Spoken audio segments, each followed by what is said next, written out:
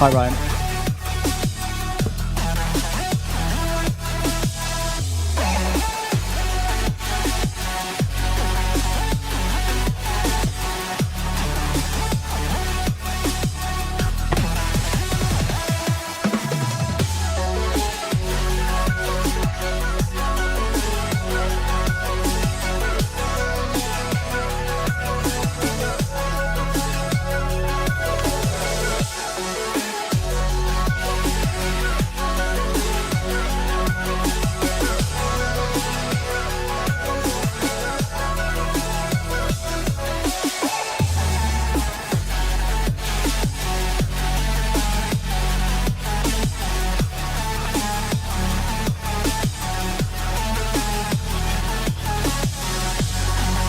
There's a problem with my headphones. It's going all funny and I can't hear properly.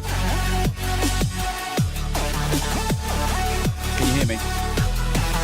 I can't hear you.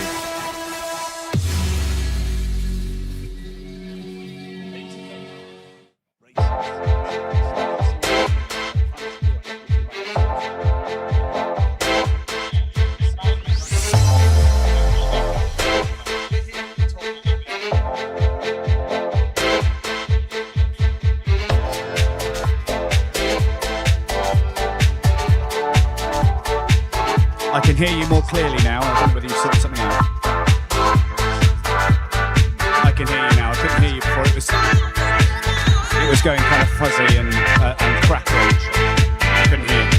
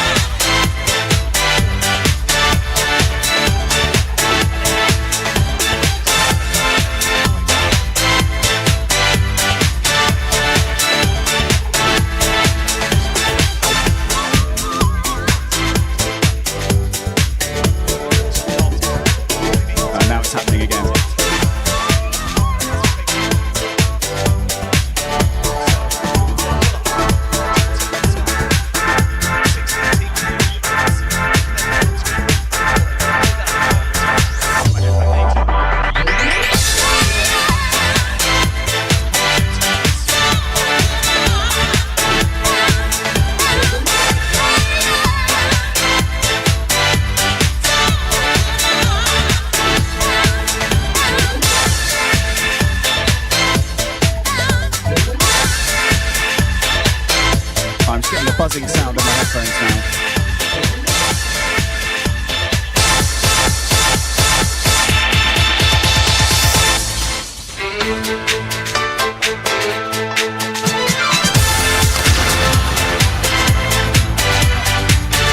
I can hear you now, but I couldn't a second ago. It keeps going off.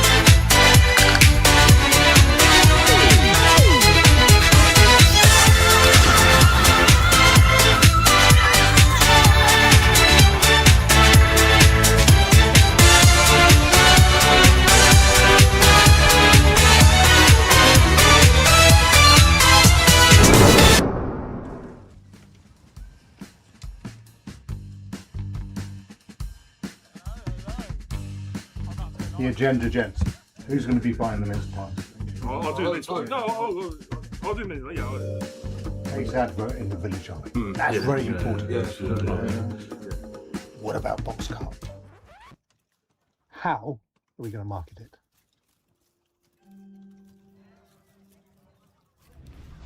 Leaflets. Flash mob. How about a beer festival with music? We need something big, something bold, something Burghfield won't forget. Cheers for that, yeah.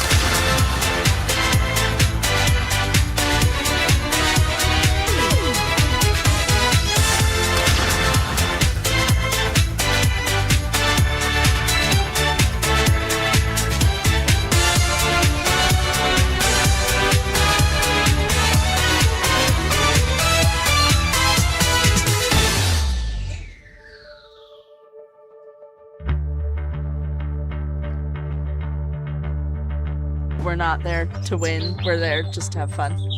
We will try not to destroy it en route, but we'll see. Hopefully neither of us will crash. I'm guessing about 75% chance we're going to get it over the line. Breast cancer is the most common form of cancer in the UK. By sending our pink cart down the hill, I hope we raise a bit of awareness. Unfortunately, a horrible event happened in Burghfield where a little boy lost his life. What other motivation do we need? We are Groku's Shiny Ball, Team Ollie Rocket to the Hatchgate and beyond. Team Floaters, this could get messy. Flaming Flamingo! Simon's Vineyards, to the pub. We're Team Flintstones. Mika's Madagascar movement machine! Woo! Team Typhoon, shots away!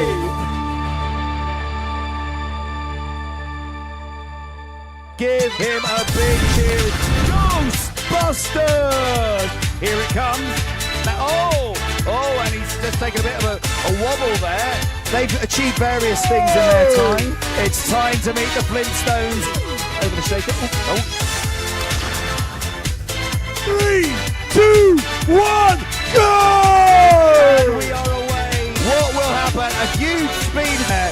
And going over the kicker. Whoa! Backwards. Oh, and it's a stop. But the pink stick can raise her head high.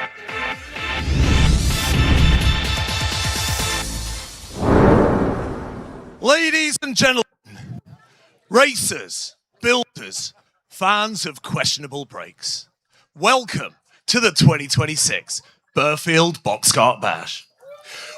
Coming to you live from the top of Hermit's Hill, right here in Burghfield Common, a stone's throw from Reading. This is where dreams were built from plywood, duct tape, and some very suspicious engineering decisions. I'm Marek, and I'll be guiding you through today's special event.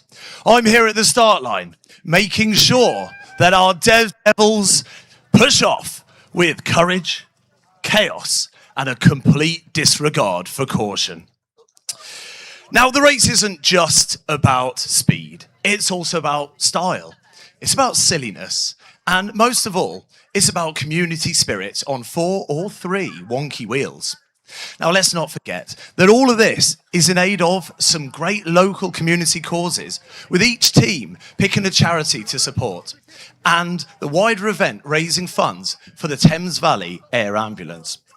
Over the course of the afternoon, we'll be meeting some of our teams in more detail as we take a look inside their box cart build process. So, buckle up or duct tape yourself in. We've got 16 teams here at Guide Dogs HQ making their final tweaks in the pits before they thunder down Hermit's Hill. And when they do, there'll be one man with all the facts and stats. It's commentator Chris. Yes, thank you, Marek. The crowds are gathered on Hermit's Hill, the carts are primed, and somewhere a wheel nut is being tightened with blind optimism. This year's course is not for the faint-hearted. First up, they weave through the chicane, a real steering nightmare. Then the bone shaker that could cause serious damage to the undercarriage of both the car and the driver. After this are the rumble strips, designed to test suspension, steering, and any delicate dental work. Then comes the Sid Speed Trap, where we'll find out who's genuinely fast and who just looks fast because bits are falling off. After that, the infamous soak zone, where teams will need to keep their nerve and dignity as dry as possible. Now, this year, there's a twist. The chicane, bone shaker, rumble strips, speed trap, and soak zone are all in play from the very first run. But the kicker, that stays hidden until runs 2 and 3. Last year, we saw a crash that had everyone holding their breath. Will we see another one this year? Hopefully not, but this is box cart racing and anything can happen. Now, we have cameras up and down the course catching all the action. If you're positioned along the course and can't see our big TV screen with live coverage, then you can watch on your mobile by visiting boxcart.org.uk/watch. After the last couple of weeks, box cart organisers have been putting each cart through a robust scrutineering check. Let's take a look at how that process works.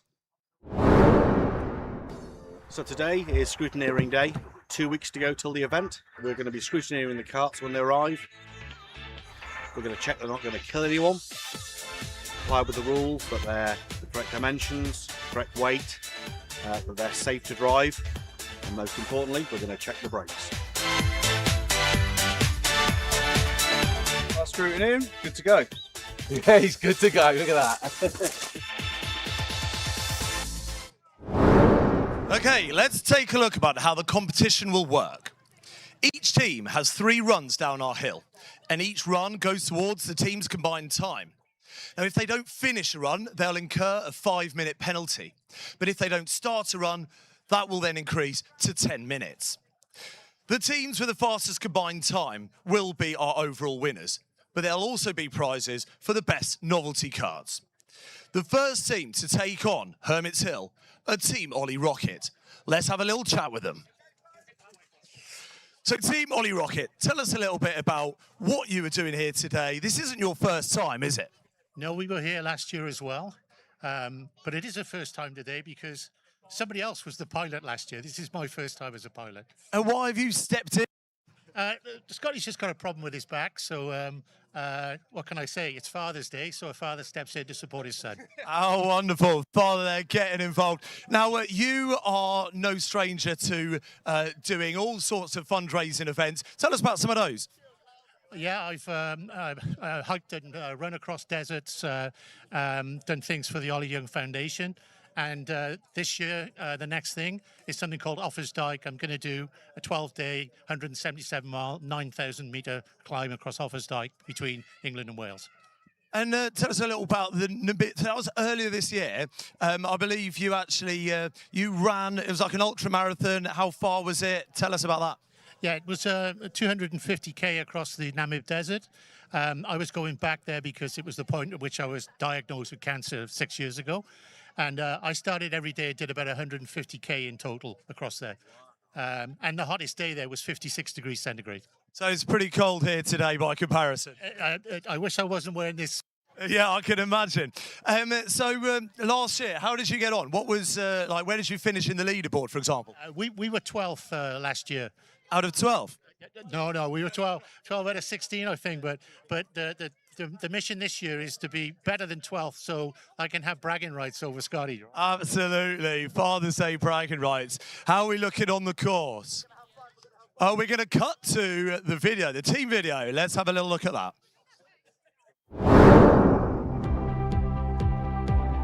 Well, it's a story that's been going on for some 10, maybe 11 years now. We've done ultra marathons in the Amazon, in the Namibian desert. We've ridden bikes from John O'Groats to Land's End. We've done lots of things to raise funds. I think a bit of a spacer on this. I think it was genius getting the aerodynamic buckets. We have my elder boy, which is Craig. Let's say he has the imagination, if you like. And then we have Scott, my younger son, who is the absolute engineer in the family. So we have an accountant, an Imagineer, and an engineer. That can't be bad. By the way, I'm not an accountant. Team Ollie Rocket to the Hatchgate and beyond.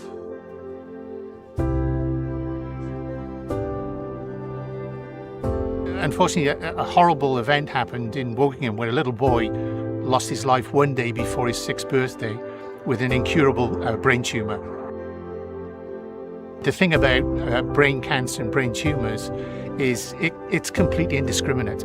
It doesn't care if you've been good, bad, rich, poor, it can happen to any one of us. And therefore, what other motivation do we need than to help fund the research to find a cure, treatment and prevention of brain cancer? The charity is called the Ollie Young Foundation, and Ollie Young was the little boy who lost his life. Team Ollie Rocket, perfect name for representing the Ollie Young Foundation, so that's great. That's great. And his mum said that he would have absolutely loved this. Yeah, he would have loved to have seen this, but there you go.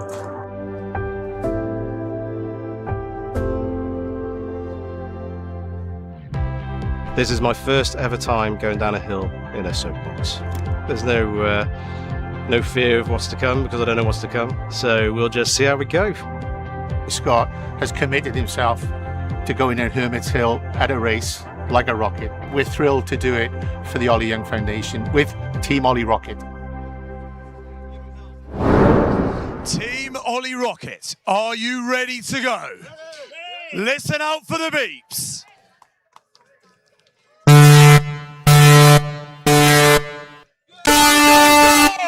Racing for the Ollie Young Foundation. In the driver's seat is Dale Thomas, a sprightly 66 years old and zooming along on his stately and beautiful racing car there. You can see an incredible quite slow advance onto the guide, towards the guide dog's gate.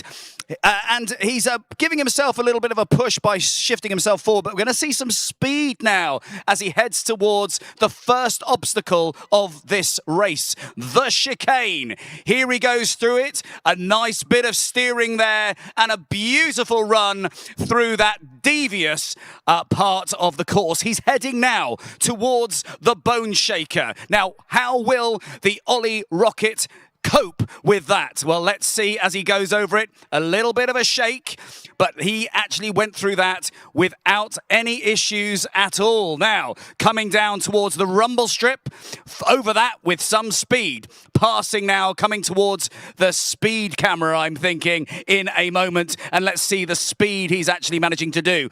Now, if he goes under 15 miles an hour, it won't register. If it goes over 35, it won't register. Will he be somewhere in between? I haven't seen the actual course, the actual camera yet. 25 miles an hour there. Wow, that's fantastic. And now he's coming towards the soak zone, and you can see the people there giving him a little bit of a spray. In fact, I don't know if we're at the soak zone yet. How long does this actually take? This is the first time I've seen the run this year. We're at 1:47 now, and he's got a nice little... he's using the gravity to push himself down as he ambles down the course with a great sense of style. He's pushing forward, leaning into the steering, trying and just willing himself through his own state, and look, he's moving his arms back and forth, using a sort of flapping motion to help him move further on, and he's getting closer and closer to the finish line. Give him a cheer as he gets through, using his feet where gravity failed him. Give a cheer for Ollie Rocket. Okay, so we're going to a replay now. So let's take a look at what we saw there. So you can see them, that great big push off to start with, and Dale Thomas giving a great start to this show. He's got a great shoulder action as he's pushing that cart through the chicane and then down towards the bone shaker, and then over those rumble strips that gave him a little bit of a wiggle, and then down towards Roselawn, past that speed camera where we clocked in at a magnificent 25 miles an hour. As he approached the soak zone and the finish line, we saw him actually having to use his arms as wings to shift himself through. It's a different method. I've not seen it before. Thank you, Chris. Next up, we have got Mika's Madagascar Move It machine. Now, last year, they were here last year and actually gave us one of the highlights of the whole event. There was a hairy moment, and we weren't sure whether you'd actually make it down in one piece. Could you explain what happened? Which bit? Well, yeah, I think there was more than one, but there was one moment where you forgot to let go. You were a pusher last year, weren't you? There was, yeah. And someone was like, Sarah, Mika's going, don't let go, don't go. And then you were holding on. You were like, no. Oh, goodness. And then there was obviously the two-wheel, when you went on to two wheels. But we'll come to that on your next run. I want to hear. Give us more drama, please, Mika. The course is clear. Are you ready to go? Fantastic. Listen out for the beeps.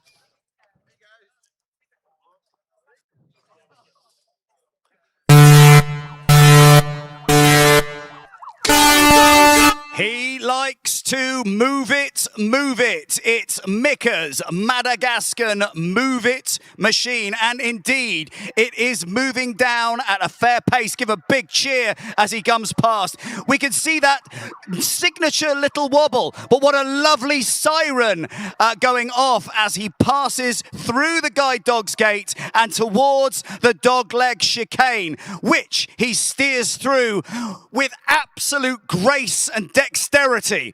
He's heading now towards the bone shaker. This will give him a little bit of a wobble as he goes over, and he's heading now towards the rumble strip. We didn't see the bone shaker there, but the rumble strip gave him a little bit of a wobble, but he's correcting with real skill there. Heading now towards the Roselawn and towards that speed camera. He's making great speed at the moment, rounding that corner. Give him a big cheer as he goes past, and look at that. He's clocked in a marvellous 23 miles an hour. I'm questioning the speed camera here, but I'm sure he threw into the soak zone. I think he managed to avoid a couple of those water pistols there. Now heading down towards the last part as he heads towards the finish line. Will he beat last year's time? So he's heading now.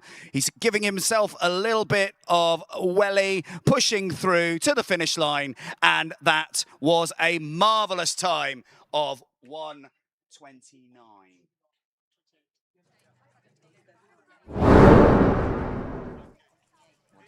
128, absolutely. And let's look at that replay there. A fantastic start there. The crowd really willing him on there with their skill and their great cheering. I'm up by the guide dogs for the blind. I want to be able to hear you cheering, not just through my headphones, but also just with my ears if I take my headphones off. That's how loud you should be. And so let's get that right for all our racers. Over to Marek. Okay, next up we have the Tadley Men's Shed. Could you tell us a little bit about TMS? Well, we've started about 5 years ago, and the aim was to get guys together because they're not very good at getting out of the house and meeting together. Safe space, it's all about the well-being of people, so we meet together. Some guys are busy in the workshop making things, others just like to sit around and drink tea and coffee and eat cake. It sounds brilliant. Are you guys ready to go down the hill for your first run? Oh, he's shaking his head. Unfortunately, there's no backing out now. Come on, guys. Listen out for the beeps.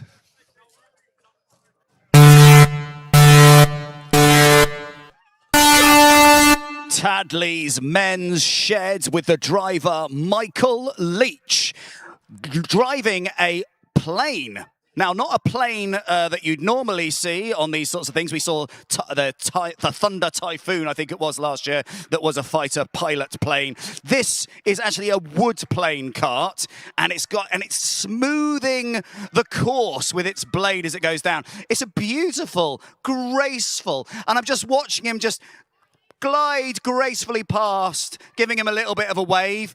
He's using gravity to push himself forward. It's a beautiful start there. Now, this was actually created by Tadley's men's shed, and they actually built this. The chassis was donated by Buckleberry Farm, and it was originally a pedal tractor, so not a real tractor, although I would say at the moment it does look like he is perhaps ploughing a furrow. He might as well be leading some oxen behind him or something out like that, but he's actually picked up a little bit of speed. I'll be interested to see what the speed camera says about this one, because I don't trust that speed camera. I'm not sure it was saying the right time. He's going over the bone shaker there. Oh, and he's got a little bit of a wobble and a correction there. And he's speeding up a little bit now as he's going down over the rumble strips at much more speed. Gravity is the plane's friend here, the Tadley's men's shed. I mean, it's fast, it's getting faster. A shed on wheels might have been faster than this plane, but it's doing particularly well at the moment. And he's heading now towards the Rose Lawn. Give him a big cheer, Rose Lawn. I want to hear you. Cheer! Cheer! That's good. And he's coming through into the splash zone there. I think someone's just thrown a cup of water over him. We have got some water pistols there. And they're now moving down towards the finish line. Now, will he have to use something more than gravity to get him down here? He is still moving. The wheels are still going round. He's smoothing that beautiful road there, making it kind of come up nice. Oh, a little bit of a swivel there. I mean, he's not in any particular danger, but he is slowing down now to a point where, oh, I think there's a snail overtaking him right now. He's got time not just to do a high five, but actually to shake hands slowly with people. Maybe get out, and he's come through the finish line at a marvellous 2 minutes and 29 seconds. Okay. Well done to them. And yeah, so we're going to the replay now. And we've got a brilliant push off at the start. And no matter how fast they went, it seemed that the plane slowed down. You could see him just kind of pushing himself forward. And that's the point where I gave him a little wave as he went past my tent. And there's actually a pram going past me now that is going faster than that cart was the other way. And that's going uphill. And they're not in any particular hurry. However, to be fair to him, he did pick up some speed as he went a little bit further down that hill. And it was a marvellous run there. And he really put his back into it. And it's a beautifully designed kart, and it's worth saying that now. But let's go over to Marek for the next team. Next team up, we've got the Ghostbusters. Now, these are absolute veterans. You have done every single year of the Burghfield Box Kart Bash, so you know exactly what you're letting yourselves in for. And last year, I believe you came second, didn't you? We certainly did. And who beat you? The Mongol missile. And you're not big fans? We're not big fans, no. No, there is a huge rivalry simmering here in the pits, and there have been some crosswords exchanged. They want to take that title. It was very close last year. You need a good first run to get you up that leaderboard. Are you ready to go? Yeah. Okay. Race. Listen out for the beeps.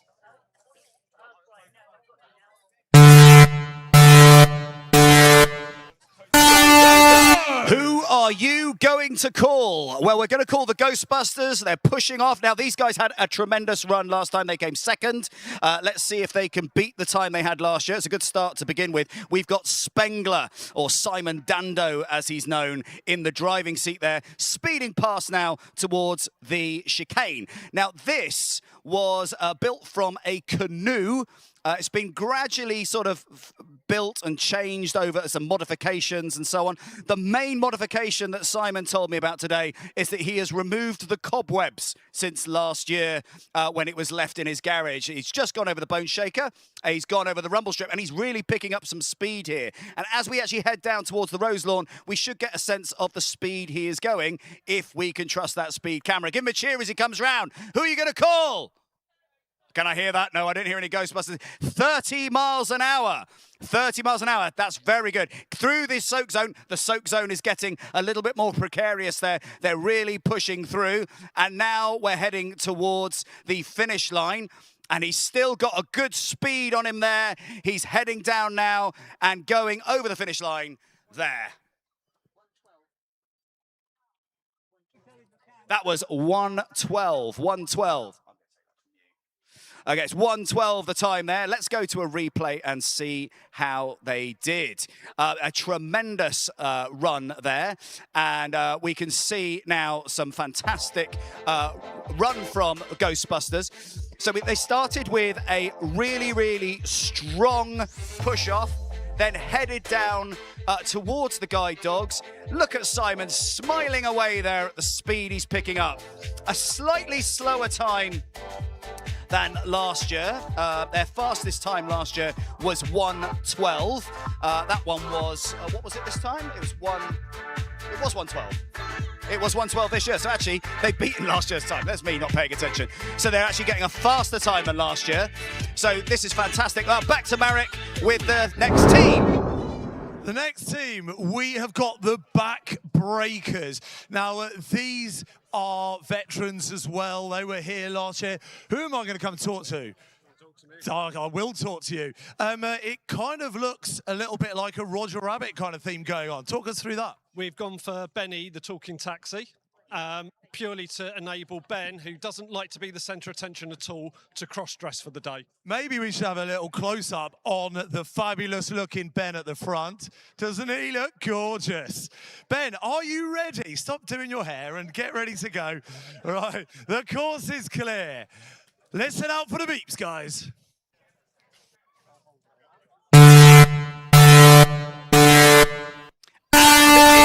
The Backbreakers. And at the front of the car is the most beautiful woman you've ever seen in your life. It's Jessica Rabbit. Now, these guys, they were Grogu's shiny balls last year, and they had a great run. What a fantastic car, though. Look at that smile of Benny's car. Now, that car last year was, as I said, was Grogu's shiny balls based on The Mandalorian. This year, it's based on Benny from Who Framed Roger Rabbit. And in the driving seat is Jessica Rabbit. Ben hasn't had to do any preparation for that. He looks just like her. Over the bone shaker and a lovely steer there. It's nice to see a car with two drivers in it. Gives them a little bit of gravity. They've actually gone over the rumble strip. That's not done any damage to their car at all yet. Quite a few things fell off last year when they were Grogu's shiny balls. Coming around the corner now and giving a wave to the audience. Give them a cheer as they go past and into the soak zone. Into the soak zone. I didn't catch the speed camera there. I didn't see what speed they were doing, but they're making a good time as they head now down towards the finish line. And they're having an absolute ball there. It's interesting to see Jessica's hair is over her helmet. That's a great fashionable look there. And we have a finish time there of 1:20, a great time there. Now, last year, their fastest time was 1:16, so they've still got a little bit of time to get to that. And now we are going to go back to the replay and see how they did on that particular run. Let's take a look now. So a great start off, being pushed off by various characters from Who Framed Roger Rabbit. That is such a good film, directed by Robert Zemeckis, who also directed the Back to the Future trilogy. It is a fantastic film, a mix of live action and cartoon, and they've really captured the cartoon spirit of Benny the Talking Car there, who had a harsh New York accent. And it's a great run, a fantastic finish as well, with a time of 1:20, but they need to beat their last year's score. They haven't quite got there yet. It's interesting because it's a lighter car, so let's see what happens next year. Over to Marek. Next up, we have Better Late Than Never. Let's have a little chat. So, Tell us a little bit about Better Late Than Never. Why the name? I've got nothing to do with this, by the way, but it's basically because Alex and his friend have always wanted to do it. And then about 4 years ago, they decided kind of at the ripe age of 72, 73 to just have a go and have a bit of fun with it. Do you know what? I love that. Young at heart, that's what we want to see.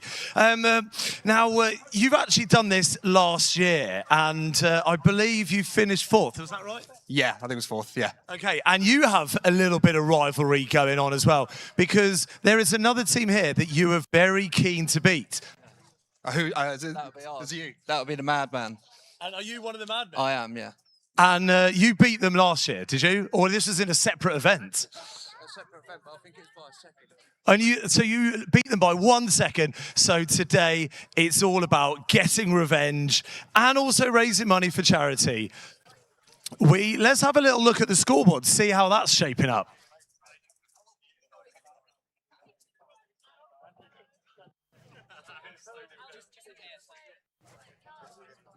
So the footpath is now open at Roselawn so that you can cross over safely to get some beers. And remember, every beer you buy raises money for Thames Valley Air Ambulance and our other related charities for Burghfield Santas.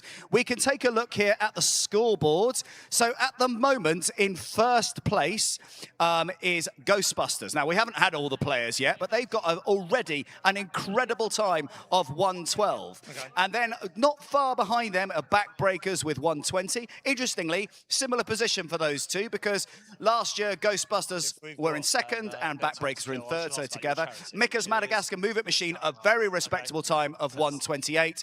And now you've got Team Ollie Rocket and Tadley Men's Shed with very respectable times. Will they beat those times and will they get to where they want to be on this leaderboard? Let's find out and let's go back to Marek now. Thank you. So back to Better Late Than Never. What charity are you actually supporting today? Phyllis Tuckwell Hospice. And do you want to tell us a bit about that? Yeah, so they do a lot of palliative care.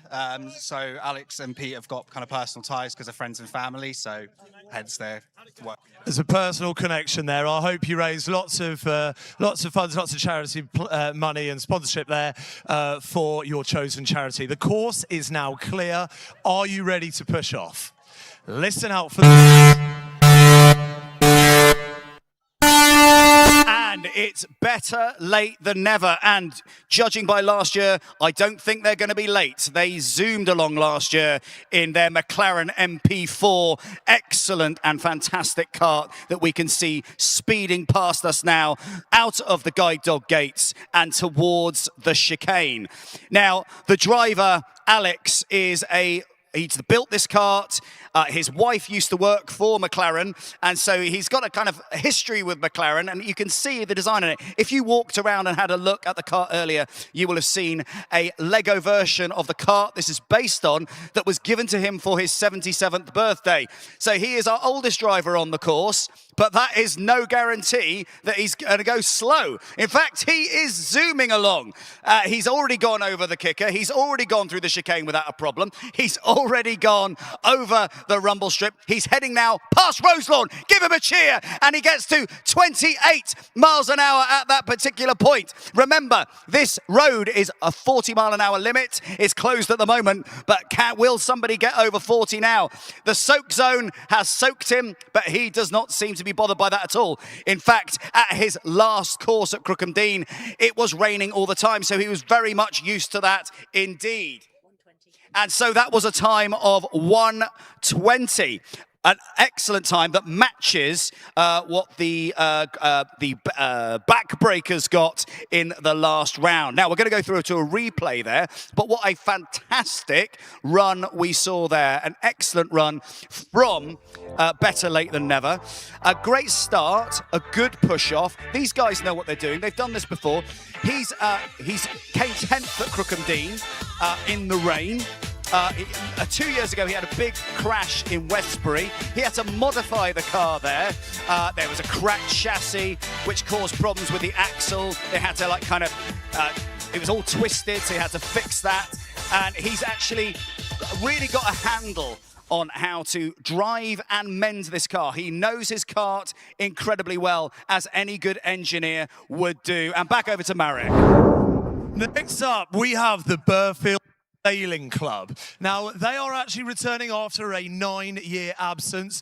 They actually had a TK Travel Coach kart last time, didn't do so well. This one is made of a child's boat. It's not waterproof anymore, but let's see how they get on their first run. Are you ready to...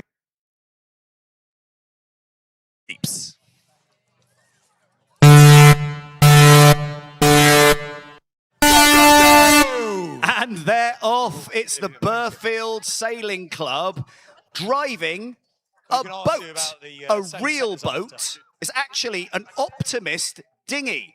And they look like they've got quite a lot of optimism. It's going at a good speed. They were very worried it would go rather slowly, but maybe that sail is giving them a bit of wind power. Actually, it looks like it might be giving them a bit of drag. Good steering through the chicane. Now, they're quite a wide car, so that took quite a bit of skill and thought there. Now, this boat would not float. It wouldn't float.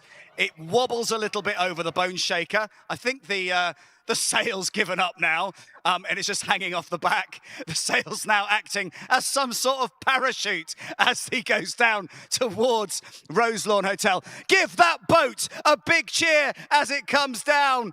Come in, number 7. Your time is up. Look at that now as it goes past at a whopping 24 miles an hour into the soak zone, which is incredibly appropriate for a boat. Get him absolutely soaking. But look at that. It's no danger of it sinking on the road. However, if you took it on a river, it would, because it's got big holes in the back for the wheels at the back there. But even though the sail has come off and it's dragging along behind him, he's made a pretty damn good time of 1:27. So a great run there from the Burghfield Sailing Club. Now let's take a look at, oh, it's me, hello. Let's take a look at the replay. I could look at myself and maybe talk about myself. Hi, I'm Chris, everyone. Good to see you. And the replay is coming in now. I don't like looking at myself, everyone, but thank you for showing me what I look like. It's all a bit big, and I'm glad I'm not looking at the screen at the moment. Look at that. The sail looked magnificent as it was going on, but then as they went, I think it was over the rumble strip, I think the sail just gave up the ghost. It was fine through the chicane, but then they came over the it came off on the bone shaker. On the bone shaker it came down, and then it started to drag behind and become some sort of parachute effect. A beautiful time of 24 miles an hour there, and a great time over there, being soaked by the there, and over to Maverick now. Right, next up we have got Control Alt Defeat. Tell us about your punny name. Well, we work for a tech company and we build computers, so we went with a computer theme for the car. And have you done something like this before? We've been to a few events before. Done pretty well. I'm not sure how we're going to do today. Well, let's find out. The course is clear. Listen out for the beeps.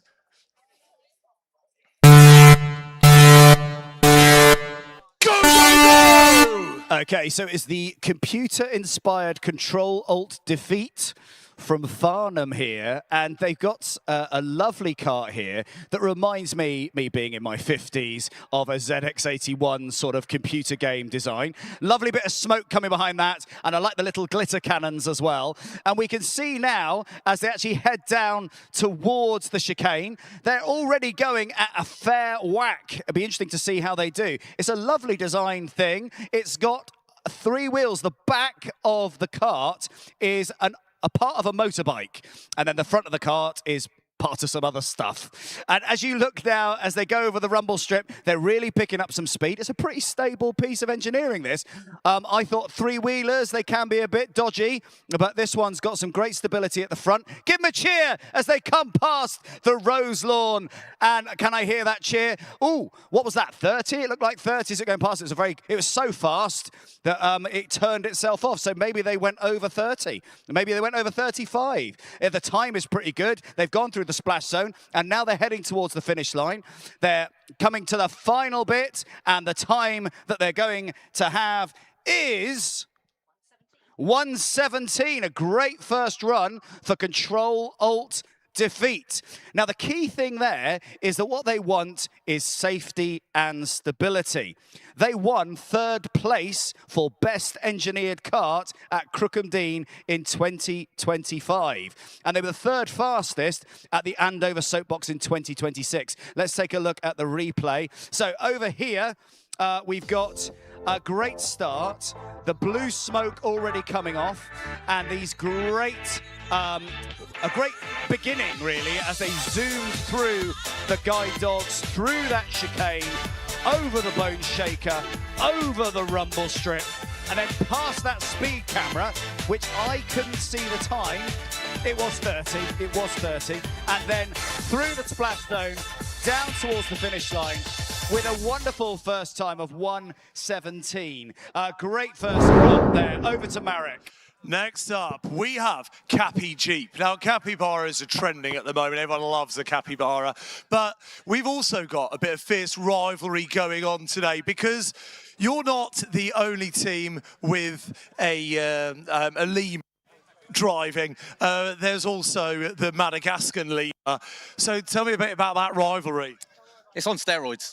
We want What? drug testing. Yours or theirs? Theirs. Yes, we want drug testing. What do you feed yours on? Yours is, I mean, if it was a competition. Protein straight through. If there was a competition of who's got the largest lemur, you would win. Like, do you think that you can beat Mika's Madagascan Move It machine? Yeah, no problem. We're here to win. You're here to win. We've got a capybara, we've got a lemur, we've got also a giant inflatable. Come around here and show us your outfit. We got a giant capybara. Is it friendly? Can we stroke it? Oh, jeez. She bites. But yeah, lovely outfits. You know, I think you're a fast machine, but also great novelty acts as well. You look brilliant. You're bringing the rivalry. I think that this is gonna be good. So you were actually here last year as Simon's Minions, weren't you? Yeah, we were. We've changed the kart. We've gone a bit lighter. Like I say, we finished 8th last year, and we want to beat Mika again this year. Did you beat him last year? Yeah, we beat him by 1 second last year. Oh, fantastic! All right. Well, you know, let's. I thought you heard a rumor about Mika, or are you just spreading something? Go on. Apparently, he likes cheese, and it chases him every morning. He likes cheese. He likes cheese. I mean, this chat is just far-fetched and bonkers. But I love that you are spreading rumours. I'm going to chat to Mika later and see what kind of dirt he's got on you. But also, there is, we put all the jokes to one side, and actually there is a more personal story as well, because you are raising money for the Alzheimer's Society. Do one of you want to tell us a little bit about that? So, yeah, we're only for Alzheimer's because it's quite close. Has got Alzheimer's. So it's quite close to our heart. We want to raise enough. It's really, really important. You know, we're here to have a good time, but we're also here to raise money for charity. Let's just go to the video and have a little look at the team.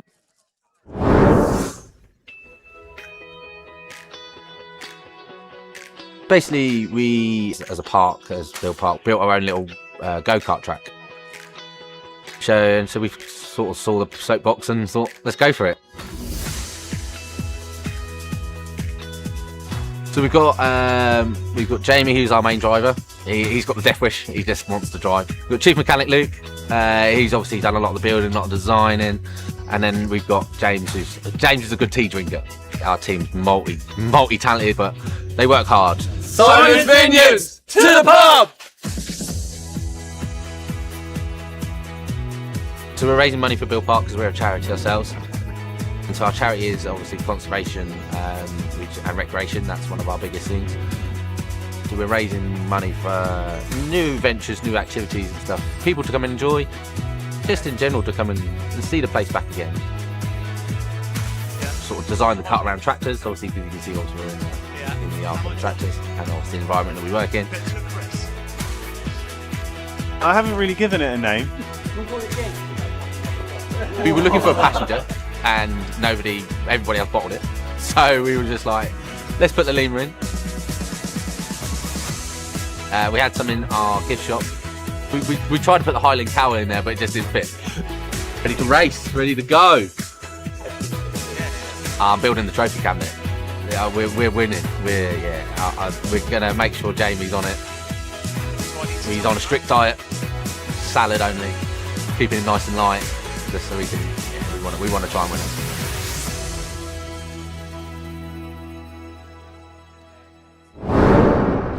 Okay, just to inform you that we're just being held up a little bit. There's been a problem at the finish line, but we will resume the racing as soon as we possibly can.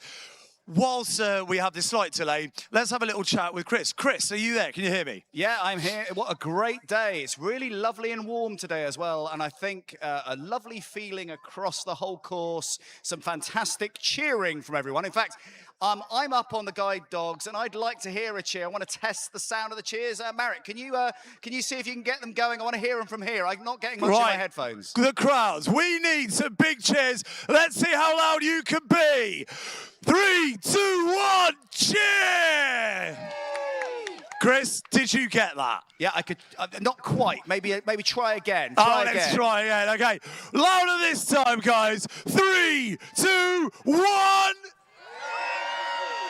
Oh yeah, that's better. Chris, that's better. I make that out from here because obviously the atmosphere here is electric. Like, we are having a great time in the sunshine. The beer is flowing. The barbecues are going. People are having a great time and topping up their tans. Let's talk a little bit about the racing. So, who has impressed you the most so far, Chris?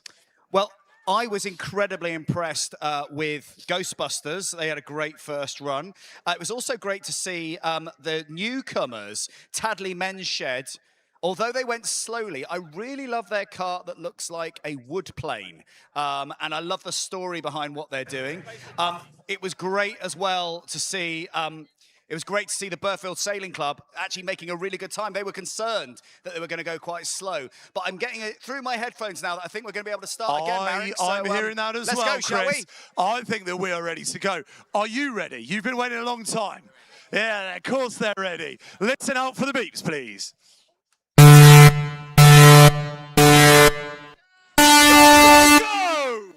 And they're off. It's Cappy Jeep, based on a capybara, which you can find at Beale Park. And there's one just chasing behind there. The capybara at Beale Park is called Sharon. That is its name. They're zooming past now. We got a capybara and a lemur. That's the second lemur we've seen today. There was another lemur in Mika's Madagascar Move It machine. I understand there's a little bit of beef between the two lemurs. I'm hoping they can sort it out. The chicane wasn't an issue. Over the back breaker there, the bone shaker rather, not the back breaker, the bone shaker, which shook some bones there. Little bit of a correction there, and now coming down towards the rumble strips. A good time now. Give them a cheer as they come down past the rose lawn. I can see you clapping, but I want to hear you cheering. And they're coming down there, heading towards the speed trap. Let's take a look at that.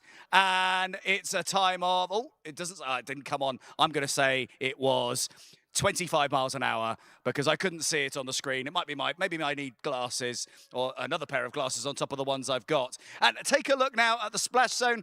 Splash zone people, be a bit more accurate. I want them getting absolutely soaked when they go down. Do your best. Maybe bring a bucket next time. Oh, and now they're taking time to wave. I'm trying to work out whether the lemur or the driver is doing more of the work, but they're heading now towards the finish line, and we are at 1:37 seconds. A great time for Cappy Jeep. Last year, these guys were Simon Minions, and they had times of 1:29, 1:26, and 1:30. So they're a little bit above that at the moment. But let's have a look at a replay. At the moment, you can see people standing very, very still. But they were going faster than that.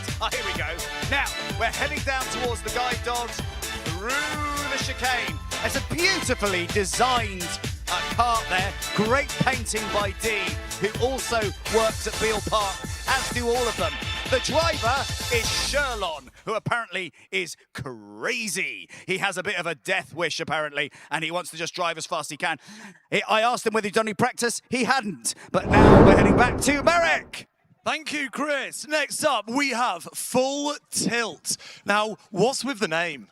So the driver and engineer, Pete Kitto from Make It Mend It, a local company that does kind of woodworking and metalworking, loves to over-engineer things. So he didn't miss an opportunity here. So when he's up to speed, he'll disengage the stand assist and we'll get 45 degrees of lean in either direction to help us get round the corners. I mean, that sounds reckless and, you know, dangerous, but that's what we love. We love a bit of jeopardy here.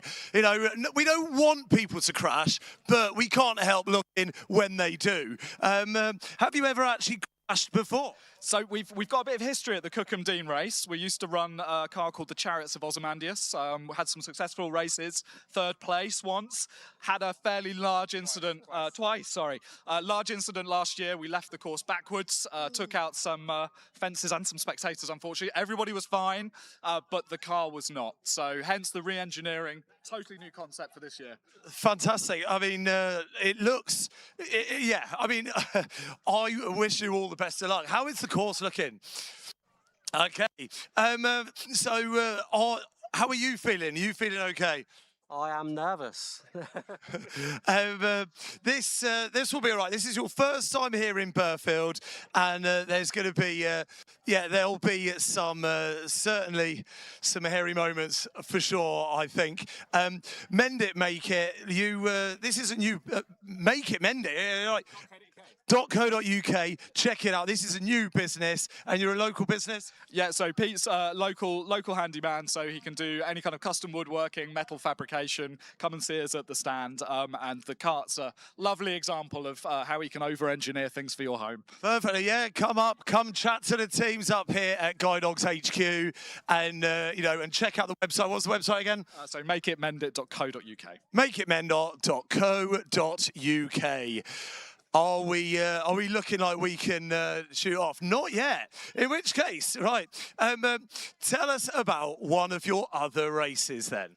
So, if anyone saw at Cookham Dean, so Chariot of Ozymandias was another wonderful concept car, super low. In this case, over-engineered with a self-closing canopy, so beautiful. Had a race where we had to finish in reverse with the canopy open, ran half the course backwards because we hadn't designed visibility into the vehicle. And what are your chances today, do you think? I think we're in with a good shout if we can get around the corners. Right, fingers crossed. Let's have a little look. Listen out for the beeps.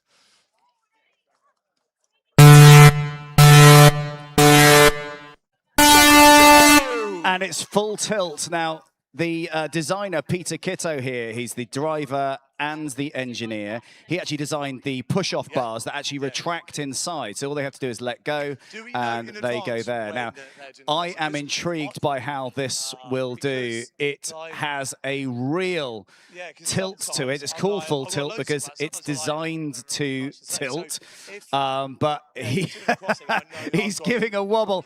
He's having to tilt to steer, but it's really impressive through the chicane there. A wibble and a wobble, but it doesn't fall down. We could have called it Weeble instead of Full Tilt. Over the bone shaker, and look at him wibble and wobble there round the corner. He's correcting all the time over the rumble strip, and he's still going. Nothing has fallen off yet. They did finish a course a couple of times ago with one wheel missing, but this hasn't happened yet. He's designed this very, very well. He's coming now down towards the Rose Lawn with a speed of 26 miles an hour. He's some people trying to soak him. Oh, much better shot. Well done. I can't even remember what would you call someone who operates a water pistol? Water pistol operators. Well done them. Heading now towards the finish line. He didn't fall over. As we said, he wibbled and he wobbled. He didn't fall down with a time of 1:24, a very, very good time. And we can see him coming to a close there. very, very respectable. Didn't fall over. A great finish. Now, we should be going over to a replay now. Oh, we're going over to me. Hello again. Oh, now we're going over to a replay. So here we are. A replay, and we can see a great finish. I love the design. If you go and have a look at the actual bike there, I love the way he's designed the pusher handles. He's really thought about them. And one of the key things, their team motto is, with enough lubrication, we can do anything. And they've obviously put lots of oil and stuff like that into there. He was looking to design something that was a little bit like a bobsleigh that can lean into corners. And this is the first outing for this kart. The first outing for this kart of this type before he's raced something else. And we're over to Marek. Thank you. Next up, we have Butlers and Gom Thunder Run. Now, this is their first time, but they're feeling confident. Yeah, pretty confident. You think you're going to win? Yeah, probably. Probably. Look at that. Is it confidence? Is it arrogance? Well, we'll soon find out. You're about to go on your first run. The course is clear. Listen out for the beeps. Are you ready to push?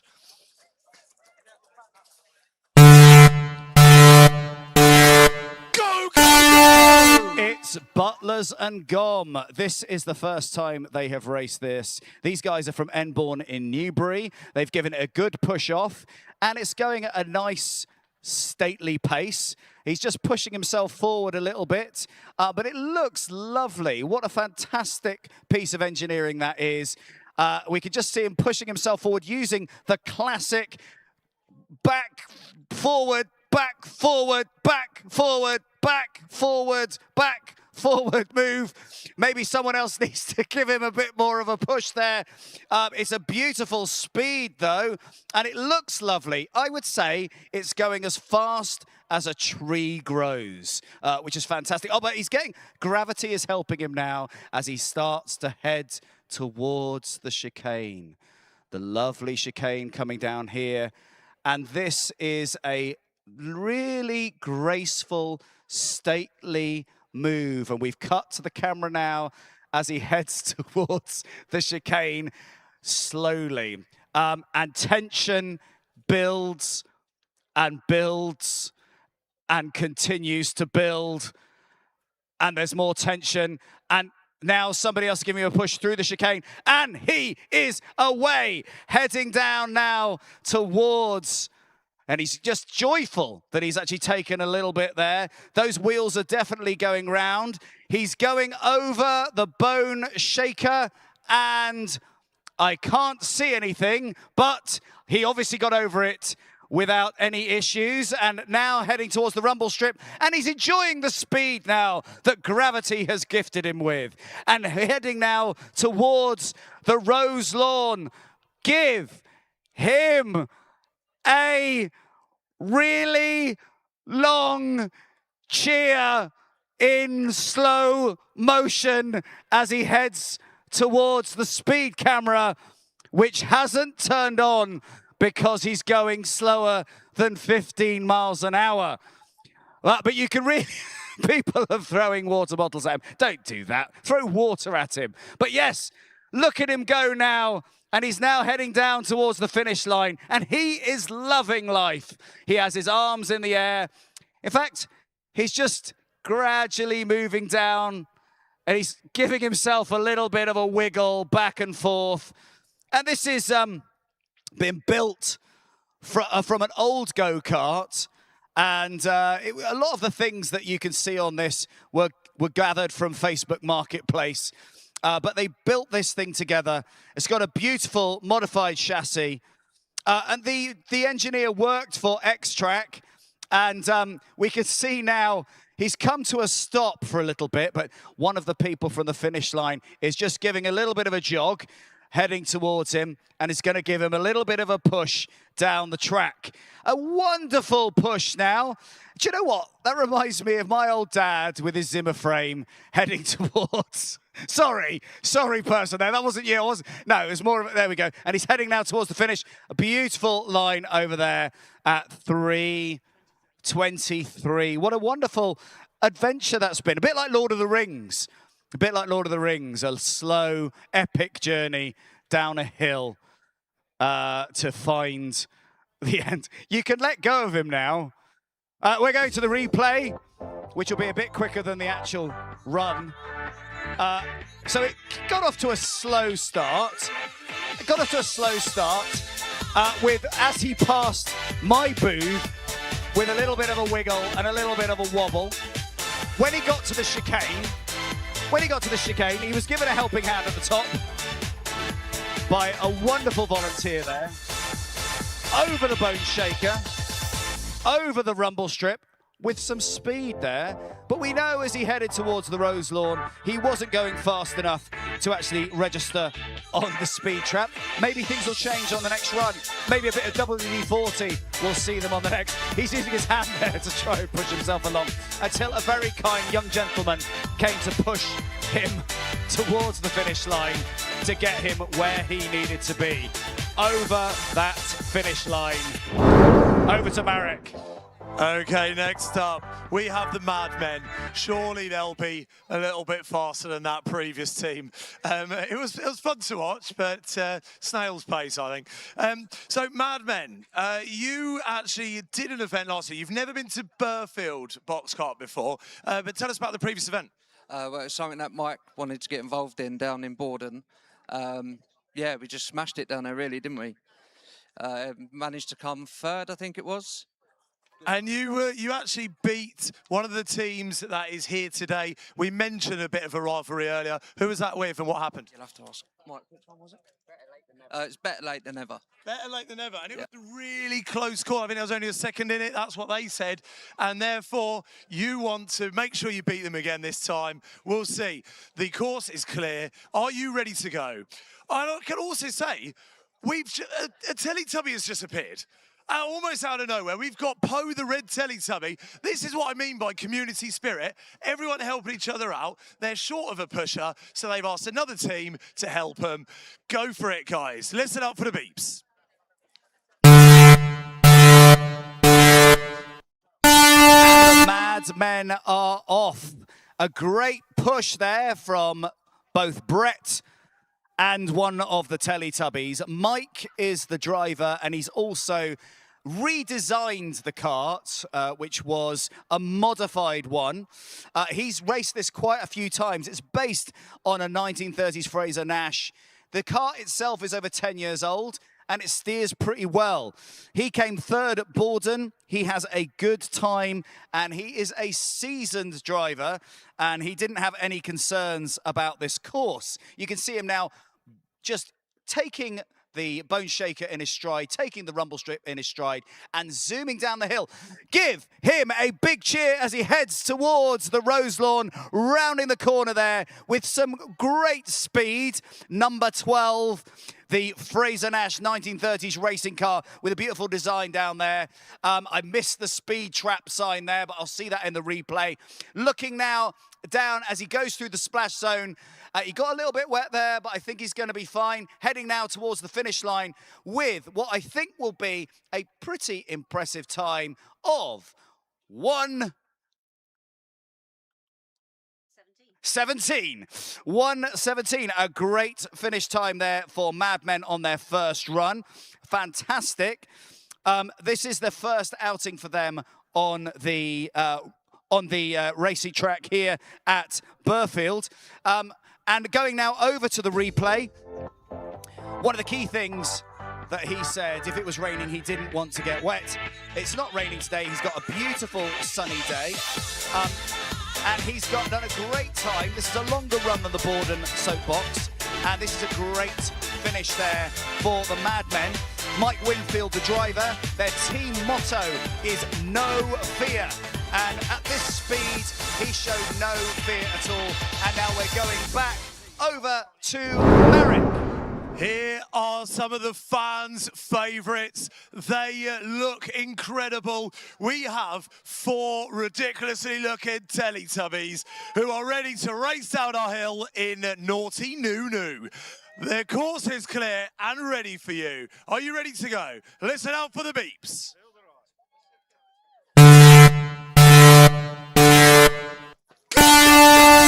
It's Nunu Nunu from the Teletubbies, We Be RG, and oh no, a tragedy, one of the wheels has broken. Oh, poor Teletubbies. Poor Teletubbies. Oh, again.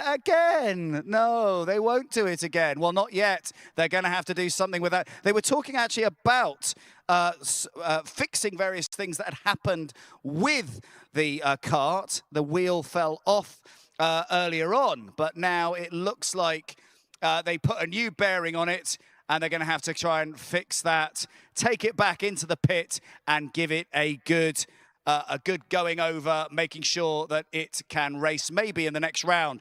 Hopefully they've got some tools for them that they can fix it. So a bit of gaffer tape maybe, maybe a bit of Yoo-hoo. We're going to go back now to the next team, which is the X-Track Flying Kart, and hopefully we'll see a little bit of Teletubbies in a bit. They helped in the last race, but now we're going over to the next race, which is X-Track. Although my camera currently is on wonderful Dave, and Dave, which is a great and wonderful thing. Going over to Marek. Thank you. That was our first casualty of run one. We had a Teletubby ending up in a bush, which I didn't think I would ever say on live TV. But next up, we have this is a great group of lads as well. They are called Dave, and Dave. But one of the Daves is one of the Daves missing. Well, yes, we have a missing Dave. There is a missing Dave. We have a standing Dave. Substitute Dave. Where do you find all these Daves? They're already, they're grown on trees. We just pick them from the branches. First, you don't succeed. Try doing what Dave told you to do the first time. I only get to wear this T-shirt once a year. Oh, Dave. Dave, you are a funny guy. Now, last year, you went the way of the Teletubbies, didn't you? What happened? Well, we managed to do the first run successfully, but on the way back, on the tow back, we had our front wheel was shredded. And so we weren't able to start the second and third runs, so we were marked down very heavily. Oh dear, well, let's hope you do better this time. Okay, the course is clear and ready for you. When you're ready, listen out for the beeps.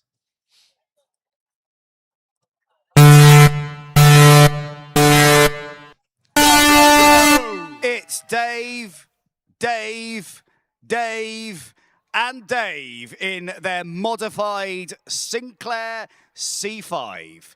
Now, last year, this kart didn't do quite so well. It managed to do one run when it was disguised as a space mouse. This year, they decided to design it as if kids had found it lying around and what they would do to it, which is why it now has a water pistol mounted on the front. Actually doing much better than last year through the chicane. He's actually made some modifications, so he's fixed the suspension at the front. He's raised it up slightly because it was having trouble as it cornered. It's gone over the bone shaker, and now it's heading down towards the rumble strip. And it's picking up a lot of speed there. A much better run than last year. Dave, and Dave should be really, really pleased with themselves. To be fair, this year there's only one Dave. The other Daves are called Claire, Sally Ann, and Graham. But we'll call them Dave for now. Through the splash zone. Oh, and they got him a good whack there. Well done, splash zoners. Make sure you aim for them next time. Even better, I want to see buckets of water. I want to see other things as well. Heading now down towards the finish line with what is going to be a much better time than last year. This is going to be incredible, in fact. We're seeing him now going over the finish line at 1:30. Last year, I'm just going to check the time. Last year, now, when it was Dave, and Dave, he did it, his first run was in 1:44. So that's a much better time from Dave, and Dave. So well done, 1:30. That's absolutely fantastic. Looking at the replay now, well, the start was certainly great. A really good push off from Dave. And Dave in the cart there, heading down towards the chicane, which he got through with a great deal of skill, heading over the rumble strip and then heading down towards the Rose Lawn with a time of 20-something. Didn't quite see how it flashed up there. And then we see him heading down towards the finish line, and now towards Marek, because just going to take it over now. Okay, next up we have the X-Track Flying Kart Club. Now, last year you were here and your team was the X-Track Kart Club. What's with the addition of the word flying? What happened? Well, the name's a bit of a nod to our last year's performance. We had a few doubters last year. As you can see, we're quite low as to whether we would actually make it over the jump. But we turned up, we tried anyway, and we flew. So, hence X-Track Flying Car Club. Did you actually take off? Oh, yes, yes. If anyone's seen the video, it was quite significant. Wonderful. We will look forward to hopefully seeing a repeat of that today. The coast is clear. Are we ready to push? Listen out for the beeps.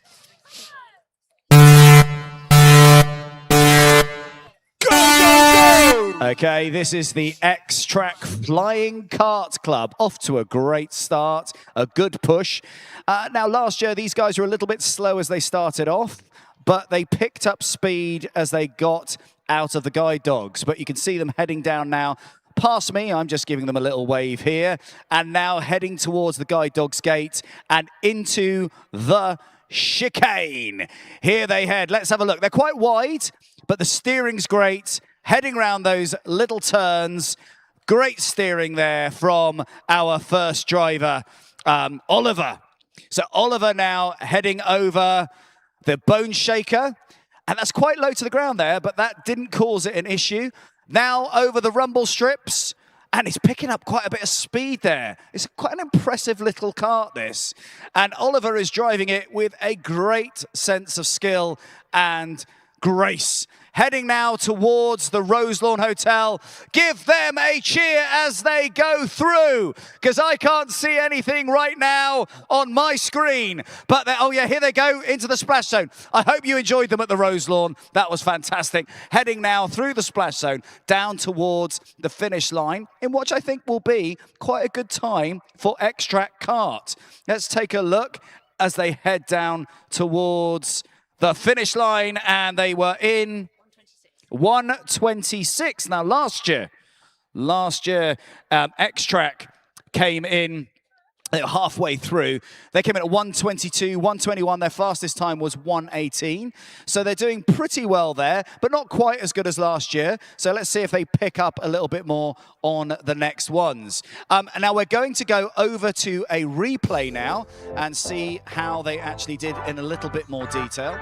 So a good start with a great push off, and then finishing with a great run through the guide dogs gate, down to the chicane, where they showed off some great steering, great control over the bone shaker, and picking up speed over the rumble strips. Finally, going past the Rose Lawn, and then into there and back to Marek. Next up, and last up of our competitors is Mongol Missile 2. Now, this is the team to beat. The title is theirs to lose. They won it here on this course last year. They set a course record, but it's not always been plain sailing, has it? You have some heritage here on this course. We were here last year, but a few years before. I'm sure there's a video that would be coming up, and it will show the aftermath, shall we say. There was something that happened in 2018 that has given us a highlight that we replay again and again and again. And I'm sure you replayed as well in your nightmares. It really is something quite dramatic. It happened here in Burghfield, 2018. We've actually got that footage for you today. Should we take a look at it?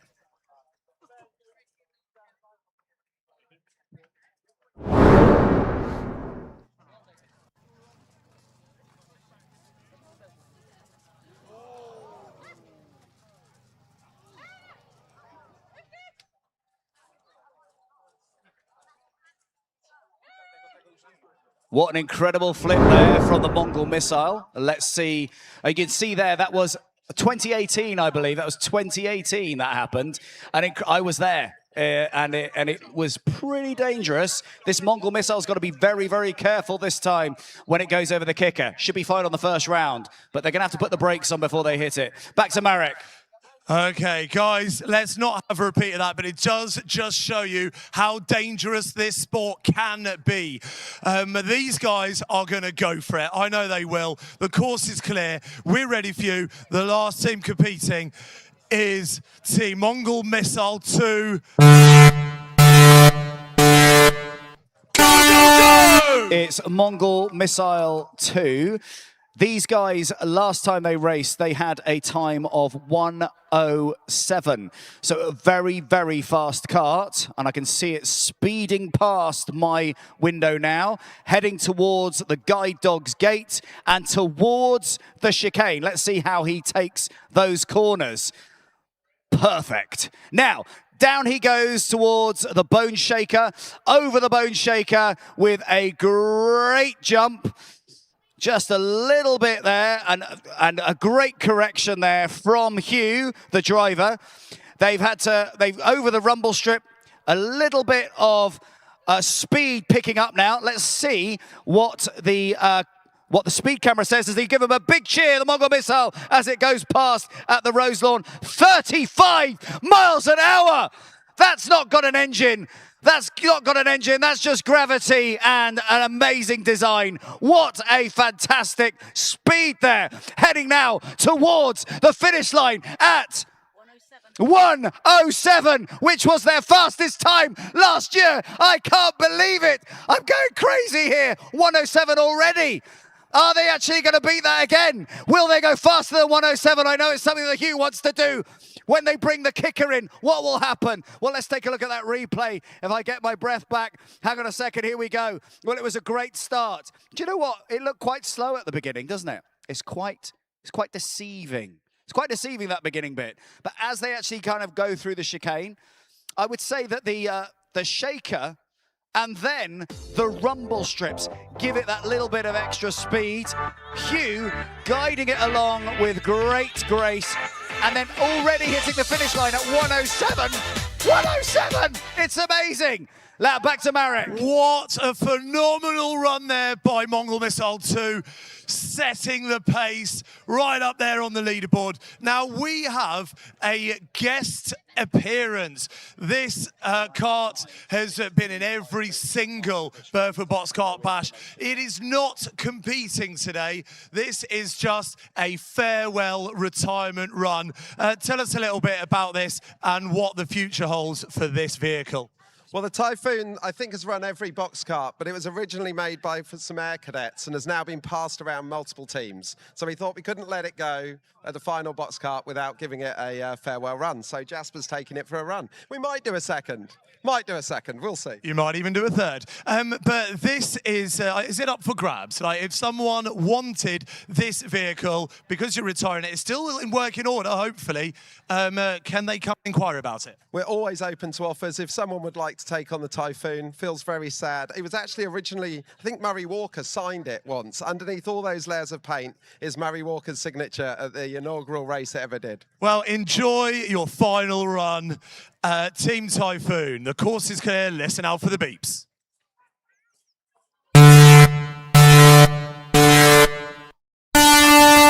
It's Team Typhoon with Jasper in the driving seat. 3 pushers giving it a great send-off, and we're heading now towards the guide dogs. Now, I've seen Team Typhoon several times now. It's a great little runner, and it's already picking up a great bit of pace as it heads towards the guide dogs gate and down towards the chicane.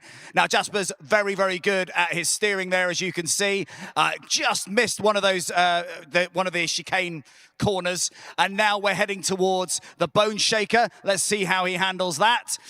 Will this be a lovely little run, a last run for the Team Typhoon A very sad day, obviously, if this is the last time it does it, but it's picking up loads of speed as it heads over the Bone Shaker, down towards the Rose Lawn. Give the Team Typhoon a great cheer as it comes down past you at Rose Lawn. This is its last run. It won't run again. And it's done a brilliant 27 miles an hour, heading now down to the splash zone, and they are giving it no quarter. They are absolutely soaking that thing as it heads now down towards the finish line with what will be, I know, a tremendously fast time of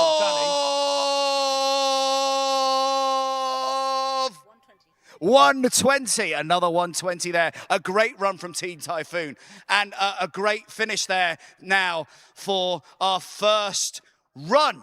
And I'm exhausted. I've just been sitting here. I'm knackered. And now we're going to have a look at the replay. And it's lovely to see Team Typhoon again. What a surprise. They weren't on the list. And so I'd love to find out a little bit more about them again this year. It's a lovely design. The front nose of a fighter plane and giving up a great bit of time there. Over the chicane, over the rumble strips. A speed of 27 miles an hour, and then a great finish of 120. Over to Marek. What a great first run that was. We've seen all sorts. We've seen tilts and wobbly vehicles. We've seen a Teletubby fall into a bush. There's been all sorts of chaos, and towards the end we had absolute speed. Let's have a little take a look at what all of that means to our leaderboard after the first run. Okay, so let's take a look at that leaderboard.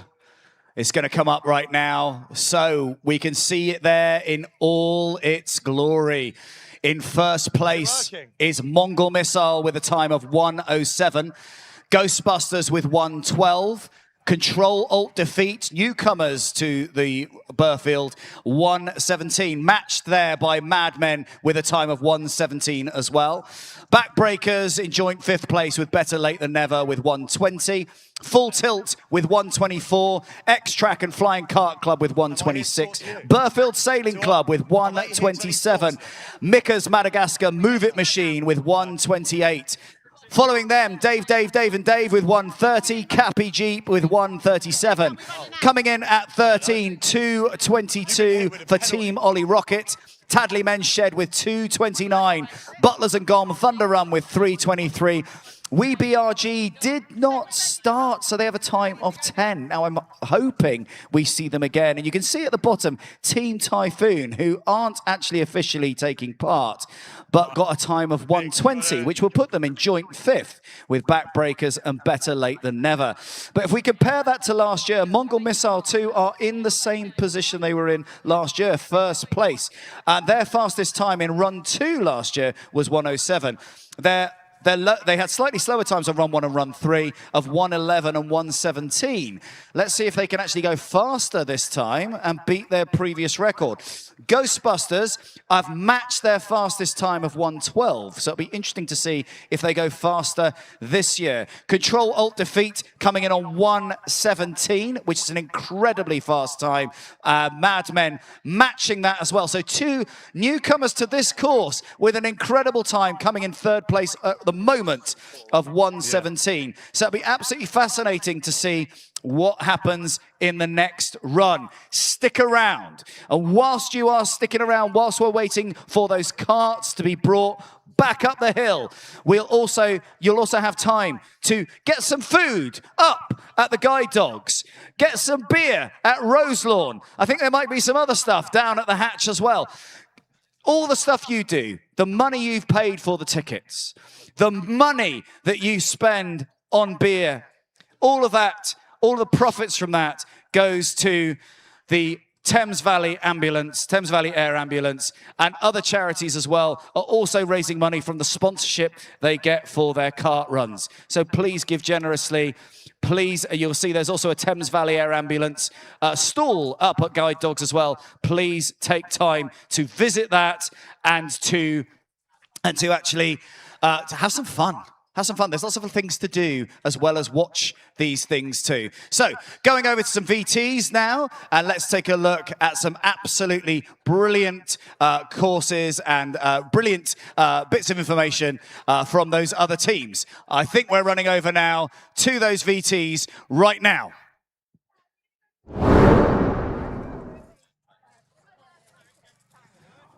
Marek looks beautiful. Oh, it's me! Lovely.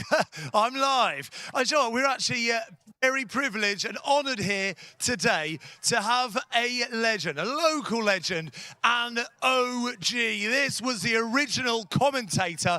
Some say he was better than commentator Chris. Jury's out on that one. He was, exactly. Chris is concurring. But yeah, so here we have Nick, and Nick used to commentate on the original Burghfield Box Kart Bash. So it's a pleasure to have you here today on this incredible event. And Thomas, when someone came to you with the idea of the Burghfield Box Kart Bash, what on earth went through your mind? What were you thinking? I must admit, I thought it was a very ambitious, maybe too ambitious thing to do, but that's where the community spirit that we've got in Burghfield came to the fore, and the fantastic work that the Santas do in terms of putting on an event like this. And it's the village, and it's the community, and it's the wonderful carts that make it such a great event. Oh, can I just say, I too said that I was a better commentator than Chris, but I wasn't. It took a holiday last year. I had the temerity to take a holiday, and I was therefore cut out of this year's one because Chris did such a great job, and he's still doing such a great job. As are you, old boy. Well, thank you very much. And look, in all the years that you have done this event, what's the best kart you've ever seen that you've enjoyed? There's been some brilliant ones. Over the years, we've had Peppa Pig, Thunderbirds, Stig, I remember. But my favourite was a kart made out of a wheelie bin, which I don't know if they ever recompensed West Berkshire District Council, but they used a wheelie bin, and it was ridden by a guy called Jim Paulin, and was absolutely useless, but definitely one of the best, most imaginative karts we've ever had. That's brilliant. I actually remember, we're coming this way. I remember one year there was a team that went down in a bathtub. Do you remember the bathtub? Yep, I remember the bathtub. I remember boats, canoes. In fact, there was a canoe here today as well that's been designed. It was quite superb. And imagination and the work that goes into building these incredible rickety things is just extraordinary. It's great. We love all the creativity, and the wackier, the better. What is the most memorable moment for you from this event? It's very difficult to say, and I'm afraid the most memorable moments are quite often the most chaotic, the crashes, and you've just seen one. So I think there was another one a few years back where my friend Ian Cheshire flipped his kart horrendously and was fine. He wasn't hurt, only his pride was hurt and his ego damaged irreparably, but the rest of his body was fine. But I think, if I'm honest, it's just, again, the crowd, the community. I love the splash zone where everybody gets involved and the kids are screaming and all that. It's lovely, lovely event. So don't let me dwell on the crashes. They are memorable, but it's just a great event. Absolutely. So from what we have seen so far this year, who do you think will win? It's a bit like the Grand National or this ridiculous World Cup with 600 teams in it. You know, how can you pick a winner? Looking at the leaderboard, my pre-race choice is, Team Ollie Rocket, with the kart driven by the indefatigable Dean Thomas. But he's got a lot catching up to. I think he's currently in 13th place. So it's really going to be one of the top three, but I couldn't say which. Well, thank you very much for joining us. It's been an honour to speak to you. Should we go to Chris? And Chris, have you got a little, can we see the scoreboard again? Who is in the lead? Who are the top three? Who are the ones to beat? Well, if we could take a look at the leaderboard, we can see that Mongol Missile are in first place with a time of 1:07. The Ghostbusters are in second place with a time of 1:12. And then in joint third place are Control Alt Defeat and Mad Men. In 5th place are Backbreakers and Better Late Than Never Together. And then Full Tilt in 7th, Extract Flying Club in 8th, Burghfield Sailing Club in 9th, and Mika's Madagascar Movement Machine in 10th place.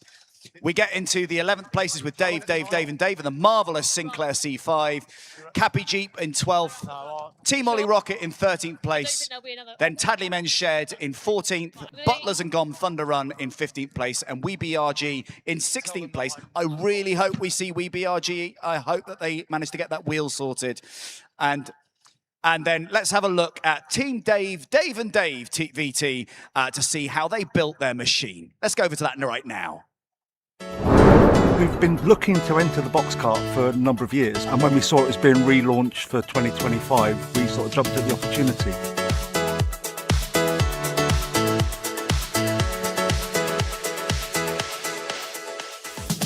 I think our lead engineer looked around for a concept for the cart itself, looked at various ideas, and took him a while before he came up with the idea of repurposing a Sinclair C5, which forms the body shell.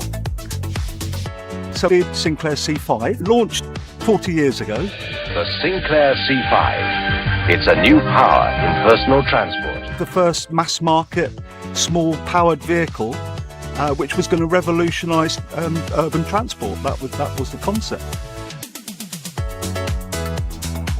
Unfortunately, they only sold about 4,000, and by August in 1985, the whole company went belly up. But it left us with this lasting legacy. But there must be certain things that we could use to take the positives from it and to build on those, and to see if we could relaunch it to go down Hermit's Hill, very fast speed.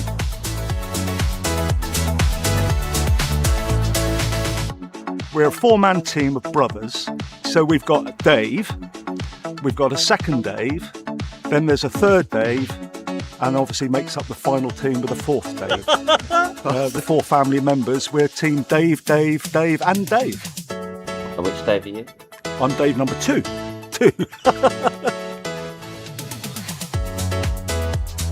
So we've added a few extra features to it. First of all, we felt it was a bit boring, so we've dressed it up, and it's become now the Space Mouse. We've added wind turbines to the front of the vehicle. We've got specially shaped sides which allow the driver to fall freely to fall out of the vehicle. So we think that we're well able to relaunch the Sinclair into this new era 40 years after its original birth. So we think we're onto a winner.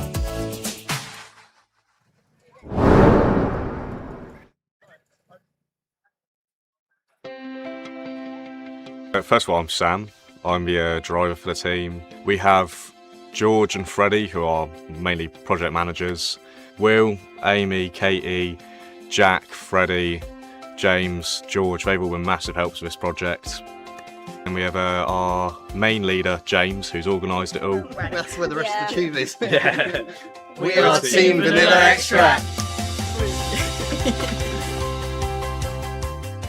I got roped into this because I already do a bit of, not motorsport, but I ride motorbikes myself. It's a bit of a tight fit. Can't really think of how else, to be fair, other than pointing me out and asking me on the spot, and I was like, yeah, go on then. Slight regret, but not really. I still think I'll really enjoy it. It came about from our organiser James, who is organised it with Berkshire Youth. So they're a charity who basically help the mental health of young people across the country, at home, at school, apprenticeships, just everything basically to help support them. Our main aid at the end of this is just to help out Berkshire Youth as much as we can. Have we thought about seatbelts? But no, rather get ejected than... What's going to go wrong? We've had a few issues already. We have here the body, which isn't complete. That is in the last week and thrown together. Fit the front wheels, which would be useful to actually get down the track. And then mounting the actual body to it. It was a grass cart. Grass cart in like proper champion leagues and whatever. Yeah, so it was like a working it used to do car. about 80 miles an hour with a petrol engine inside of it. It will not be doing that anymore, I hope. Might do. I think we'll do. I don't know about win it. We of course we want to win it, but at the end of the day, it's our team's brought us together. As long as it gets down the end, that's kind of what matters at the end of the day. Because we've done something successfully, we've donated money to charity by doing it, put a lot of work into it. So that's kind of my view on it.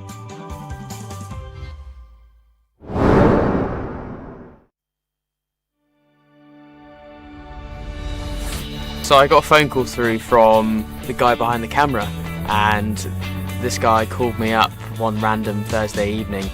They need a short person to fit into a crazy cart. Long behold, I said yes, looking into it. I didn't see the background to that cart itself, so it has some heritage.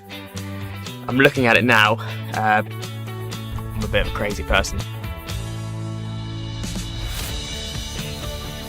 Previously, the Mongol missile, it was on track to being the fastest one down the box cart. However, it got to the final jump, it jumped too high and flipped.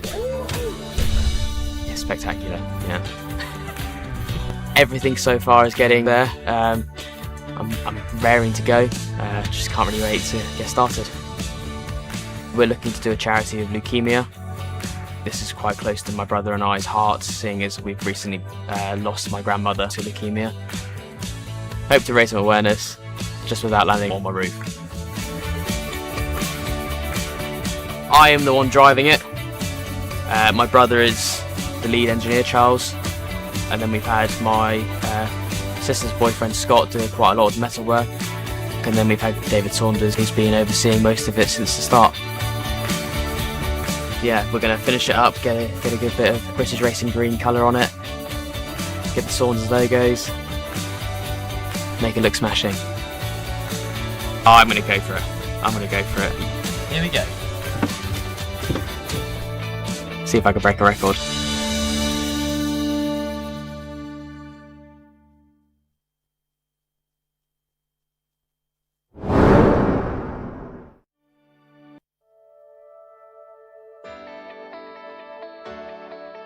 So we bought a canoe, we chopped the ends off it.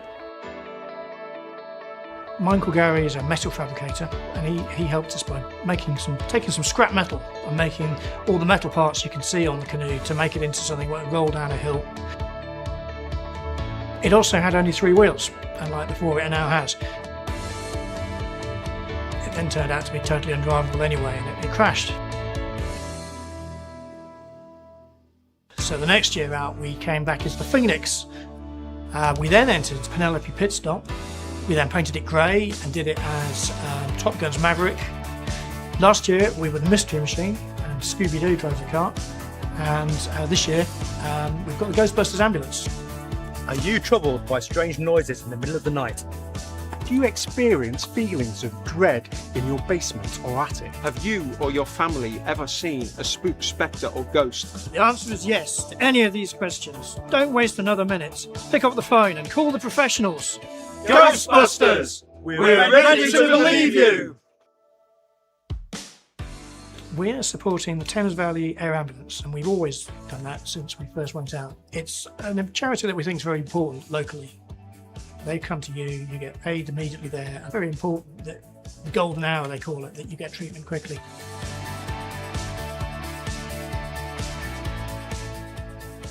It could do really well. It's difficult to know. I mean, when it goes well, it goes quite fast. And sometimes it just bits fall off and it grinds to a halt.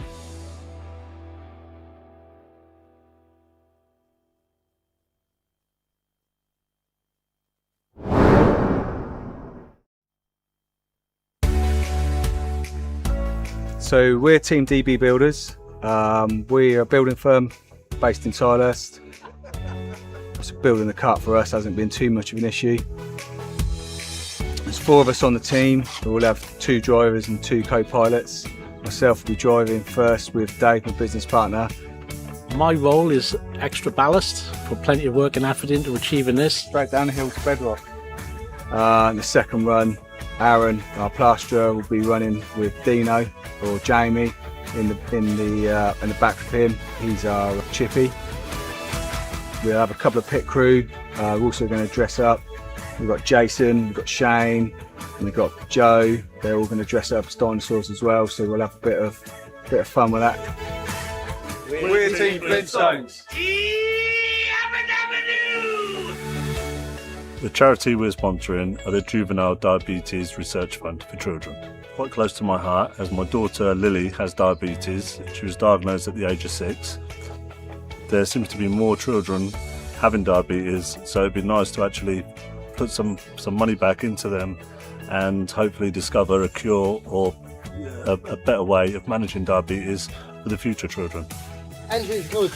Engine's good. It's good. The engine's good, right? Burghfield is the only box cart run we've done. We entered the first one, had such a good time. We've entered every one since.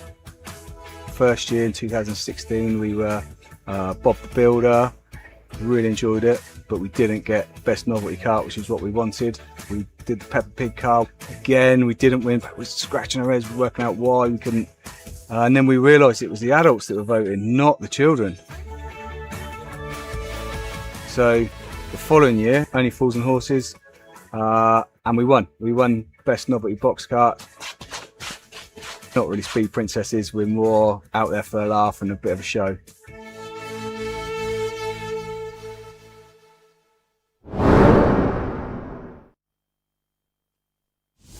We acquired the car after we did boarding in 2023, but it was all in bits, so modified it a lot when we got it. And over the last couple of years, we keep changing it and changing it, and that's how it's come about. My name's Alex Watts. I'm the driver and the builder. Pete has been my best buddy for 55 odd years. Team name? Team Better Late Than Never. Because we're an older team and we've started doing this fairly late on, the name was quite apt for where we're at. Good. We're good to go.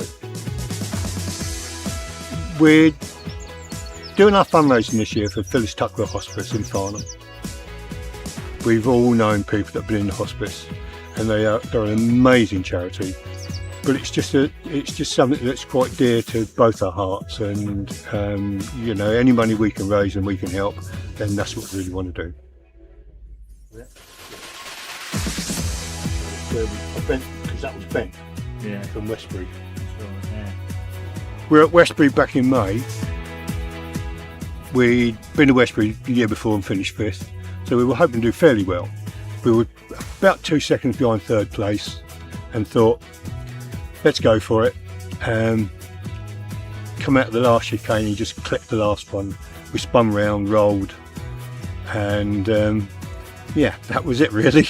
They stopped filming, so there's no film of us, so we've never actually seen what happened. But yeah, don't want to do it again at Burghfield. Not going to do it again at Burghfield. When we come over for scrutineering last Saturday, we did drive down the hill a couple of times. Steeper than I thought it was going to be, but hey, that's the fun of it.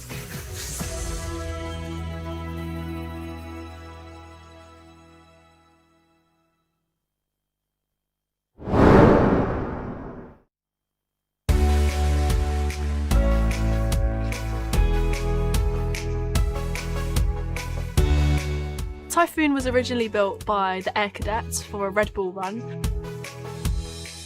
and it has in the past years done box carts bash in Burghfield again.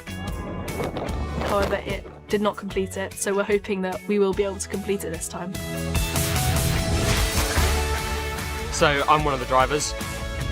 I'm a driver splitting with Jasper. We've got Jan and Rog engineering, fixing it. My dad's just generally managing. Oh, that way. And Maya and everyone else is going to be pushing. We've not put any effort into the name, and all into engineering. It's Typhoon, so we're called Team Typhoon. Team Typhoon, trucks away! Our box kart is supporting the RAF Benevolent Fund. There's a huge RAF community in the village. The family's parents live here and form a huge part of the community. So we wanted to support the RAF Benevolent Fund to support them and recognise them as well. We thought that as they fly real typhoons every day to help keep us safe, we're gonna fly one down Hermit's Hill, perhaps not quite as safely. Look at it, it looks like it's about to fall apart. It's been down 3 times. Yeah, I've always failed at the kicker. This is the nose cone, and it is really heavy. And every time it would go over the kicker and jump, it would nose down hard into the ground, and then it would be broken. We're going to redesign this, make it a lot lighter, and we'll have a nice level jump, and we'll be able to make the course 3 times. Trucks away, old boy!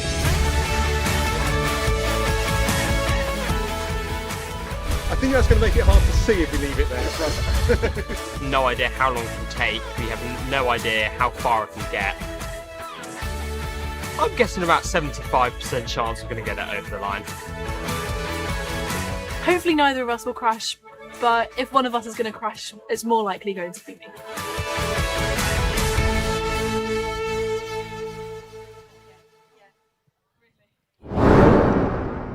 Okay, it's lovely to see the Team Typhoon VT there, and nice to see them back on the track for one final push.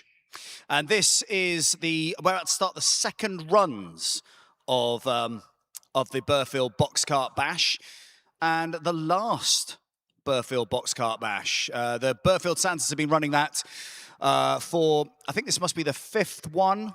I think it started first in 2018, but I'll be corrected in a moment. That might be wrong. It might have been earlier than that. And it's been a tremendous part of this community here. And can you all give a big cheer to all the volunteers and the Burghfield Santas for everything they do here? Because it's been fantastic. I can hear that from over here. That's excellent. Well done for cheering so loudly. The Burghfield Santas are a bedrock of the community. They run the pop-up pubs on the village green throughout the summer every Friday. Fantastic way of raising money for Thames Valley Ambulance, and a great way for members of the community to get together, because Burghfield Common doesn't have a pub. It doesn't have a pub, and it needs a pub. And so what we have for one small part of the year, on a Friday afternoon in the summer, is a pub. We have that just for a moment. We can hold on to that in our little hands. We can hold on to the fact that just for a moment, this little village of over 10,000 people has a pub. Isn't that nice? Rather than going down the hill to Six Bells, which is lovely, and the Hatch. But it's quite tiring. It's quite tiring getting down there, unless you've got a box cart. Obviously, if we had a box cart, it'd be fine. And then a tractor to pull us up at the end of the evening. But we don't have that. So the pop-up pubs. We have the pop-up pubs. And then we have a fantastic pubs throughout the year, at certain times of year in the village hall, where we have pop-up pub, the Bulging Crack, and so on. And we have, as well as that, we have, of course, the wonderful final Burfest coming up this September. A tremendous event with great music, fantastic beer. It's a great event. So looking forward to that final one, that final Burfest this year. Marek, what are you looking forward to in Run 2? I want to see some more drama. I want to see more silliness. I want to, look, like I said, I don't want anyone getting hurt, but I do, I'd love to have a repeat of what Mika's Madagascar did last year. I still remember that moment. And because it was very quick, we had to set him off. I never actually got to talk to him about his topple on 2 wheels, but that memory has served me well, and I still fondly remember it. And I would love to see something like that, those nail-biting moments, you know, where it could go one way or the other. Fortunately, he did make it down in one piece, but that is the kind of thing. I also want to see the rivalry heating up. I mean, the battle of the lemurs. You know, Mika's lemur versus the Cappy Jeep, and all of that. They've got a lot of mouth, haven't they? They're a gobby bunch, and they've been slating Mika's lemur, making up all sorts of vicious rumours. So it's going to be an opportunity for Mika to have the last word. I'm really looking forward to what's going to be coming up in round 2. Now, all the karts are back up here. The final, patching up has happened. The Teletubbies, I've heard, have successfully reattached their wheel. Yes, so they will be coming down. Those of you who are at the bottom of the hill never got to see them, but hopefully they'll make it past that initial push and actually get out of Guide Dogs HQ this time. That's what we all want to see. So there's plenty more drama to be had. We've got Team Ollie Rocket, who are about to go for their second run in a minute. Hopefully you're all feeling refreshed. You've all had some food, some snacks. Hopefully the beer is flowing and you're enjoying the sunshine.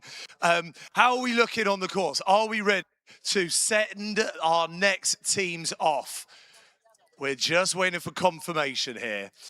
Well, let's have a little chat with Team Ollie Rocket whilst we wait for the course to clear. Now, because you don't have a visor in front of your mouth, I can actually talk to the legend that is Dale. Tell us, how did you think that first run went? Well, I'll be honest, I was a bit disappointed with my pushes.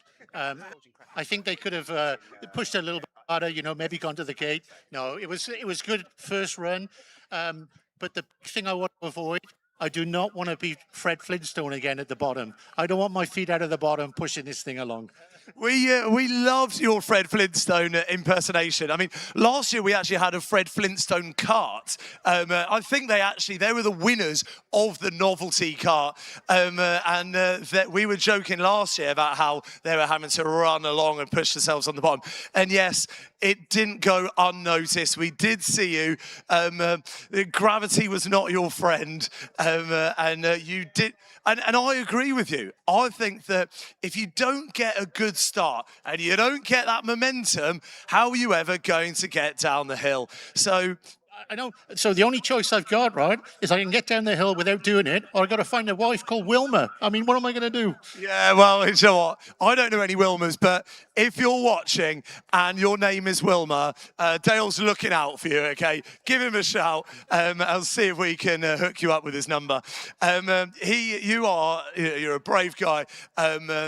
And like I said, you've overcome so much in your life to be here today and doing such wonderful things. You really are a true inspiration. I don't think so. I think I just do things. I just believe in doing things. I don't believe in sitting down on your hands and I've got grandchildren and everything else to live for. And for what happened to Ollie, it could happen to anybody. And I could never forgive myself if I wasn't doing something to try and find a solution. I love that. So, I mean, this guy, just a little bit of flavour. We talked to him at the beginning of the previous run. He ran the Namib Desert. The first time he did it, he wasn't able to complete it. You had your cancer diagnosis. The doctor said the prognosis wasn't good. You weren't going to run again. You defied all expectations and you refused to take that lying down. And you were like, I'm going to do this. I'm going to try again. You've gone back. You've done it again. You've done loads of ultras. You've done walks. You've raised thousands of pounds for the Ollie Young Foundation. Like we said previously, you're doing the Offers Dyke Path walk. Is there anything you can't do? What do you want to do next? Like, if you're thinking of bigger and better things, anything else that you want to try and achieve?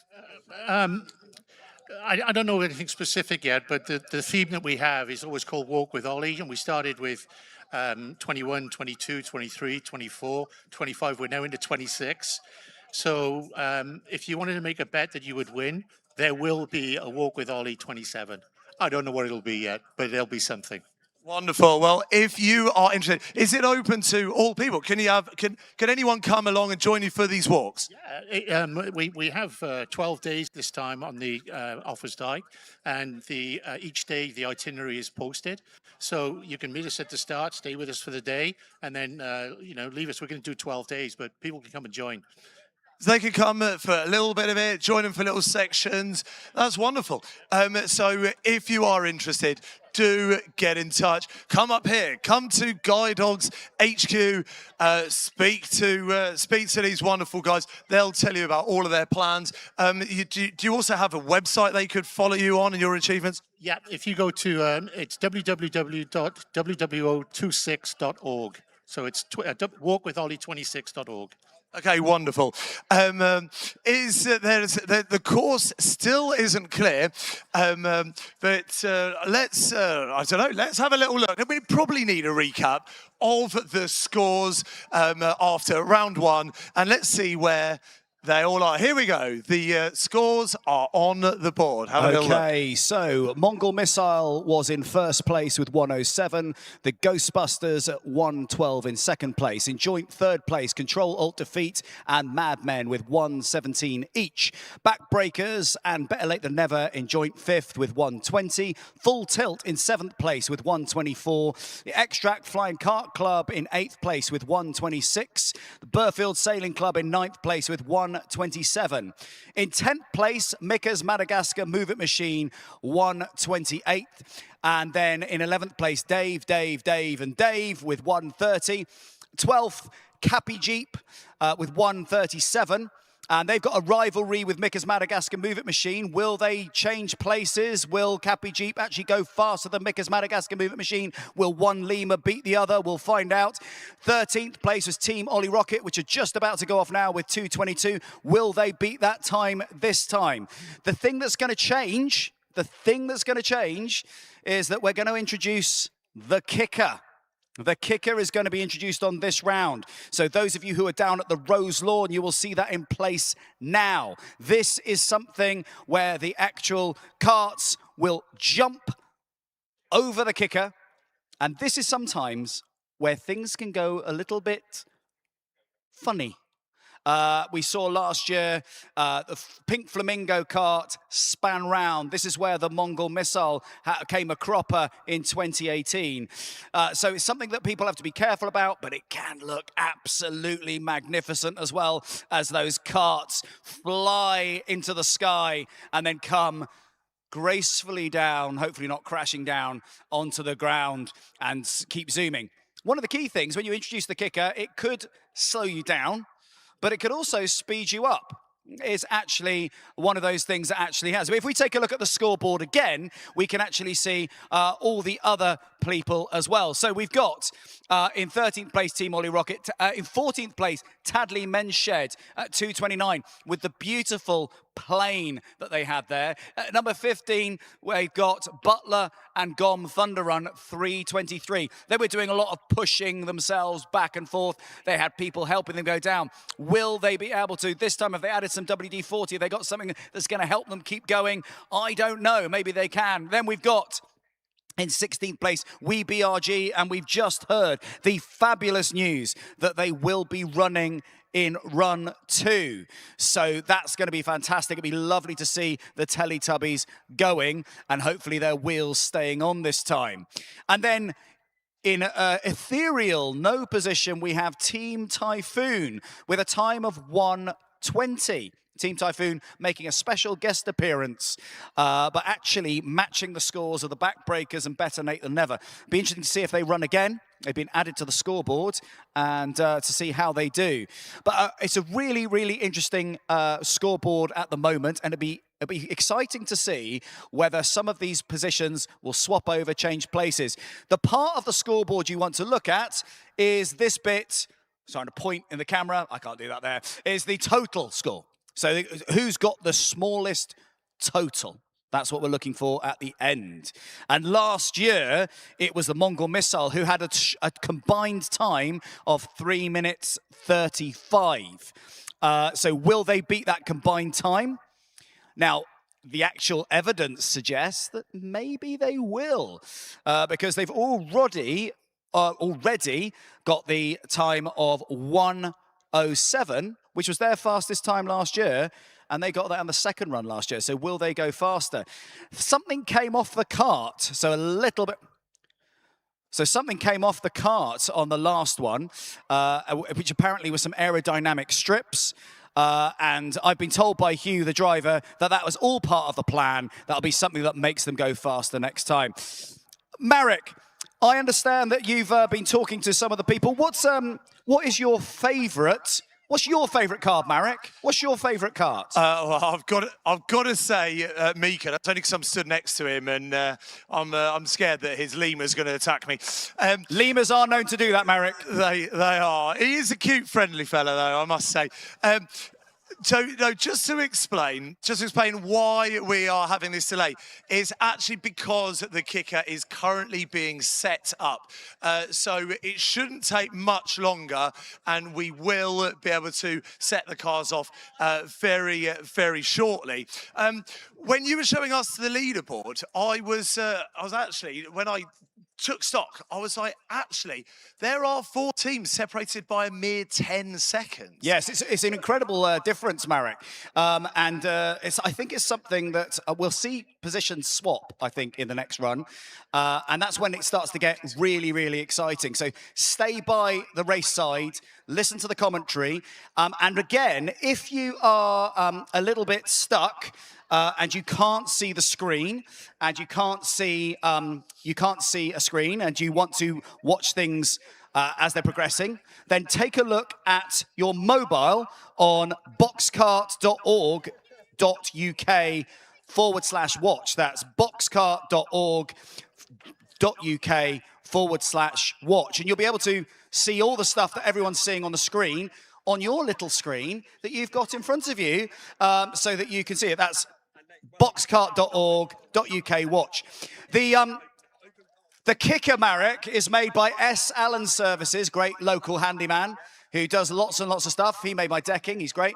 He makes stuff together. It's really, really fantastic. Not that I'm doing any advertising there, but he's fantastic. He's really good. So they're putting that together at the moment. He's really good, just a bit slow. He also made the rumble strip as well, Marek. Oh, did he? Oh, that's good. Look, Chris, I'm sorry to interrupt you, but we are going to cut to some videos now. So have a little look on the screens and watch some of the VTs.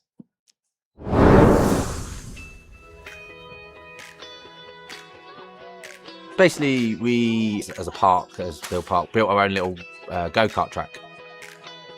So we sort of saw the soapbox and thought, let's go for it. So we've got Jamie, who's our main driver. He's got the death wish. He just wants to drive. We've got Chief Mechanic Luke. He's obviously done a lot of the building, a lot of the designing. And then we've got James, who's a good tea drinker. Our team's multi-talented, but they work hard. Simon's Vineyards, to the pub! So we're raising money for Bill Park because we're a charity ourselves. And so our charity is obviously conservation and recreation. That's one of our biggest things. So we're raising money for new ventures, new activities and stuff. People to come and enjoy. Just in general to come and see the place back again. Sort of design the cut around tractors, obviously, because you can see also we're in the yard for the tractors, and obviously the environment that we work in. I haven't really given it a name. We were looking for a passenger, and everybody else bottled it. So we were just like, let's put the lemur in. We had some in our gift shop. We tried to put the Highland Tower in there, but it just didn't fit. Ready to race, ready to go. I'm building the trophy cabinet. We're winning. We're gonna make sure Jamie's on it. He's on a strict diet, salad only, keeping him nice and light, just so we can. Yeah, we want to try and win it.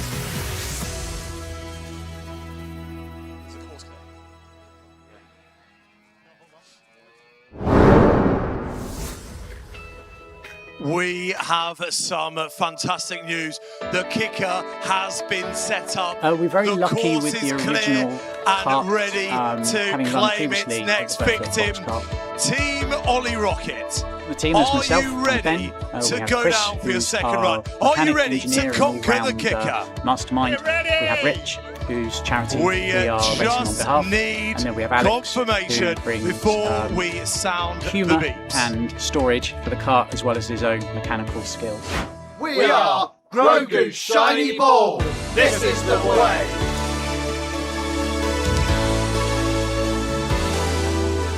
I think it was myself and Chris who originally had the thought to enter a box cart. Ran it a few times at Cookham Dean. We decided to dress it up as the Razor Crest from The Mandalorian. We got quite a good crowd response. We performed atrociously, so we had to do quite well in Burghfield.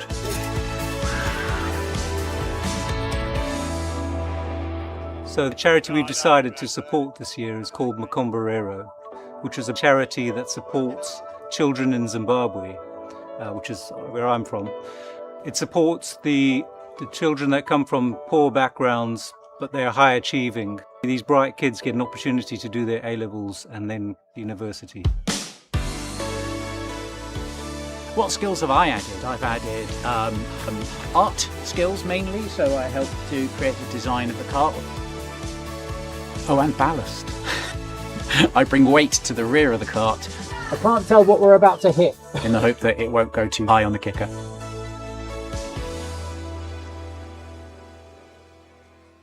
Team Ollie Rocket, are you ready for run two? The kicker Well, we're just a is bunch waiting. of girls from the village that like to have a chit and a chat and a glass of wine or two. So we just like to kind of have a nice time, really.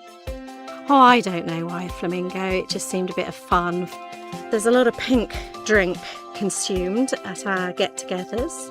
So yes, it could have been after the pink that we decided on the flamingo. Who knows? So there's me and Alison pushing, and then we've got the kind of technical brains of Michelle that is doing the kind of design of the cart itself, and we've got Katie, and then we're hoping to have a bit of a special driver, our very own Pink Stig. And together we're Team Flaming Flamingo. Flaming Flamingo!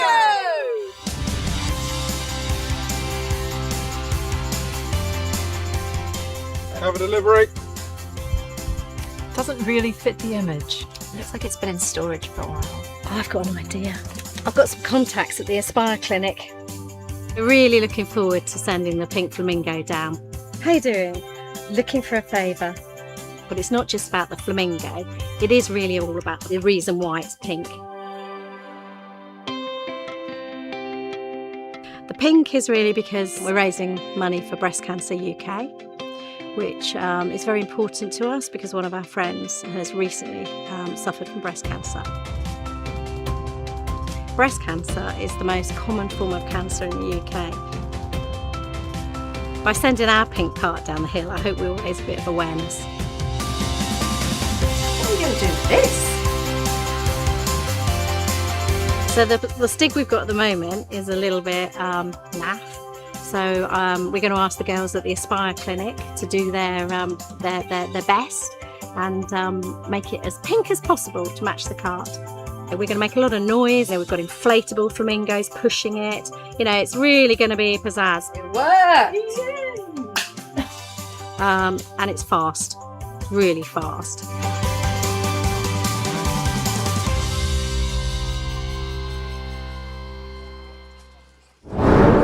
And finally, we are ready for round two. Team Ollie Rocket, listen up for the beeps. Go, go, go! And Team Ollie Rocket are off for the second run. And there's Big Pat's taken a tumble there, but sent Ollie Rocket off with a little bit more speed than last time, I think.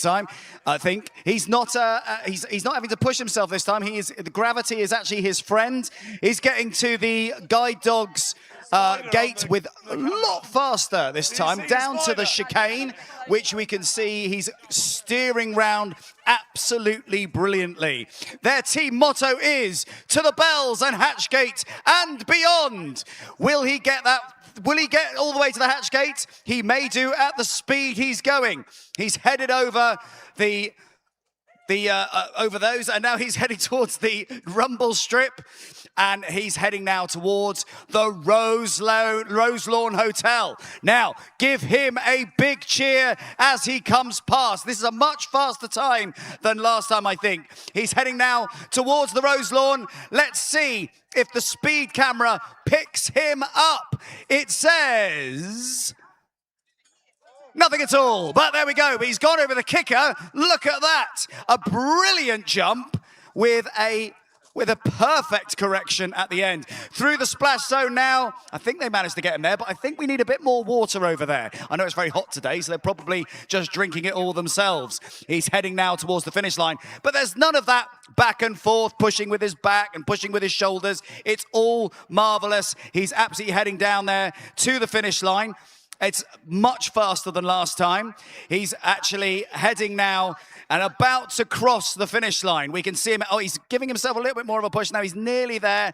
Oh, he's going now at walking pace, which you can see with his figures. He is giving himself that final push over the line. And he gets there in 2:03. A marvellous run, and back to Marek. Next up, we have Mika's Madagascar moving machine for their second round and their first attempt at the kicker. Are you ready, Mika? Let's go. Listen for the beeps. Go, go, go! Mika's Madagascar Move It machine, and Mika likes to move it, move it. This kart was created from an adult pedal go-kart. You can hear the sirens as it's coming past, and he's really picking up some speed as he heads toward the guide dog's gate and down towards the chicane. The flag wibbling behind him. The chicane didn't mean anything to him then. It didn't mean anything. He just shrugged it off like it was nothing.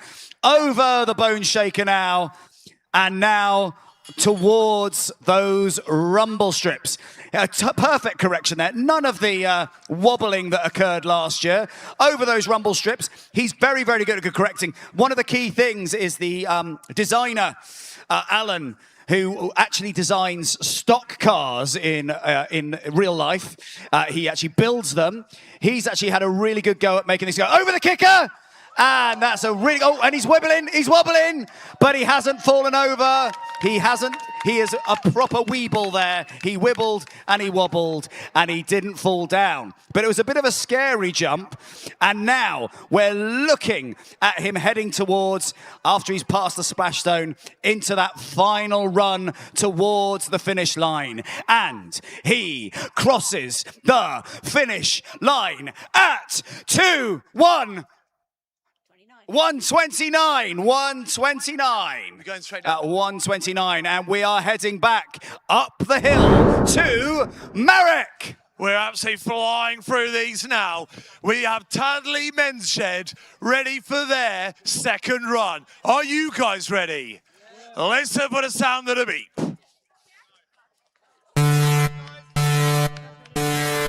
Go, go, go! Tadley Men's Shed. All men, all planes. These guys get together to whittle and build and carpent, to build things out of carpet, to build things out of wood. So that's what they do. And they use things like this plane, which I have to say is going faster this time. Definitely going faster. He's heading towards the guide dog's gate. And we can see now he's about to round to the terrifying chicane. Down he goes around the corner and looking now towards the bone shaker. Here he comes, heading towards it now, and over the bone shaker with a little bit of a wobble, but he's steering round it. It's a beautiful kart, this. I love the yellow. It looks just like a wood plane I used to use at school, like a wood plane my dad passed down to me, and his dad passed down to him, and his dad passed down to him. Wood planes have been in the family for a very, very long time. And we can see now We can see now he's now heading towards Roselawn. Give that wood plate a big cheer. Give it a big cheer. Does anything come up on that speed camera? I can't see because but he went over that kicker just beautifully. It didn't slow him down, but it wasn't much of a jump. The splash zone is getting him, which he's probably grateful for on this very, very hot sunny day. Michael Leach, the driver, is doing a fabulous job there and heading now towards the finish line. Now, let's see if gravity is his friend. Let's see if he can actually get down to that in a faster time than he had before. Because last time it was 2 minutes 29, but we are now at 2 minutes and rising. Will he do it in a faster time than 2 minutes 29? He's nodding, he's shaking, he's moving back and forth to try and beat that 2:29 limit. He's now heading towards, and he's nearly there. Come on, you can do it now. He's using his feet, and he's done it in 2:22. That's amazing. That's amazing. It's a much faster time than before, with a little bit of foot action at the end as he's pushed down the rest of the hill by his carer, his helper there. Fantastic. Back over to Marek. Currently in second place are the Ghostbusters. They're ready for their second run. Can they change who is top of that leaderboard? Let's see what happens. Ghostbusters, listen out for the beeps.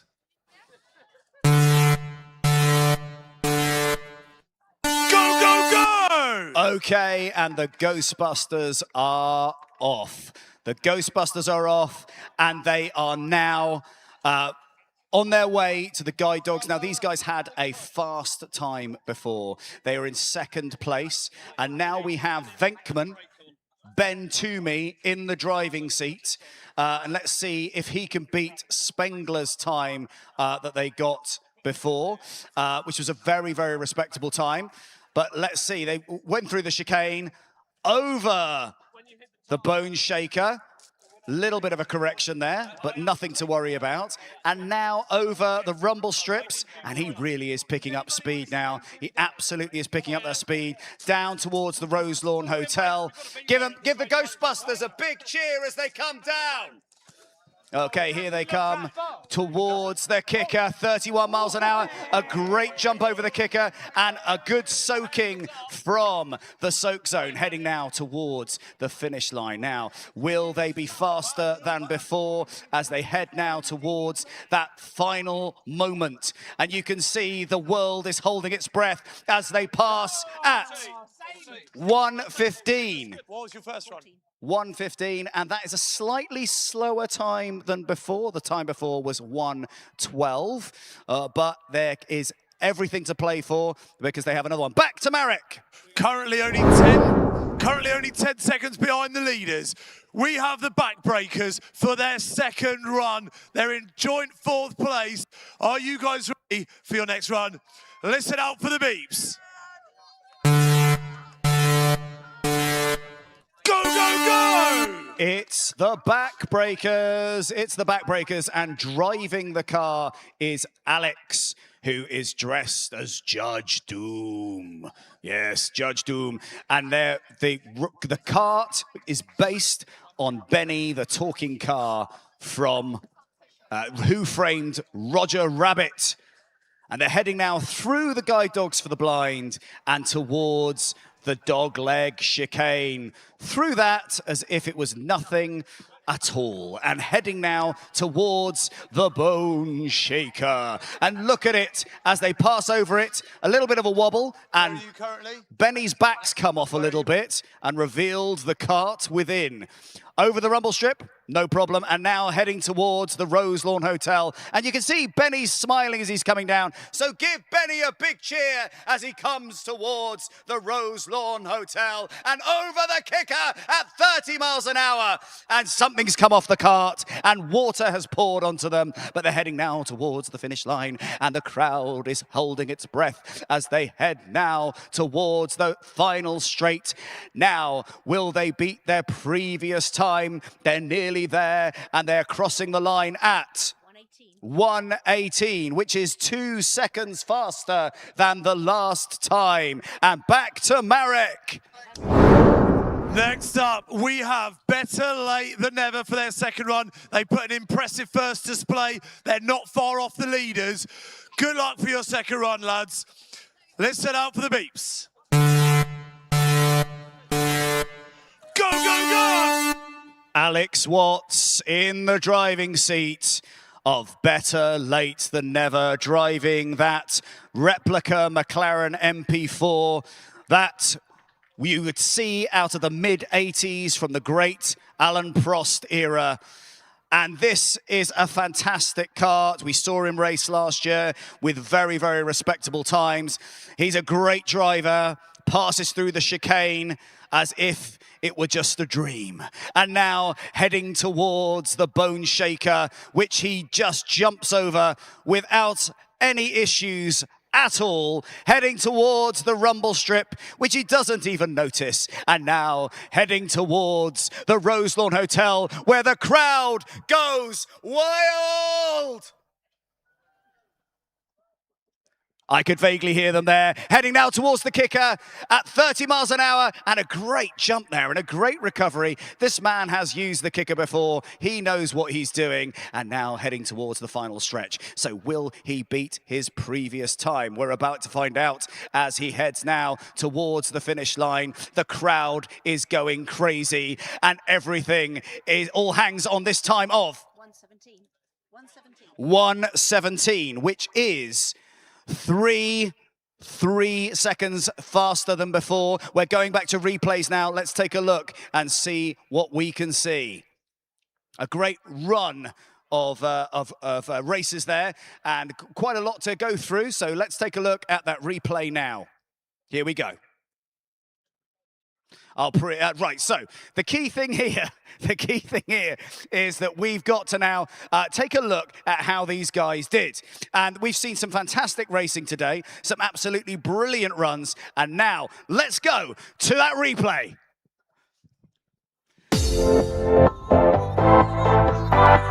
So first thing we saw, Team Ollie Rocket, and what a great race that was. Getting a faster time and a brilliant run from Dale there as he raced down the hill. Much better time and very, very little of the pushing. And look at the work on the kicker there. He barely noticed it, and just slowed down a little towards the end there and just pushing himself. But we had a lot better run from him at that particular point.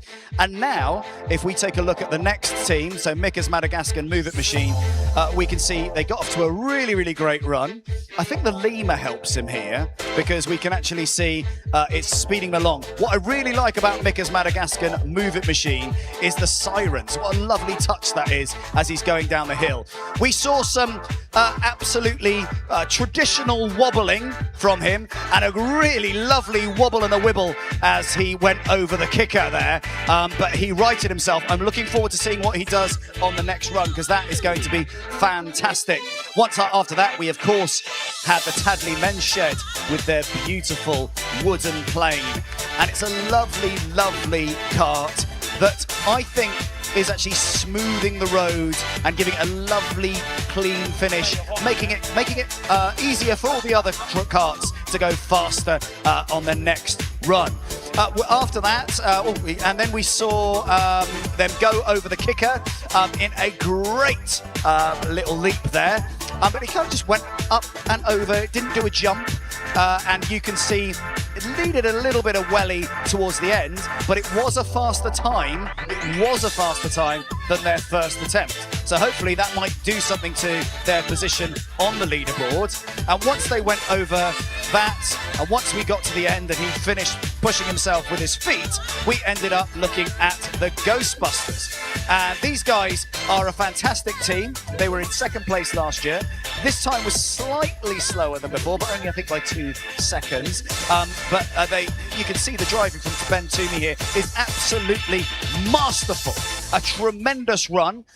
over the kicker, and the kicker really kind of gave them a bit of welly at the end, and he kind of landed on his fronts and came down on his back wheels there, and that was a fantastic run too. And then we finished off, we didn't finish off because there was 2 more after that. Then we had, of course, the Roger Rabbit themed one, and this one was driven by Judge Doom.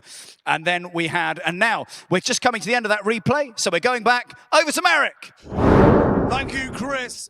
Next up, we have the Burghfield Sailing Club for their second run. The course is clear and ready for you. Are you boys ready? Listen up for the beeps.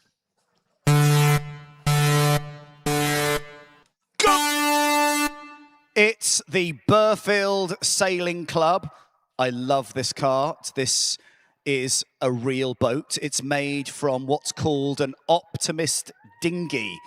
And it's getting some good cheers as it goes past, and it's going fast. It's gone through the guide dog's gates already. It's heading towards the chicane. Great steering there from Nick. And this is a brilliant cart. You can see it says optimistic. And it's based on an optimistic boat, which is a boat that that children tend to train to sail in. He's using reel steering and rudder steering as well. The rumble strip's been unnoticed by him. He could be sailing across a river at the moment. He's absolutely got a fantastic control here, and it's picking up a really nice speed. Give a big cheer as he goes past the rose lawn and over the kicker. Oh, and a great run there, a good correction and a real soaking from the soak zone. They've got more water than they had last time. They definitely have. And heading now towards the finish line. Now, will he beat his previous time? We'll see. He's definitely got quite a bit of speed behind him already. Gravity is definitely helping him. His last time was 1:27, and he has done that time in 1:18. A fantastic finish there. A fantastic finish. Now back over to Marek. Thank you. Control Alt Defeat are up next. They are in with a shout. They're in the running. They're currently in 3rd place. All to play for still. Are you guys ready for your second run? Wait for the beeps. It's Control Alt Defeat. And these guys haven't reset. It's a marvelous cart, this. The back is built from a motorcycle, and this is a really well engineered cart. Primarily their main inspiration was safety and stability, but considering that, it goes at a fair whack and has a great control through the chicane and then over the bone shaker, as we can see right now. Heading over that with a little bump, and over it goes. Now, if you look now at how it handles the bone shaker, you can see it barely notices that, and it's really picking up speed now as it heads towards the Roselawn Hotel, where everyone gives it a massive cheer. Let's hear that now. Oh yeah, I can hear that. That's great. And now over the kicker at 30 miles an hour, and a really good jump there. A really good jump. Very well landed, no problems there at all, and heading now towards the finish line. And let's see if they can beat their previous time. But this is a great run from a beautifully designed cart with a time of 1:15. With a time of 1:15. Now let's head back over to Marek. Thank you very much. Next up, we've got Mika's rivals, Cappy Jeep. They are currently not winning. Let's see if you can catch Mika. Are we ready? Listen for the beeps.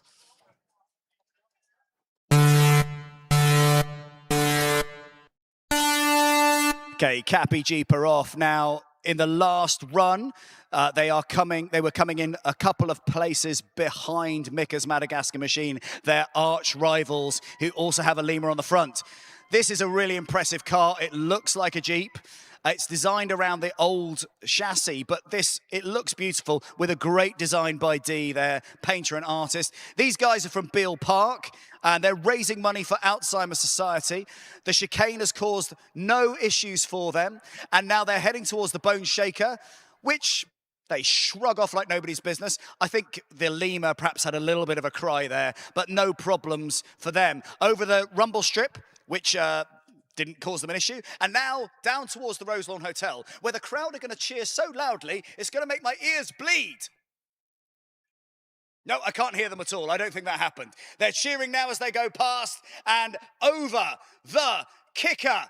Ooh, what a lovely jump. A nice little correction there, a little bit of a wobble, but there wasn't a problem for them. And now through the splash zone, where they've got a little bit of, a little bit wet, and heading towards the finish line. And let's see, you can see the lemur there is doing quite a bit of work himself. He's steering particularly well. He's leaning out towards the side a little bit, but he is doing a lot of the work here. And over the finish line in 1:28. 1:28, which was a slightly faster, 9 seconds faster than before. So well done to Cappy Jeep, and over to Marek. Thank you very much, Chris. Next up, we have Full Tilt, the wibbly wobbly vehicle, ready for their second round. It's a very quick vehicle. Go, go! And they are off. It's Full Tilt. Full Tilt. Now, this is a kart that has 3 wheels. We have another couple of 3-wheelers in this one. This is one that looks like it could fall over. But the driver is so adept. Last time, we could see that he had real control of this. And you can see that now as he heads towards the chicane. And he takes that corner quite wide as he goes through. But beautiful steering. He's hit the chicane and he's gone down a little bit. He's okay. Now, is he going to get himself up again? So he's stopped there for a second. He's picking up the kart.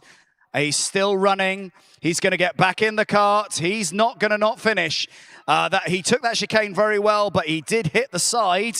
Now let's see him get in. One of the volunteers very kindly helping him get in there to help him finish the race, giving him a bit of a push, and off Full Tilt goes. Now, the driver, Peter, he did say that he has fallen over a few times, but you can see he's never hurt himself, he said. A slight bruise on one leg, but he's really well padded up. He's wearing all the safety gear, so he is prepared for these eventualities. He's wibbling and wobbling. He's going over the bone shaker. That's not caused him an issue. He's rounding the corner there. It's a real skill there to make this go without causing himself an issue. Over the rumble strip. And actually, if anything, that's actually straightened him out a little bit. Give this man a cheer. He has gone through hell for you. He has fallen over and he's got back up again. He got knocked down. He got back up again. They're never going to bring him down. Over the kicker. Whoa, whoa, whoa. Yep. He's okay. He's okay. Everyone, start breathing again. They've sprayed him with some water. He's still wibbling and wobbling, but he's now managed to stay back up. Now, obviously, that is a bit of a slower time, but it's much better than not running, which would have gained him a higher penalty. Here he heads now towards the finish line with a time of 2:16, and now let's have a look at those replays. Let's see how people were doing there. Having a look at the replays now. We're going to see where people are in terms of their skills, in terms of all those other things. So to the replays. So here we go. We've got the first lot of this bunch was Ghostbusters with Slimer chasing behind the Ecto 1, trying to catch it. Beautiful running through the chicane and a great run over the bone shaker and then over the rumble strip and then over the kicker. And really, really great driving from our star driver, Ben Toomey there, who's also AKA Venkman from Ghostbusters. After that, we had the Backbreakers, and they had a great run here, although the kart did take a little bit of cosmetic damage, as you'll see, as they pass through the chicane. And I think the damage occurred just before the bone shaker, and then over the rumble strip, over the kicker, and a little bit of the fabric came off at the back there, but it's such a good looking car, and I think something's happened to his teeth at the front actually, so they're going to have to take a look at that cosmetic work that it needs. Then we had, of course, better late than never, fabulous run there from Alan, a really, really good drive from there, supporting Phyllis Tuckwell Hospice over the kicker with a wonderful jump, very graceful. I think if anyone's taken a picture of that, I think it'll look beautiful in that kind of as it floats over the top. He had a great time there as well. And then after that, of course, we had the Burghfield Sailing Club with their Optimist dinghy. And what a great run this was for them. They went much, much faster through the chicane, over the bone shaker, and then down towards the rumble strip, which actually gave them a little bit more speed, using that rudder there for some steering over the kicker. A little bit of a correction, but an absolutely fantastic finish there with a slightly faster time for them. And after that, of course, we had the the control alt defeat. But we've had a look at the replay. Let's go over to Marek. Thank you very much, Chris. I'll tell you what, Full Tilt gave us a bit of drama, didn't they?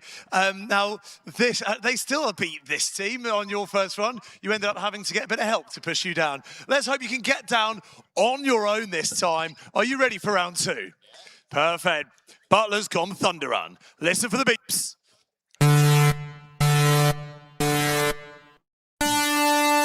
Butlers and Gom Thunder Run. A beautiful car, and you can take your time to look at it now as he heads towards the Guide Dogs Gate. And it'd be interesting to see if they beat their last time.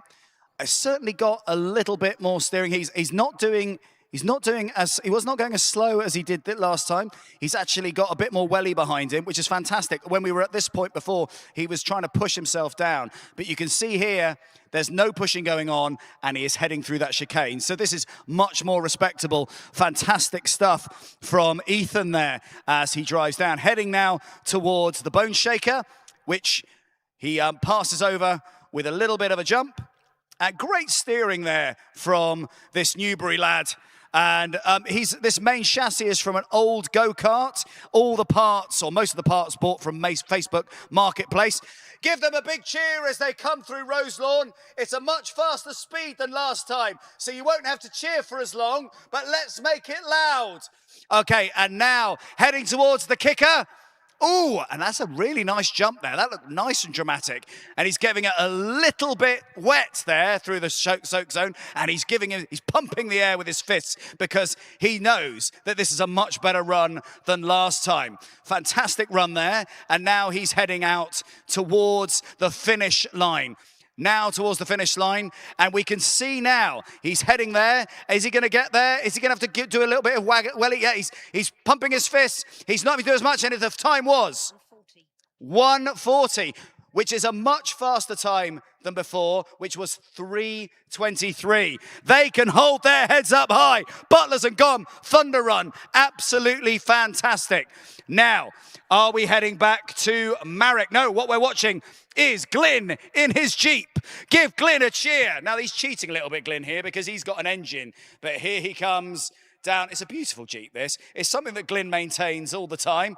And it looks marvellous. I think it's really, really old, but he's just making sure everything is safe and secure as he travels down. He's giving a little royal wave as he heads down. And he is now just parking up for a moment and having a chat with the volunteers as they close up, giving somebody there a little bit of a lift.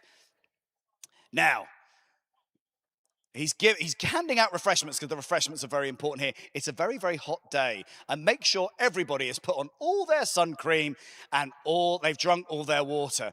So I'm just having a little sip of water myself now because this job's quite tiring. I'm sitting in a tent that is incredibly hot.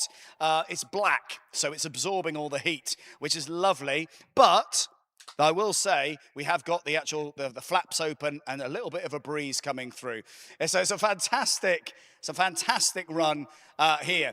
But Glyn is effectively, he's one of the original Santas, you know. He's a marvellous chap, and you can see him delivering the things to Kev, another Santa there, who is also doing a fabulous job of collecting those bottles. This is absolutely scintillating television. Look at him now, closing the door and heading now towards the kicker. He's on his radio. Who knows what he's saying? It'll be something beautiful because Glyn only says wonderful and beautiful things to people. He's a lovely chap, and he's heading now out and making sure that the course is clear. And I'm really, really grateful to be given this opportunity to commentate such a marvellous moment in televisual history. And it seems as though now that this is something that I'm going to be talking about for a really long time because nobody's stopping me. But that's absolutely fine. And no doubt Glyn will drive really, really slowly. Can somebody splash him as he goes through the splash zone, please? As he goes over that kicker. That's it. You can clear it. Go on, Grandad. It's fine. Over you go. Over you go. And there he goes. There he goes over the kicker. Yay! Give him a cheer as he comes through. And now splash him. Splash him. Splash him. Yeah, there we go. That's more like it, isn't he? Now he's heading now towards the finish line, and with a time of all my life. Yep, so he's heading now towards, and it's a beautiful finish there. And what a beautiful man. He was best dressed Santa of 1952. A marvellous run there, and look at him go. Now back to Marek for the next run. Oh no, back to me, not for the next run. I'm still having to talk. Somebody help me, please. I'm having water. I'm just gonna drink a little bit now. And over to Marek, over to Marek, over to Marek. Oh, thank you, Chris. You did a great job commentating on that run. We'll just have a quick chat with the Madmen before we set you off. So, how did you do in the first run? Yeah, not too bad. It went pretty good. I think Mike got a good time, but we should be able to beat it this time. What was the time? 1:17. And where does that place you on the leaderboard? Joint third.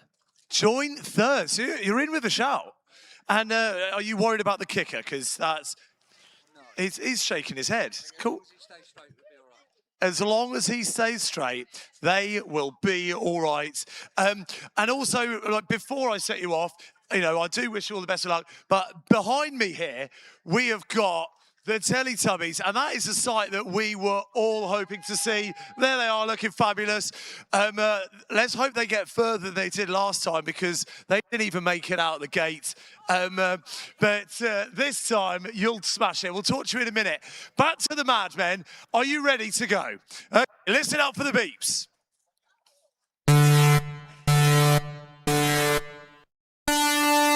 It's the Madmen. The Madmen are off in their 1930s Fraser Nash-inspired race kart. This kart is 10 years old. It was designed by someone who was too scared to race it. So Madman Mike Winfield took it on.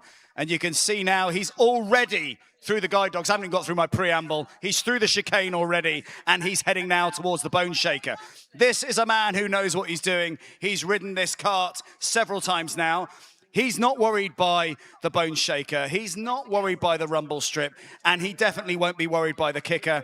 He said that to me already when I spoke to him this morning. The only thing that worries him is rain, and it's not going to rain today. It's a very, very hot day. I bet he's enjoying the breeze as he zooms down through the rose lawn, in which the crowd give him a hearty cheer as he passes towards the kicker at 27 miles an hour.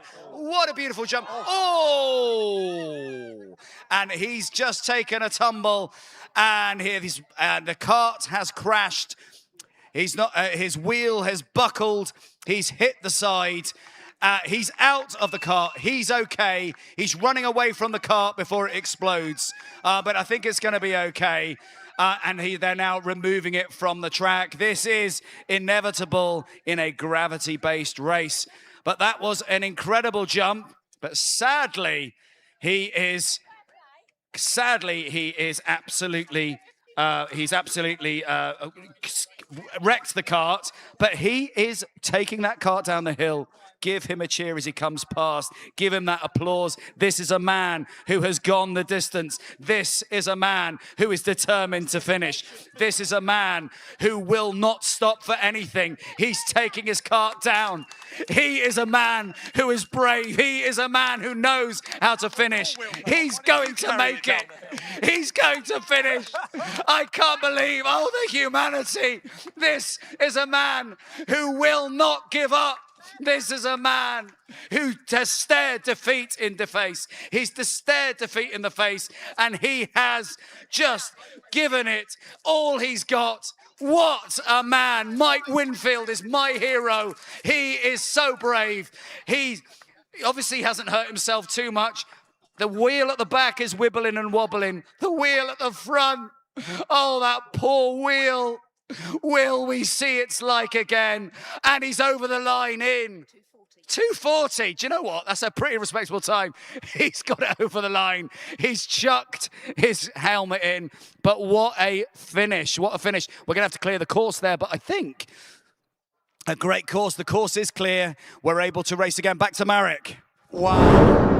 What a show of determination that was, and that was dramatic. Now, these guys, they struggled last time. They didn't get very far. Their wheel fell off and they didn't carry it down the hill. But let's see if they can manage it this time. Good luck to the Teletubbies. Listen out for the beeps. Okay, and they're off. We BRG. Now, will they make it past where they got to before? Yes, they've got past, and that's actually a pretty good speed. I think that it's Lala in the driving seat with their traditional leaning forward position to get Nunu through the guide dog's gate. That's actually a pretty good time. They're already getting there quite fast. Now let's see how they do with the chicane. The chicane has caused a problem for full tilt, but they're getting through that with some great steering and now heading towards the Bone Shaker at a pretty good lick. Number 13 there. Oh, it's a wibbly, wibbly, wibbly. And they've gone over the Bone Shaker. The wheel's still going round. I think everyone's held on bated breath. How will they do over the rumble strip? They're okay. They're wibbling and wobbling, but they keep correcting. Heading now towards the Rose Lawn. We've seen some real bravery today. These guys didn't manage to do the last run, but what will they do this time? Give them a big cheer as they come round. Tinky Winky, Dipsy, Lala, and Poe over the kicker. And what a great jump. A great run into the splash zone, and they are getting a bit of spray off them, and now heading towards the final straight. Now, this is something that we've not seen this year. Nunu is a fabulous machine, and they are really pushing themselves forward, trying to give gravity that extra push as they head towards that finish line, as they head towards that final run. But let's see how they do as they get to 1:45. 1:45. A great finish there. Back to Marek. Thank you. Next up, we have Dave, and Dave for their second run. Are you ready, boys?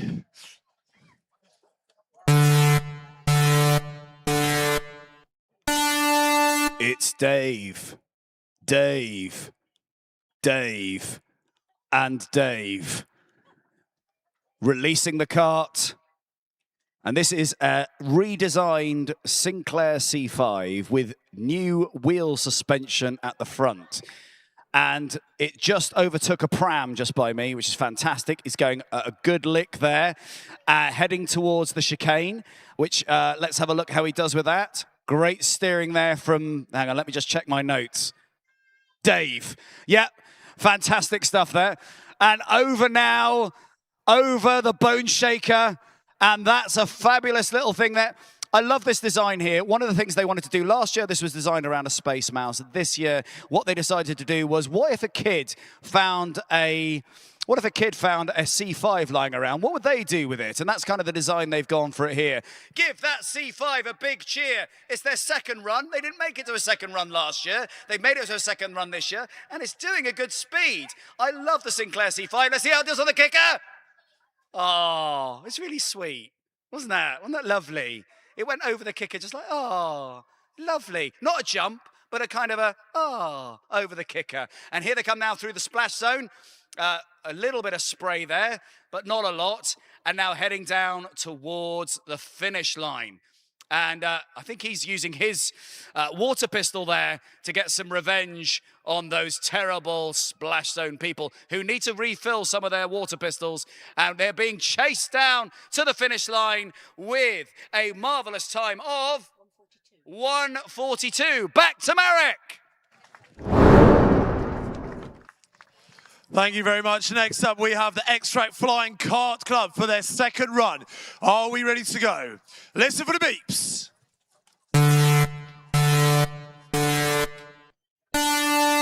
And it's the Extract Flying Kart Club. These guys did very well on the last run. Quite low to the ground.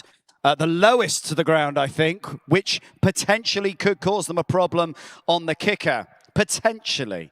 I said it might cause them a problem on the rumble strips and on the bone shaker, but that didn't happen. Now they're heading towards the chicane. These guys are very good at steering, so let's see how they do here. Beautiful. Beautiful. Now heading down towards the bone shaker. Now last year when they went over the bone shaker, a little bit fell off the back, but this year, everything's strapped in nice and tight. Now as we go past, we can see them heading over the rumble strips, picking up quite a bit of speed there and heading now towards the Rose Lawn Hotel where the crowd goes absolutely crazy. I can hear them cheering from here. What a tremendous noise they are making as they head towards the kicker. And the kicker says, hello. Yeah, look at that. A marvelous leap over that. Very graceful, very beautiful. A little bit of cooling water from the splash zone as they head now towards the finish line. And let's see how they're going to do as they head now finally towards that finish line, which they've managed to get to in 1:29 for them. Back to Marek there. Thank you. And last up, we have Mongol Missile 2, last year's champion, the current leaders, with the quickest time, going for their second run. Listen for the beeps.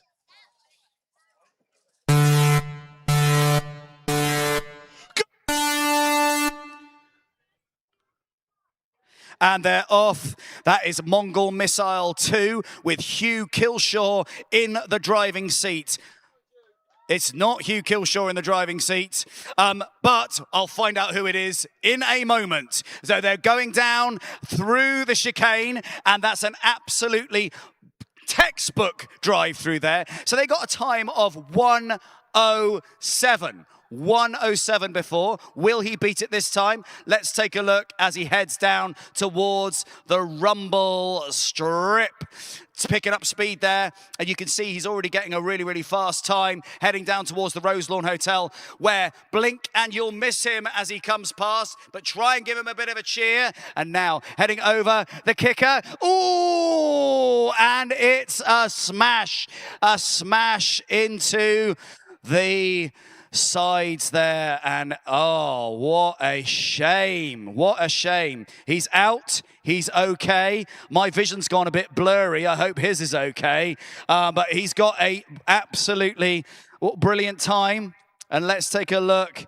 Oh yeah, so they're rebuilding the sides there, and I'm just trying to have a look and see if the it looks like the wheel's a little bit bent there. I'm not sure that's going to race again.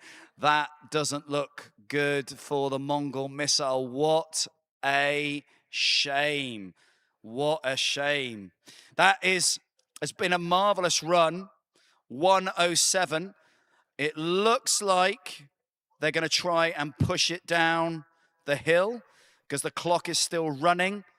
They're going to pull it down, and let's just take a moment and remember the marvelous runs the Mongol Missile has had before. The Mongol Missile, you can see the back wheel there just slowly rotating like a warped vinyl record from the 1930s, just turning slowly. And maybe the funeral march would be playing on it as it goes down. And he looks okay. He's crying a little bit as he pushes it past. And they're spraying him with water as he goes past to just mark that moment where we think about all the previous runs the Mongol Missile has done. In 2018, it had a little bit of a tumble. And in 2026, not a tumble, but a smash into the sides. The kicker was just too much for it. And it's a sad day for the Mongol Missile, and it's He's pulling it down, and the crowd are giving less of a cheer and more of a collective moan like a group of zombies. But he's heading towards that finish line. I think it's a heavy bit of machinery. He's really trying there. It's steering. He's having to go backwards. And if you just take a look there, he's pushing it now. And now he's having to change position and pull it a little bit more. And this reminds me of the movie The Long Walk, a Stephen King epic in which people had to walk. And if they didn't get to the end, they got shot. And do you know what? I kind of wish that would happen to me now because I'm so tired and I'm needing to have some water now, but I think he's tired too and we all feel it. It reminds me of a time that I hurt my back actually. I was doing some work and my back went and I could barely move. And this is how I feel for the Mongol missile now with a time of over 3:50 now, but he's still going and my goodness, it was a 39 miles an hour when he hit that fastest ever on the course, apparently. The fastest ever time on the course. But unfortunately, that doesn't mean anything. It doesn't mean anything because the time now, as he heads over the finishing line, is 4:18. 4:18. But what a finish. Okay, and he's off the track. And it means we can go to VTs. Okay, over to the replays. Let's take a look. So, we had started with Ollie's rocket and a marvellous tumble from Big Pat there. Then, we saw him at a great time there. And over the bone shaker, over the rumble strip, with a great time there and a great finish. The kicker didn't cause Ollie Rocket a problem at all. But he did have to do a little bit of wibbling and wobbling to get him through the last patch. And then after Ollie Rocket, of course, we had Mika's Madagascan Move It machine. And what a great run that was. And he was, his Lima really powered him through. And we're seeing now him go through the chicane, over the bone shaker, and then finally towards the kicker. And he nearly went over, but as we said, he wibbled and he wobbled, and he didn't fall down. I wonder if some of the soap zone people could come over here, because it's absolutely sweltering up here. I would say we've got cameras up and down the course, catching all the action. And if you're positioned by the course and can't see the big TV screen, you can see all these replays now playing on boxcart.org.uk/watch. That's boxcart.org.uk/watch. If you want to catch them on your little screens, you can see them go over. We've seen lots and lots of people go over the kicker. And we've seen a couple of people come a cropper on the kicker as well, which means there'll be fewer karts running in the next run. I think I can hear the tractors perhaps coming up the hill now. I'm not sure. You could see there the wood plane had to give himself a little wheel welly, but there was no course there running at all.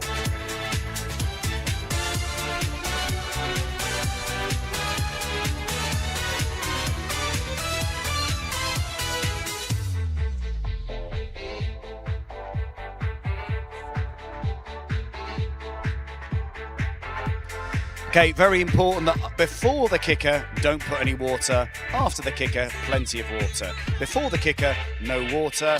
After the kicker, plenty of water. Okay, that's an important safety announcement. Before the kicker, no water. After the kicker, you can. It's the splash zone. That's where the splash zone is. The splash zone is not before the kicker. Thank you. So, as I said, if you want to watch these replays and you can't see the big TV screen, then you can watch it on boxcart.org.uk/watch. And I think the replays are finishing now. So over to Marek. Thank you, Chris. That was a dramatic Oh, second no, round. over to me and Oh, it's the scoreboard. The scoreboard. So we can see here, Team Typhoon had a time of 1:20. It says they're in first place, but I'm not sure that's going to be correct because that's not fair. So in second place, or rather in first place, we have the Ghostbusters with a time of 1:15, which gives them a total time of 2:27. Control Alt Defeat with a combined time of 2:32. In fourth place is Better Late Than Never, or rather in third place is Better Late Than Never. We'll need to take Team Typhoon off the leaderboard there. Better Late Than Never in fourth place with a time of 1:17, which is faster than their time before, and a total time of 2:37. Backbreakers with a time of 1:18 in fourth place, with a total time of 2:38. As you can see, their times are really close together, so there's everything to play for. In sixth place is the Burghfield Sailing Club with a time of 1:18, which was, thank you for correcting there, with a time of 1:18, which is considerably faster than their previous time, which gives them a total of 2:45. In sixth place was Extract Flying Kart Club with 1:29, 3 seconds slower than their previous time, with a total time of 2:55. Then Mika's Madagascar Move It Machine, 1:29, 1 second slower than before, with a time of 2:57. And then Cappy Jeep with 1:28, a good 9 seconds faster than their previous time, with a combined time of 3:05. In ninth place, Dave and Dave with a time of 1:42, a combined time of 3:12. Those guys are doing much better than they did last year. Full Tilt with a time of 2:16, a combined time of 3:14. In 11th place is Mad Men with 2:40 and a combined time of 1:17.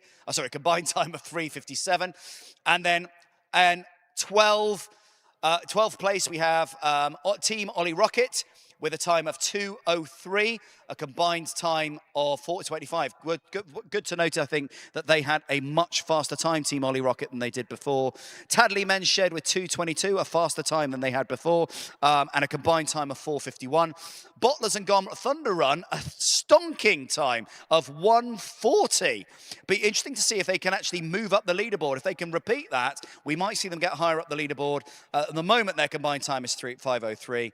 Mongol Missile, an amazing first time of 1:07, but sadly a 4:18 time, giving them a combined time of 5:25, and we won't see them race again in the third round, sadly. And then we have We BRG Teletubbies with a really good time of 1:45, taking them to 11:45 because they did not start. So an absolutely fantastic run from all of them. Over to you, Marek.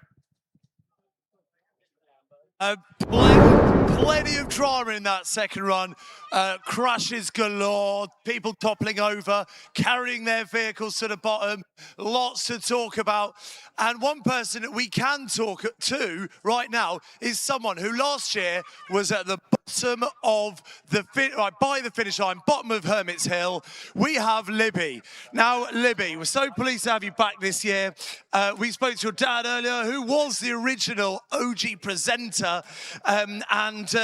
Last year, you were interviewing people at the bottom. What was the vibe at the bottom of the hill, particularly going into that final run last year? Well, to go into the final run is actually a huge achievement in itself. So those taking part in the final run were just having the best time ever. In fact, from the first run of the first race, it was a buzzing experience for those taking part. To get down to the bottom of the hill, the people cheering, the crowds throwing their arms in the air, getting soaked with the water, they just loved it. Absolutely loved the whole day.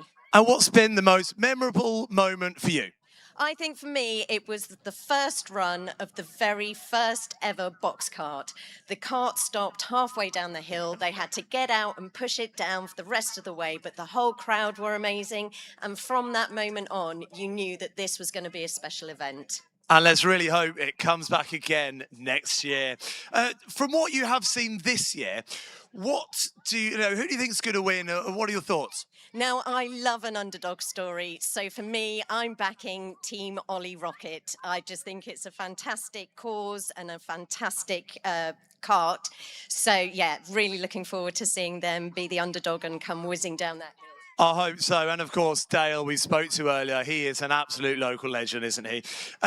Now, if this is this going to be the last year? Are they going to bring it back? What do you think on the matter? I would love to see the box cart back in Burghfield. The events the Santas have put on and that have built up over the years, it just makes Burghfield such a special place to be, to live, and to be a part of. I think the thing that they struggle with is help and volunteers. But when you see an event like this put on, the people that work behind the scenes are incredible. And I would love to see it back again. And fingers crossed they do. Absolutely. The community has really come together for this event. Thank you so much. The carts are being dragged up the hill. Thank you, Libby, for your input. I think we're going to go to some videos. Thank you. Okay, so we are looking at some more of these replays, so you can see there, better late than never. Fantastic run, second run from them. Now, we have cameras up and down the course, catching all the action. If you're positioned along the course and can't see our big TV screen, you can catch up with all the action with live footage. You can catch up with all the action by watching on your mobile. If you go onto boxcart.org.uk/watch, that's boxcart.org/watch. So if you can't see the screens, but you want to see some of these replays, you want to see the action around the chicane, you want to see the action around on the bone shaker, you want to see the rumble strip, you want to see the soak zone, you want to see the kicker, you want to see the finish line, all of that stuff can be seen on your phones as well as live. So, and you can obviously watch this at home as well, and it'll be on YouTube. So for you to watch it at your leisure, so you can, anything you've missed, you can see there too. So this year's course is not for the faint-hearted. We saw them weaving through the chicane, which was an absolute steering nightmare. The bone shaker, which could cause serious damage to the undercarriage of both the car and the driver. There was the rumble strips, which are designed to test suspension, steering, and any delicate dental work. Then there's the SID speed trap, where we find out who's genuinely fast and who just looks fast because bits have fallen off. And we have seen bits fall off today. We've seen wheels bent. We've seen carts stopped in their tracks, which has been very sad as well, because some of those carts were absolutely fabulous, and I hope the drivers are okay. We see the infamous soak zone, and I'm hoping that all of the marvellous soakers are really filling up their water pistols with lots and lots of water. We see some great runs over the kickers as well. And you can see all of those. Now, the tractors are moving up the course as well. And it's lovely to see all the tractors pull them up on the course as well. But if you want to see some of this action, then do catch up on boxcart.org.uk/watch. That's boxcart.org.uk/watch. We've seen some real impressive runs today. We've seen some crashes. We've seen some heroism as well. We've seen some bravery in the face of great adversity. And we're looking forward to our final run that will be coming up soon. It's been a really, really good final, well, not final run, good second run. And we are absolutely stoked to see who is going to go next, but we have sadly had to say goodbye to the Mongol missile. We've sadly had to say goodbye to the Madmen as well, who won't be running in the next one because of damage to their kit and to their brilliantly built pieces. So hopefully we'll see them again.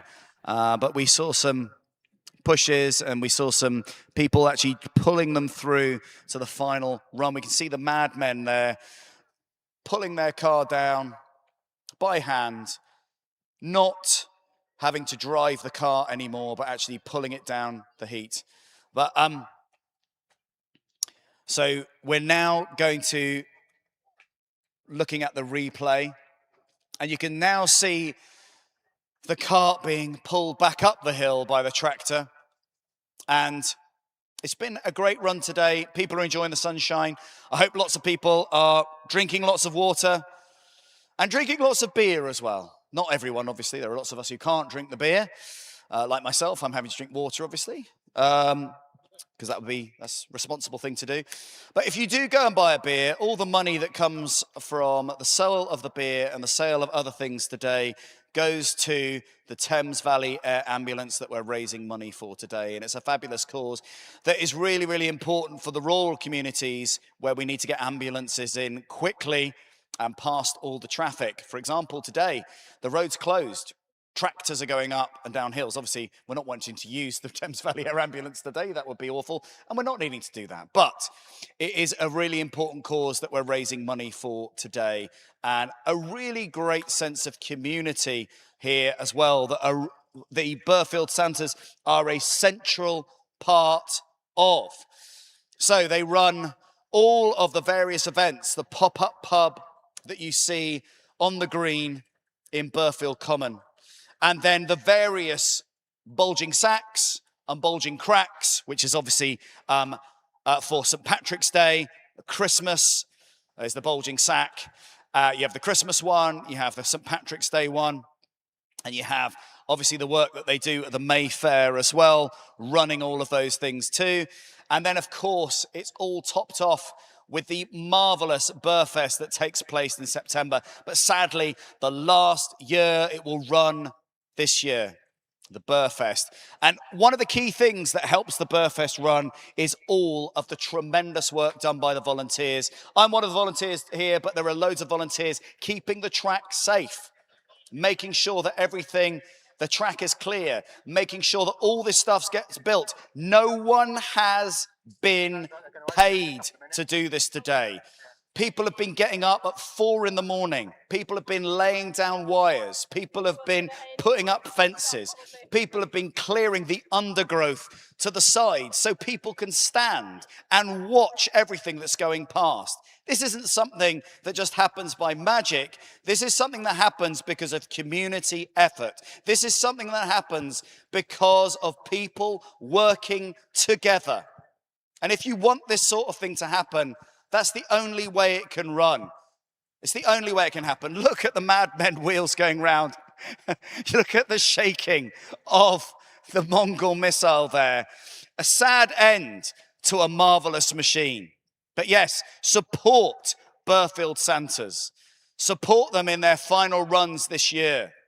And then maybe things like this can happen again in the future. We need volunteers. We need support from the parish council. We need all of that for these things to occur. These things are so important. It's absolutely vital that a community like Burghfield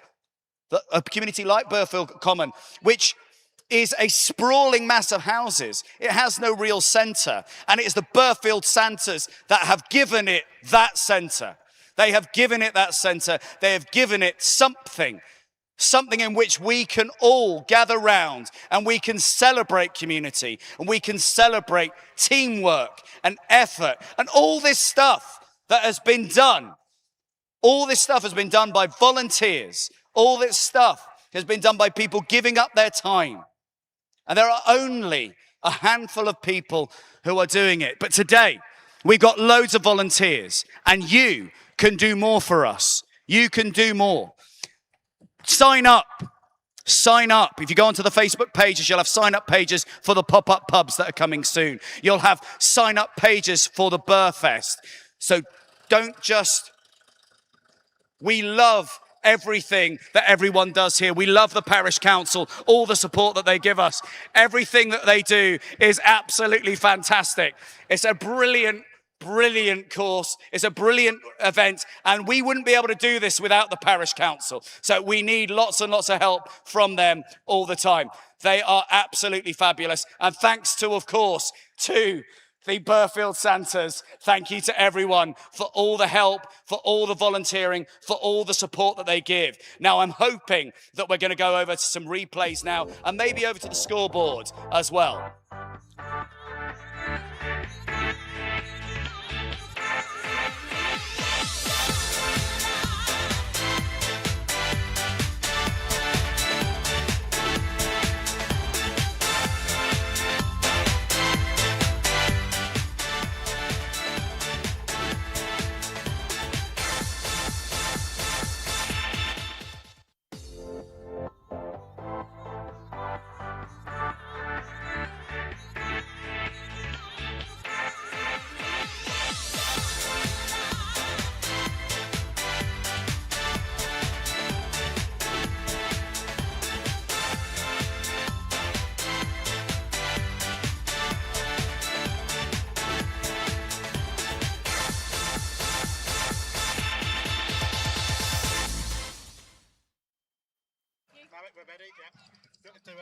Oh. Do the little support the bars. Yeah. Do you actually want me to? Yeah, definitely. Oh, I'd probably... Are we live? We are. Oh, are we? Oh, no, we're not on the screen, though. Here we are. We're on the screen, and we're all having some refreshments. I think I've earned this. Drink local, support the bars. It's really important. We have got local breweries here. Shout out to Mysterious Brewing as well. They're incredible. Go down there, drink some of their stuff. It's wonderful. We're just bringing the carts up now. So now is the time to charge your glasses, get refreshed, and get ready for the last final run. There's still all to play for. We hope you're having a good time. I'm having a wonderful time, and now I am. Let's have a little look at the leaderboard if we can, because I think there's still quite a few teams in the running. I think there's only 10 seconds or so separating the top 3 teams. Is there a chance we can have a look at that now? It's on the screen. So we have Ghostbusters, Control Alt Defeat, and Better Late Than Never. If looking at it, I think that Control Alt Defeat are probably my outside bet. They're not in the lead at the moment, but they're only 5 seconds behind. And looking at it, they are looking at the trajectory. They are heading in the right direction. They are getting quicker with each run. Now, of course, the Ghostbusters had a superb early run. They're 3 seconds slower. The kicker is affecting them, but Control Alt Defeat, the kicker has sped them up. So they are, I would say, if I was a betting man, don't forget, when the fun stops, stop, right? Hopefully no one's actually taking bets on today. But Control or Defeat would be my shout. Better Late Than Never, also getting quicker, but is a 10-second gap too much to catch? Who knows? 10 seconds. It all depends on whether those top few teams can get down in one piece. As we saw with that second run, with the addition of the kicker, we had a lot more jeopardy. We had a lot more drama. We had crashes. We had wobbles. We had people carrying their carts down. So anything can happen. Any of those top teams could struggle to get down in one piece. And therefore, we can't rule out the people from 4th and downwards. Anyone still is in with a shout.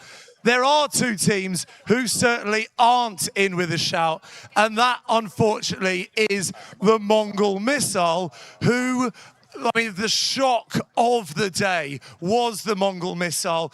They were the favourites. They were the previous winners. They have had to sacrifice their title. They will not be winning it this year. That much is for certain. They had a nasty crash in that last round. And there was one other team, I can't remember who that other team was, but one other team also buckled their wheel, and they will not be taking part in this last run. So we're down to the final 14 teams. 14 teams. Chris, are you there? Can we have a little chat about this last run and what your thoughts are? Well, it was a fantastic run from lots of them. It's really, really sad to see the demise of the Mongol Missile and also Madmen's Marvellous Kart as well. They were fantastic little karts that probably would have done incredibly well. So that was sad, but they quite tremendous collisions. It'll be interesting to see how the next lot do. We've seen a lot of the karts get over the kicker without an issue, but it could be that we have some It could be that we have some issues this time. Let's hope not. Absolutely, but Chris. We'll stay with the Mongol missile chat for a minute. We saw the footage at the very beginning of the day, 2018. We saw that spectacular crash in 2018, and therefore, like, we knew that they would go hard or go home, and they're going to take risks because they want to go fast, and they're not going to apply the brakes.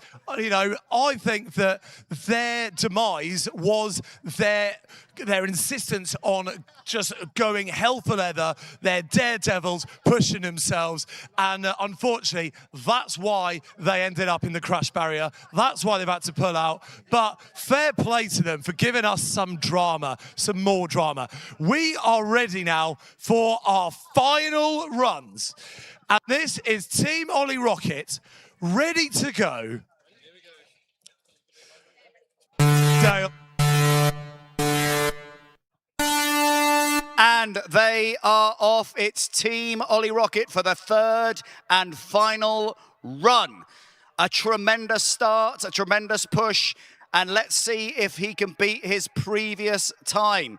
So a marvellous racer here, Dale Thomas, who has taken over from his son, and he's heading now towards the Guide Dogs Gate and towards the chicane. And we can see now he's coming round the corner gracefully and taking those little corners with without much speed, but looking beautiful. So this is a lovely kart that is raising money for the Ollie Young Foundation. Their team goal is to finish all 3 runs safely and to make some money to fund research into curing childhood brain cancer, which is what the Ollie Young Foundation is all about. Now, Dale Thomas, who is the driver here, he does a lot for the Ollie Young Foundation. He actually did a 15-day bike ride from John O'Groats to Land's End. And let's hope that this race doesn't take 15 days. He's heading towards the kicker, a beautiful jump there. And he's raised his hand in the air. He's very happy with that.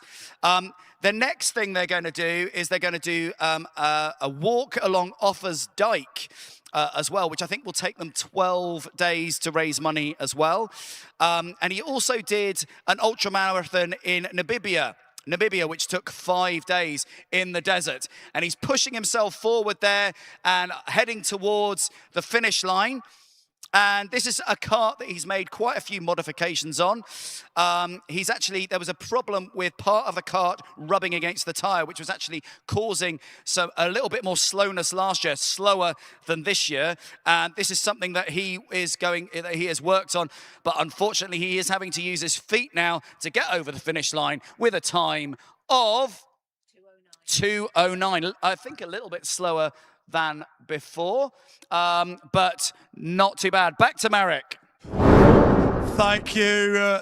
One of the fans' favourites, Mika's Madagascar team, here with his son on Father's Day. You're supporting your dad and you're proud of him. This is their last run. Are we ready, Mika? You always give us drama. Listen out for those beeps. He likes to move it. He wibbles, he wobbles, but he doesn't fall down, and let's hope that happens as he heads towards the Guide Dogs Gate with quite a bit of speed behind him.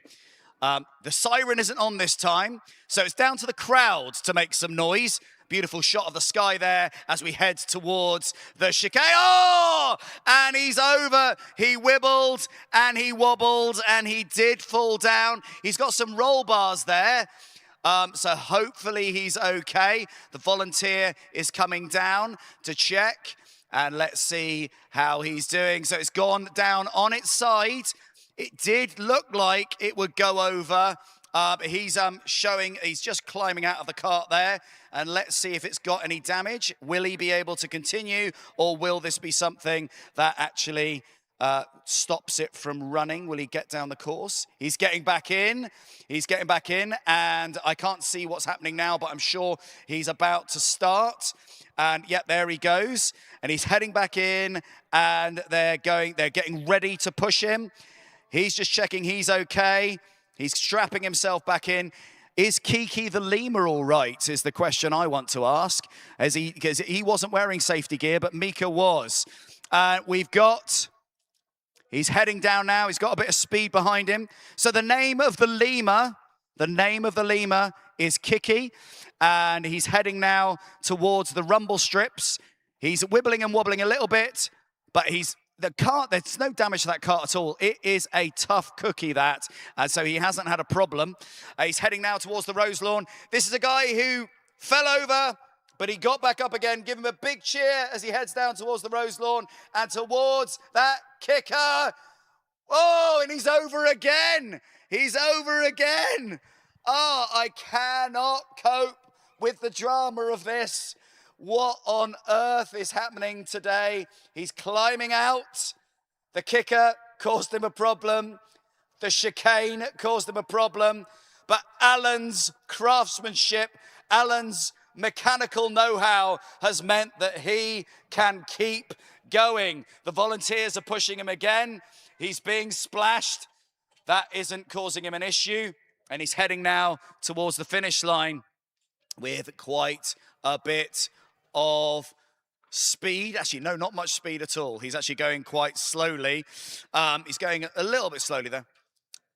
And he is now heading towards the finish line. And let's see what damage that has done to his time as he heads down and meets the finish line with a final time of 3:02. Back to Marek. Mika never fails to deliver drama. We love him for that. That was 2 falls in 1 run. What a legend. Next up, hopefully a more smooth, successful run. We've got the Tadley men's shed for their final run. The course is clear. Are you ready? Listen for the beeps. It's all about smoothness with Tadley's men's shed. Mike in the driving seat, guiding that wood plane down the track like a very, very careful carpenter working on a piece of wood over several weeks. It's a beautiful, stately, lovely plane. Beautiful design there. I love the handle at the front and the aerodynamic fin at the back. Really looks like one of those old planes you'd find in a woodwork shop, which indeed you will find in a woodwork shop at Tadley Men's Shed, where they do some fantastic work together to help with men's mental health. Last year, they worked with local Sainsbury's to install a chatty bench next to Tadley Library, and that received media attention, being featured in the Basingstoke Gazette and on the local That's TV channel. And both the Mayor of Basingstoke and local councillors attended the unveiling of that bench. And so they are just heading now towards the Rose Lawn Hotel and towards the kicker. Let's see how they manage the kicker there. So heading there, and a lovely jump. No problem for them there. Their main aim is to get to the finish. That's the key thing. Now, they actually had, this is built from an adult-sized kart frame that was donated for free. And the inspiration for the kart design was a number 4 wood plane, not a number 5 wood plane, a number 4 wood plane. And they hoped that it would have and leave a smooth finish. Now, their motto is making things and making friends, which is a big part of Tadley Men's Shed's raison d'etre. But here they now head towards the finish line with a time of 2:03. Back to Marek. When last year's champions crash out and you need a new race leader, who are you going to call? Ghostbusters! There we go. They got loads of support here. Ghostbusters, the current leaders on their last run. Listen out for the beeps. Good luck. Slimers in the driving seat. Slimers in the driving seat, or Alex, as he's known. So Simon's Slimer is in the driving seat. And look at him go. He's getting cheered as he goes past. Now, this kart is made from a sea kayak with strong front and rear metal subframes for the wheels and steering, and a very substantial roll cage made from an old access ladder. Amazing. It's designed to be strong, yet to have some flex when it jumps, as you can see there, as it went over the bone shaker and over the rumble strips. So really fast time, as we can see already, as he heads towards the kicker by the Rose Lawn Hotel. Give the Ghostbusters a big cheer as they go past. They've not raced since last year, but that doesn't show with a great control as they went over the kicker there. Last year, they had a top speed of 112, and the maximum speed they went up to was 38 miles an hour. Now, apparently, the Mongol missile hit 39. That is a time of 1:14. Over to Marek. Wow. That was quick. That was one of the quickest runs we've seen today. That's got to be the time to beat now. On their final run, we have the Backbreakers with their Roger Rabbit themed kart. Listen out for the beeps. Good luck. It's the Backbreakers. It's the Backbreakers. And this is Roger Rabbit, Simon Kelsey in the driving seat, according to my notes. And what a marvellous start we've got there as we get down the hill in the brilliant Benny-themed kart from Roger Rabbit. What a beautiful design. And I love the way these guys redesign their karts every year, zipping through the chicane there. Now, they basically took everything off the kart last year. This was based on the Mandalorian the Mandalorian spaceship last year. This year, it's based on the classic kart, the classic car, Benny's racing car from Who Framed Roger Rabbit. And they're heading towards the kicker now. And let's see how they've done. Oh, something's flown off. But that's not done them any damage. And they've absolutely loved that race there. Heading now towards the splash zone and finally towards the finish line. That is going to be a pretty respectable time as gravity helps them. And somebody pours something over, and that's a time of 1:19. And back to Marek. Not a bad run at all. Next up, we have Better Late Than Never. They're currently in third place, in with a shout of winning. Listen for the beeps, guys. Good luck on your last run.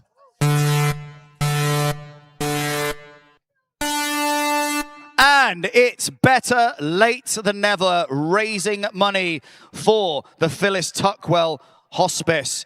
And they are a fantastic team. And this kart is the same design as last year. It's based on a McLaren MP4 of the mid-80s, the great Alan Prost era. They've participated several times before, and this is our oldest driver, the marvelous Alex Watts, who built the kart. And you can see he really knows what he's doing as he's going over the bone shaker there and over the rumble strips, picking up speed as he heads towards the Rose Lawn Hotel. And this is a great kart. Give them a big cheer as they come down to the Rose Lawn and head towards the kicker, which does this to the kart. A beautiful jump, a little bit of a correction there, but no issue. Now, they'd love to do better than last year, which I think they've done, but more importantly, they'd like to have a great day. Now, they had a brilliant finish at Crookham Dean. They came 10th, but where will they place on the score as they come in with a brilliant time of 1:18? And back to Marek. Thank you, Chris. Is there a chance we can have a look at the score and have it shape up, or is that going to be like a big reveal at the end? Chris, what can you tell us? Oh, Well, we can see the current scoreboard. The current scoreboard is interesting. The ones that have run so far are Ghostbusters. You can see in first place with a time of 1:14. Their fastest time was 1:12. Then Better Late Than Never have a time of 1:18, which puts them in second place. Backbreakers with a time of 1:19. Then we have Mika's Madagascar and Move It Machine with a time of 3:02. Team Ollie Rockets with a time of 2:09. And Tadley's Men's Shed with a time of 2:03. And you can see what that's doing to the actual final scores there. So now we've got, if you look at this thing, there's still a lot to play for. There's still a lot of teams to go. We can see Control Alt Defeat weren't in first place, but at the moment they're the ones potentially who might beat the Ghostbusters. Their times are very close to theirs, but Ghostbusters have got a good set of times there with 1:12, 1:15 and 1:14, and Control Alt Defeat with 1:17 and 1:15. So Control Alt Defeat could do well. Marek, what do you think? What do you think of what we've seen so far? Okay, well, looking at the scoreboard, I mean, I might need the scoreboard back up because I'm not very good at maths, but my calculations are that there is 1 minute 9. That's it. Okay, let's work this out. I'm a drama teacher, not a maths teacher. But Control Alt Defeat, I think that is 1 minute 9 to draw level with the Ghostbusters. 1 minute 9. So they have to significantly improve. They've got to improve by 6 seconds. Doing a bit of number crunching there. They've got to go 6 seconds faster on this run to draw level with the Ghostbusters. Ghostbusters in a commanding lead at the moment. Well, before we get to Control Alt Defeat, we still have the Burghfield Sailing Club to go on their final run. Good luck, Control Alt Defeat. Wait for the beeps.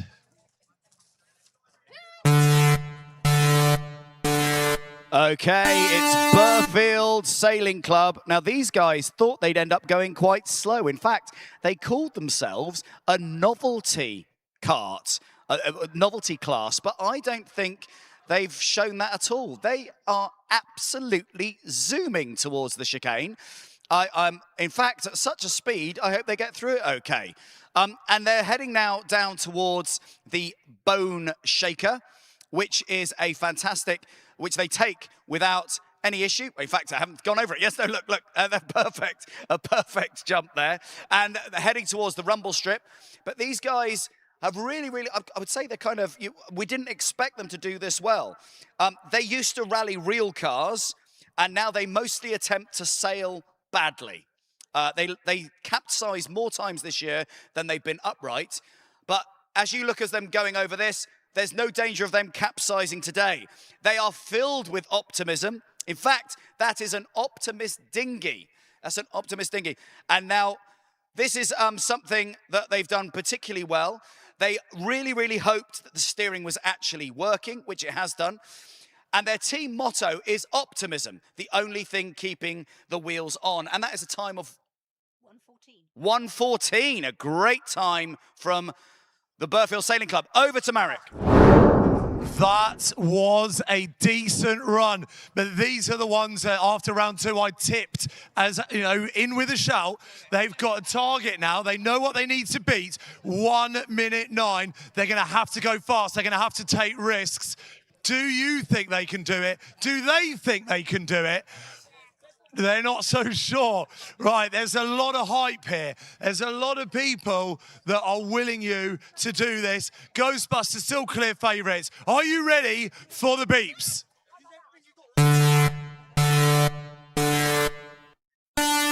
It's Control Alt Defeat. What a tremendous kart this is.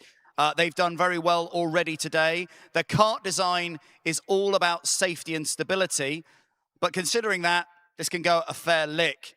They won 3rd place Best Engineered Kart at Crookham Dean in 2025, and they were the 3rd fastest at the Andover Soapbox this year.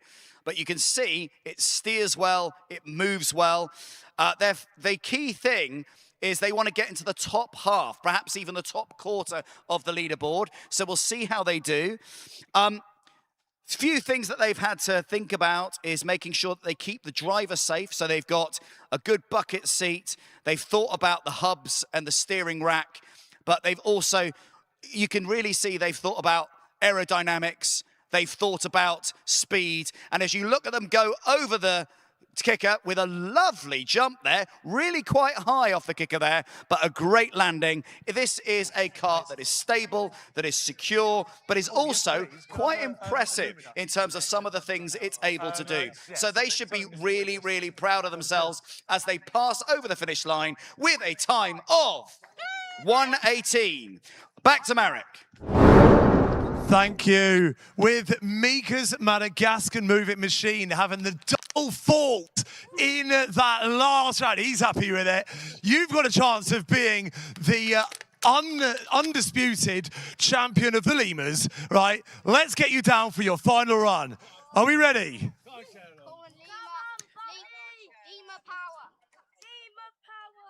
Wait for the beeps.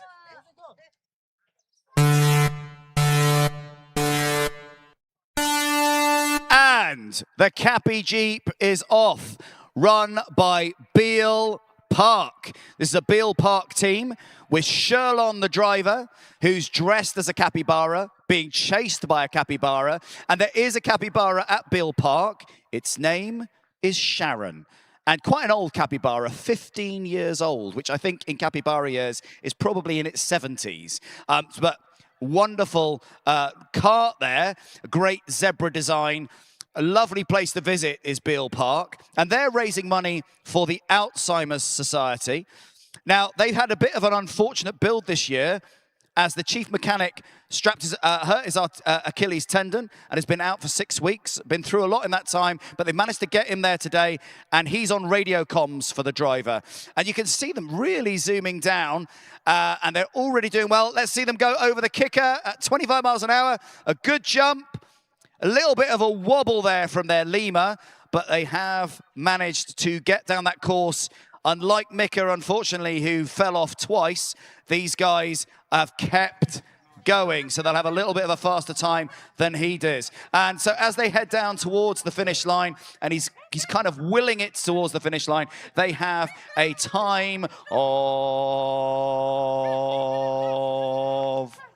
1:25. Back to Marek. Thank you, Chris. On their final run, we have Full Tilt, who last time out did topple. Let's hope they can get down safely. Please, one piece, enjoy your last run, guys. It's Full Tilt. Listen out for the beeps.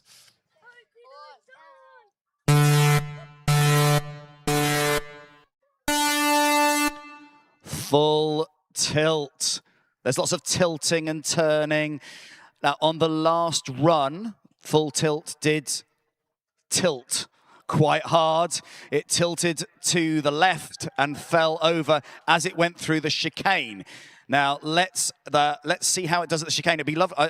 There isn't a lot of crowd at the chicane, but there's a few people gathered there seeing how Peter does. Perfect.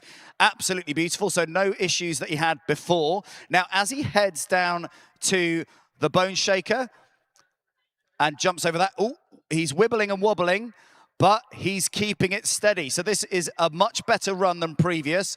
The rumble strip hasn't caused him any nightmares there, but he's heading now towards the Rose Lane at a very respectable speed. Give him a cheer as he comes down. This guy fell off last time, but he hasn't this time. Let's see how he manages the kicker. Whoa, he's doing, and he's corrected beautifully. A fantastic jump over the kicker there.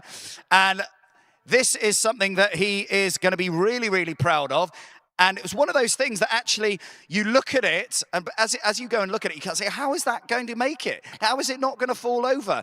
But he has proved, Peter has proved that this is a bit of engineering. And it had a time of 1:23. Back to Marek, please. Butlers and Gom Thunder Run, they have improved massively from their first run to the second run. Let's see if they can go even faster with their last run. Good luck, guys. Enjoy this last one. Listen out for the beeps.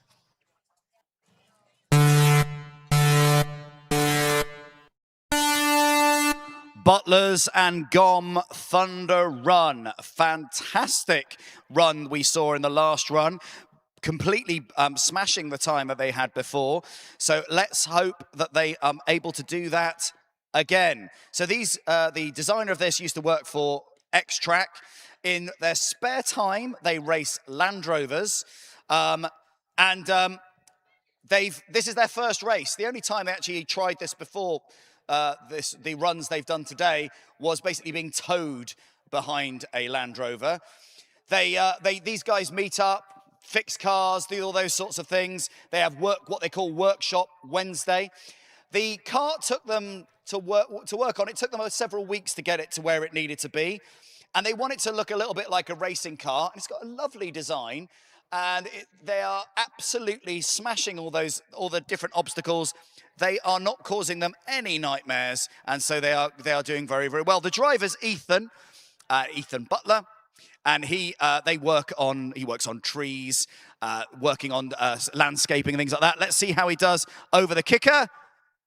Very graceful, very beautiful, and he enjoyed that greatly. He's getting a little bit of splash from the splash zone, which is probably totally welcoming. And he hoped that it would rain today, as it might make him go fast. The splash zone maybe helped him a little bit with that, but now he's heading towards the finish line, and he's not having to push himself as he heads there. As we've got this final thing, he's slowing down a little bit, and now he is pushing himself using the classic forward nodding technique to push himself forward. And it's a time-tested technique, but he heads over the finish line at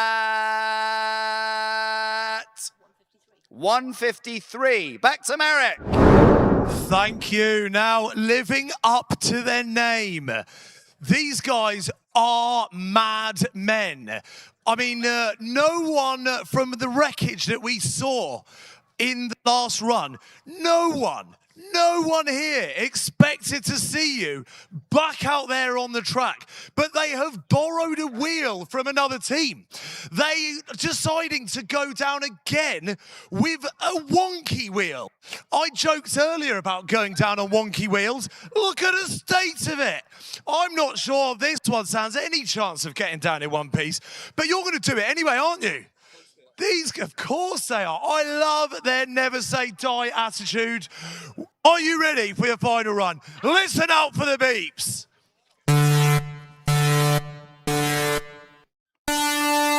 I'm saying a little prayer for madmen right now. I'm praying that they are okay, that everything is all right.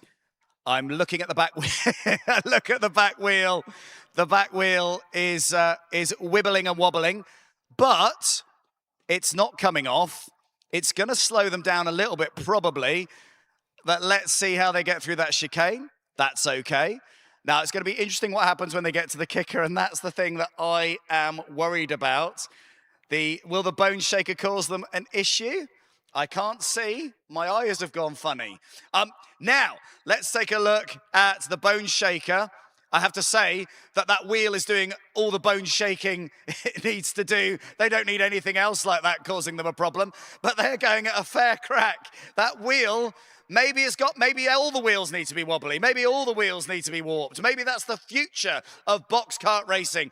Over the kicker. Hold your breath, everyone. He's okay. He's okay. It didn't happen as it did before. He's being sprayed a little bit there in terms of what's going on. Now, we've got a brilliant finish there. He's done well. It's slowing him down a little bit as he's going on there. Now, he actually worked on this with his dad, who's a retired mechanic, and he learned how to weld to build this. The person who donated this to him was too scared to race it. But as I said, Mike Winfield is a man with no fear as he finishes with a time of 1:38. Back to Marek. Thank you, Chris. Next up, we have fans' favourites, the Teletubbies, Inky Winky, Dipsy, Lala and Poe, ready to go down for their final run. You have brought us so much joy from that first run where you ended up in a bush and didn't make it very far. A much better second run. Now, I don't think that you could win the fastest, but you could still win the novelty. Let's see you down there. Listen for the beeps.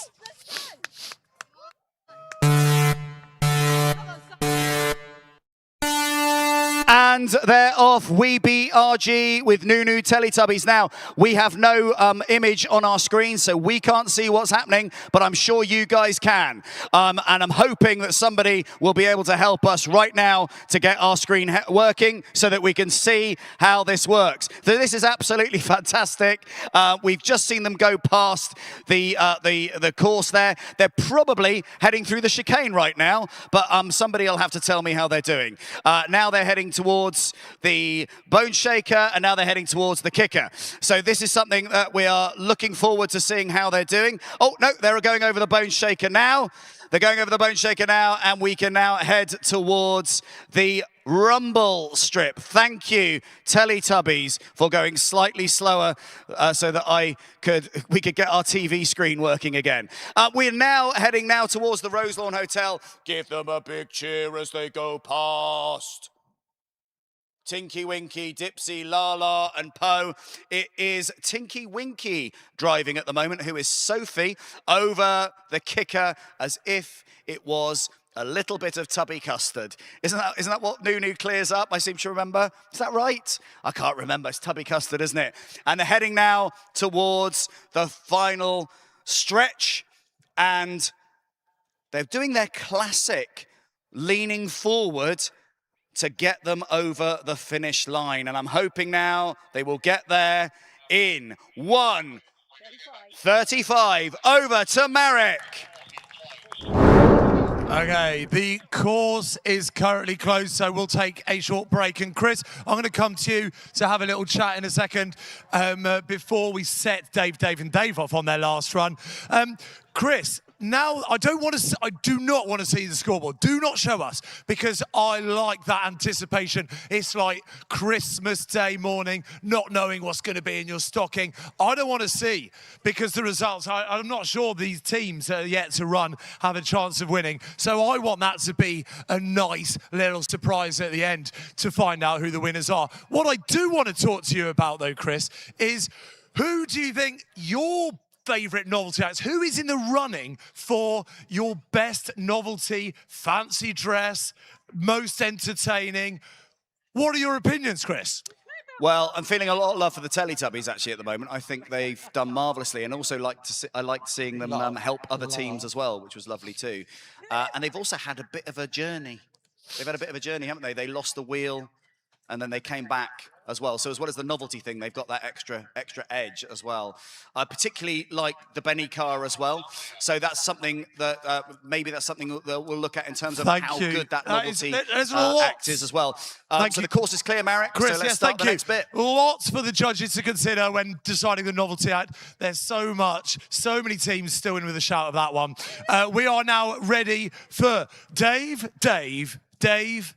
and Dave's final run. Are you boys ready? Kind of. It's Dave, and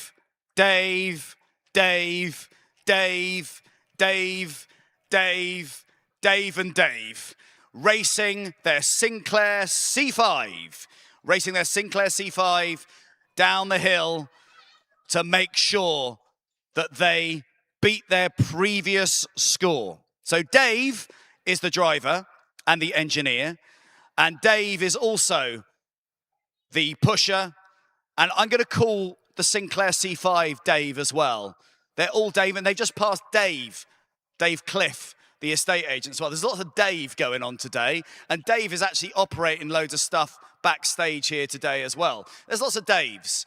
There's lots of Daves going on today, but he's a beautiful kart, this.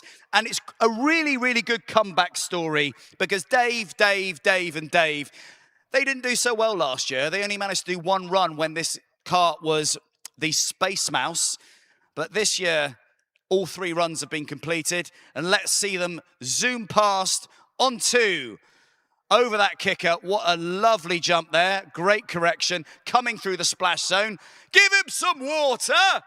Thank you. That's great. And now looking down now as he heads towards the finish line, you can see this modified Sinclair C5 designed by Clive Sinclair, who also designed the ZX81, the ZX80, the Sinclair Spectrum, and all those marvelous computer consoles of my youth. Also designed the Sinclair C5, which was an absolute failure. They only made 4,000, but it's great to see it with the time of 140. 140. Back to you, Marek. Thank you, Chris.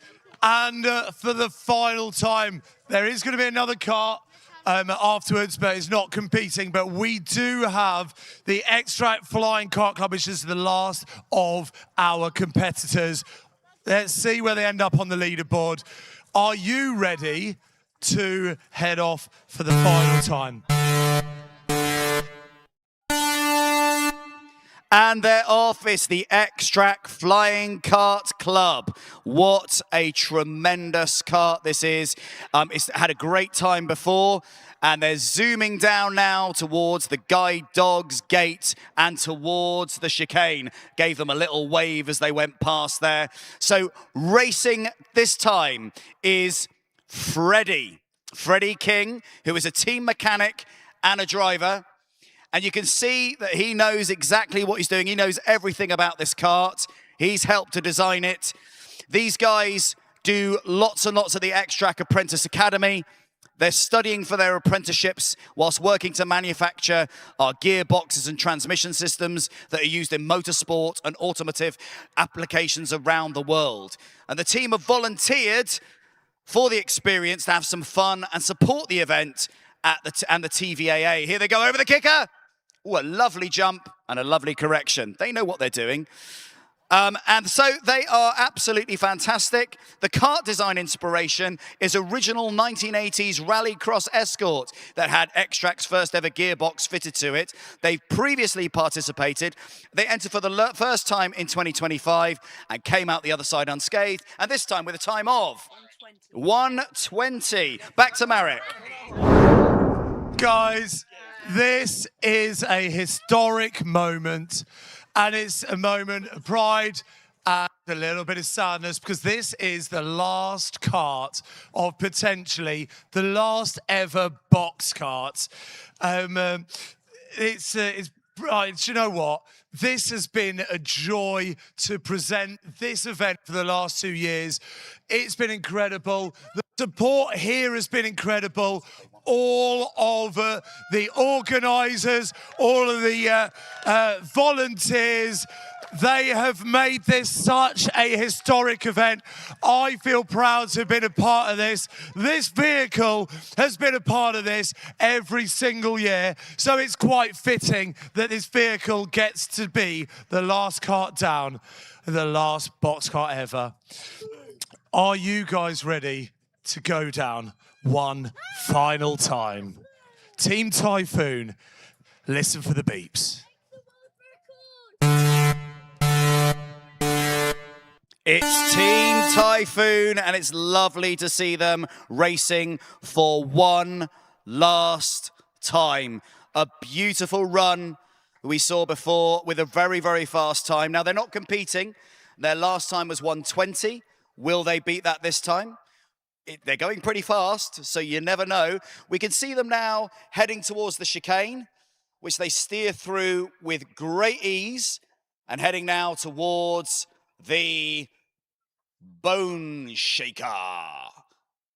And a lovely little jump over that as they head now towards the rumble strip for the last time.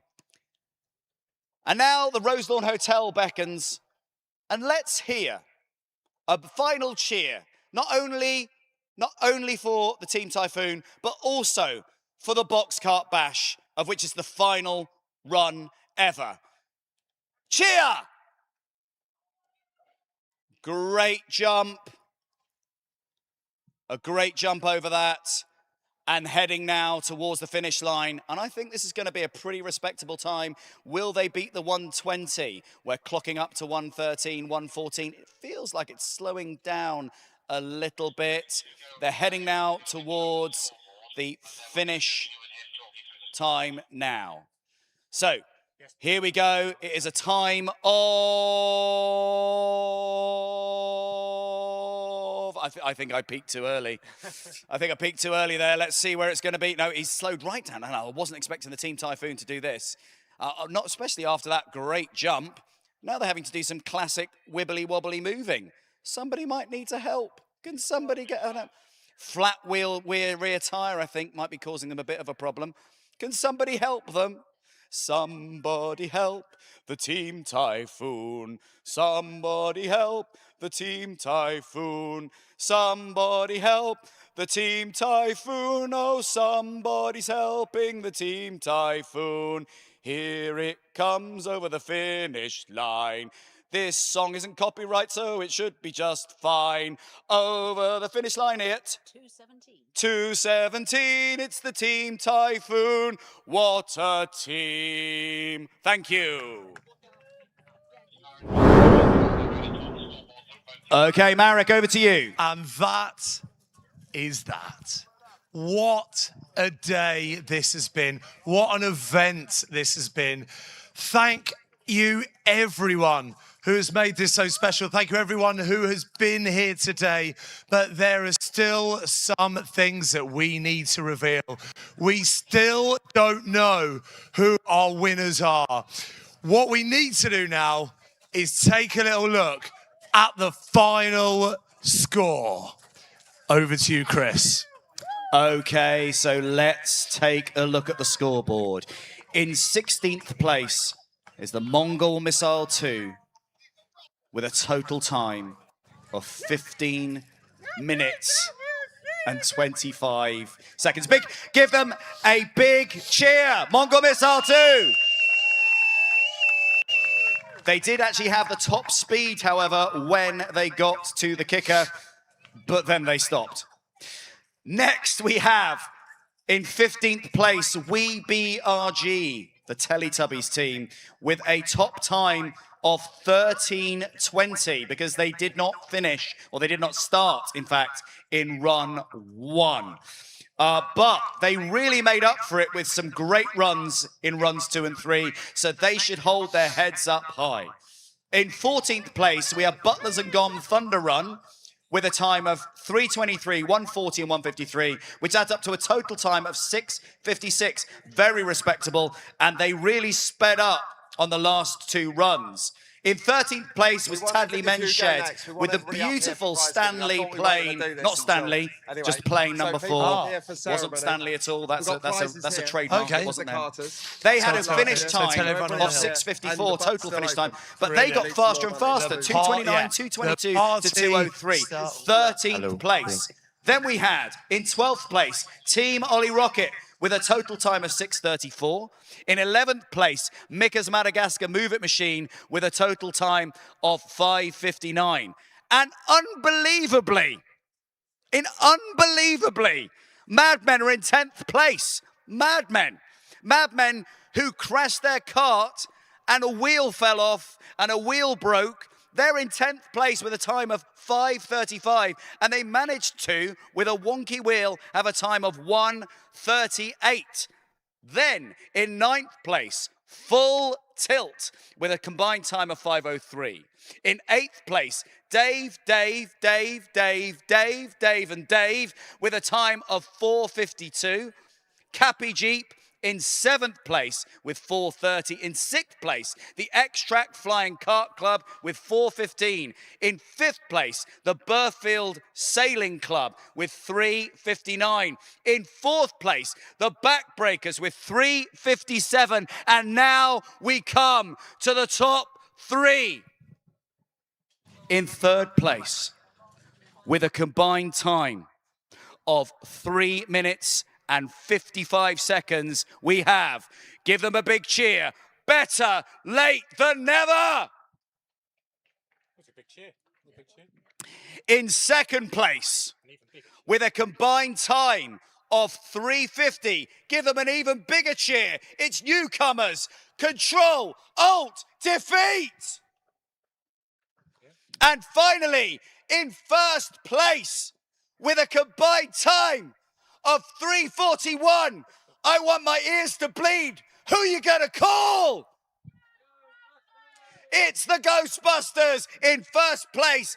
Boxcart Bash 2026, the last Boxcart Bash ever. Well done, Ghostbusters. And over to you, Marek. Thank you, Chris. You can see they are there celebrating. This event is not over. Yes, the racing has finished, but get yourselves up here to Guide Dogs HQ because the party is just about to start. We have empty glasses that need refilling. The bar is open. There's plenty of booze up here. These guys will be celebrating. We've got a presentation ceremony to be had. And there is still one secret that we have not revealed. We have not told you who has won the best novelty cart. So don't go home. Get yourselves to Guide Dogs HQ. Get yourselves some drinks. Get partying, enjoy the afternoon, see the presentation, celebrate with all of us, and let's get partying. Okay, so it's time to see some replays. Make sure you make your way up to Guide Dogs for the Blind for the presentations. It's not over yet. So here we can see the replays of the third round. The third round and the entire day. Here they come. You can see Team Ollie Rocket on the first round, heading down. Now, Team Ollie Rocket are absolutely a brilliant team, and they have done very, very well today. Very, very well. As you can see. So Team Ollie Rocket had a time of 2:22 on the first run, 2:03 on the second run, and 2:09 on the third. Then they were followed by Mika's Madagascar Movement Machine with on the first run a time of 1:28. Mika's Madagascar Movement Machine had a very adventurous and exciting run on the third run, but did really, really well with some great times on the first two runs with 1:28. A very exciting kart to watch. Great to see Tadley Men's Shed. Great to see Tadley Men's Shed doing such a wonderful run. They started off slow, but they got faster. So the first run was a very stately 2:29. But the second round, they shaved off some time with 2:22. The third round, they nearly got under 2 minutes, 2 minutes 3. So although they didn't come that high up the leaderboard, they kept beating their own personal best, which was absolutely fantastic. They were followed by our winners today, the Ghostbusters. So the Ghostbusters, on their first run, had a time of 1:12. A time of 1:12, which was, I think, matched their fastest time last year. And whilst they didn't match those top speeds, they did incredible speeds this year, which put them in the top spot. Now, the key thing here is we have cameras up and down the course that are catching all the action. And if you were on the course, you'll only have seen perhaps the one section you were in. But if you go to the website, boxcart.org.uk/watch, you will see, you'll be able to watch the replays, you'll be able to watch all those bits and bobs as you're going through it. Lovely to see the Benny car from Hoover Frame Roger Rabbit, driven by the beautiful Jessica Rabbit there. And as I said, a lot of you can't see that now, so do go to boxcart.org.uk/watch if you want to have a look at that. You can see the tractors at the moment, pulling up the carts. And we've got some great... The tractors are a great thing to watch as well as you watch them go up. It's lovely to always see the tractors doing the pulling. Mika's Madagascar Move It machine and the Beale Park Jeep are travelling together. 2 lemurs together. That's a lovely thing to see. But we're looking at the replays at the moment. We're looking at the replays, and we can see Better Late Than Never, who had a great run with, again, speeding up an initial run of 120 on round 1, and then a faster time on run 2 and a faster run on time on run 3. This has been a great run today, raising money for a great cause. So many volunteers, so many people helping make this event take place. All of the volunteers who got up in the night to put up all the barriers, to put up all of the, to trim back all the hedges, all the bushes, to put up the finish signs, to put up the arches, to do all those particular things. The people running the bar, the people doing health and safety, the paramedics on the course in case anything went wrong for both, obviously, the drivers and the public. There's a lot of people here today, so people need looking after. The people who provide us with toilets, the people who provide us with beer, the Burghfield Santas running the Santa Bar. And remember, the Santa Bar raises money for the Thames Valley Air Ambulance. So the more beer you buy on this marvellous, warm, sunny Father's Day will raise money for Thames Valley Air Ambulance. But none of this stuff would happen without the volunteers. So, volunteer on the Facebook group. Join the Burghfield Santas, volunteer for the pop-up pubs that take place this summer. Volunteer for the Burfest that takes place in September. This stuff wouldn't happen without volunteers. This stuff wouldn't happen with the amazing Burghfield Parish Council. This stuff wouldn't happen without the Burghfield Santas, who have been running things here, some great charity events here for the last 20 years, with the amazing Santa bike ride that they do at Christmas. That was the thing that started it all, run by some incredible local guys who put on all these events so that the community just feels a little bit more together. It's an incredible event. This is an incredible event. It wouldn't happen without the Santas. It wouldn't happen without volunteers. So you might be one of those people who enjoys the whole thing, but it's just as enjoyable to get behind it and to volunteer and to run things. So go for it, volunteer. You might make some new friends, but also you'll have a great time. It's a tremendous event. And you can see now a marvellous run from Butlers and Gom. This was their first run here, where they had a little bit of a slow 3:23.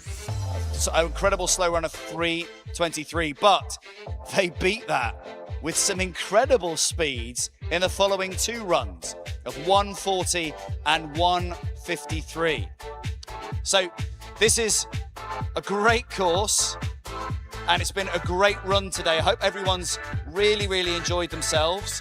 I've really enjoyed it, and I've really enjoyed meeting lots of people, but I haven't had a beer yet, and I'm hoping somebody will bring me one in a moment. If I say that on the loudspeakers, will it happen? Will it happen? Because I finished now. I can have just a light session-y sort of ale. That would be great. If someone could bring that over to me, that would be fantastic. Because I'm gasping. I've drunk all my water. Maybe someone could bring me a water. I don't mind. But something like that, but maybe a beer would be good. Because, and I will pay. I will pay, and that money will go to Burghfield Santas. But over to Marek now for a little bit of Phil, a little bit of talk about what's going to happen next. Marek, over to you. Just a rumour. It's just right, breaking news. It's just a rumour at the moment.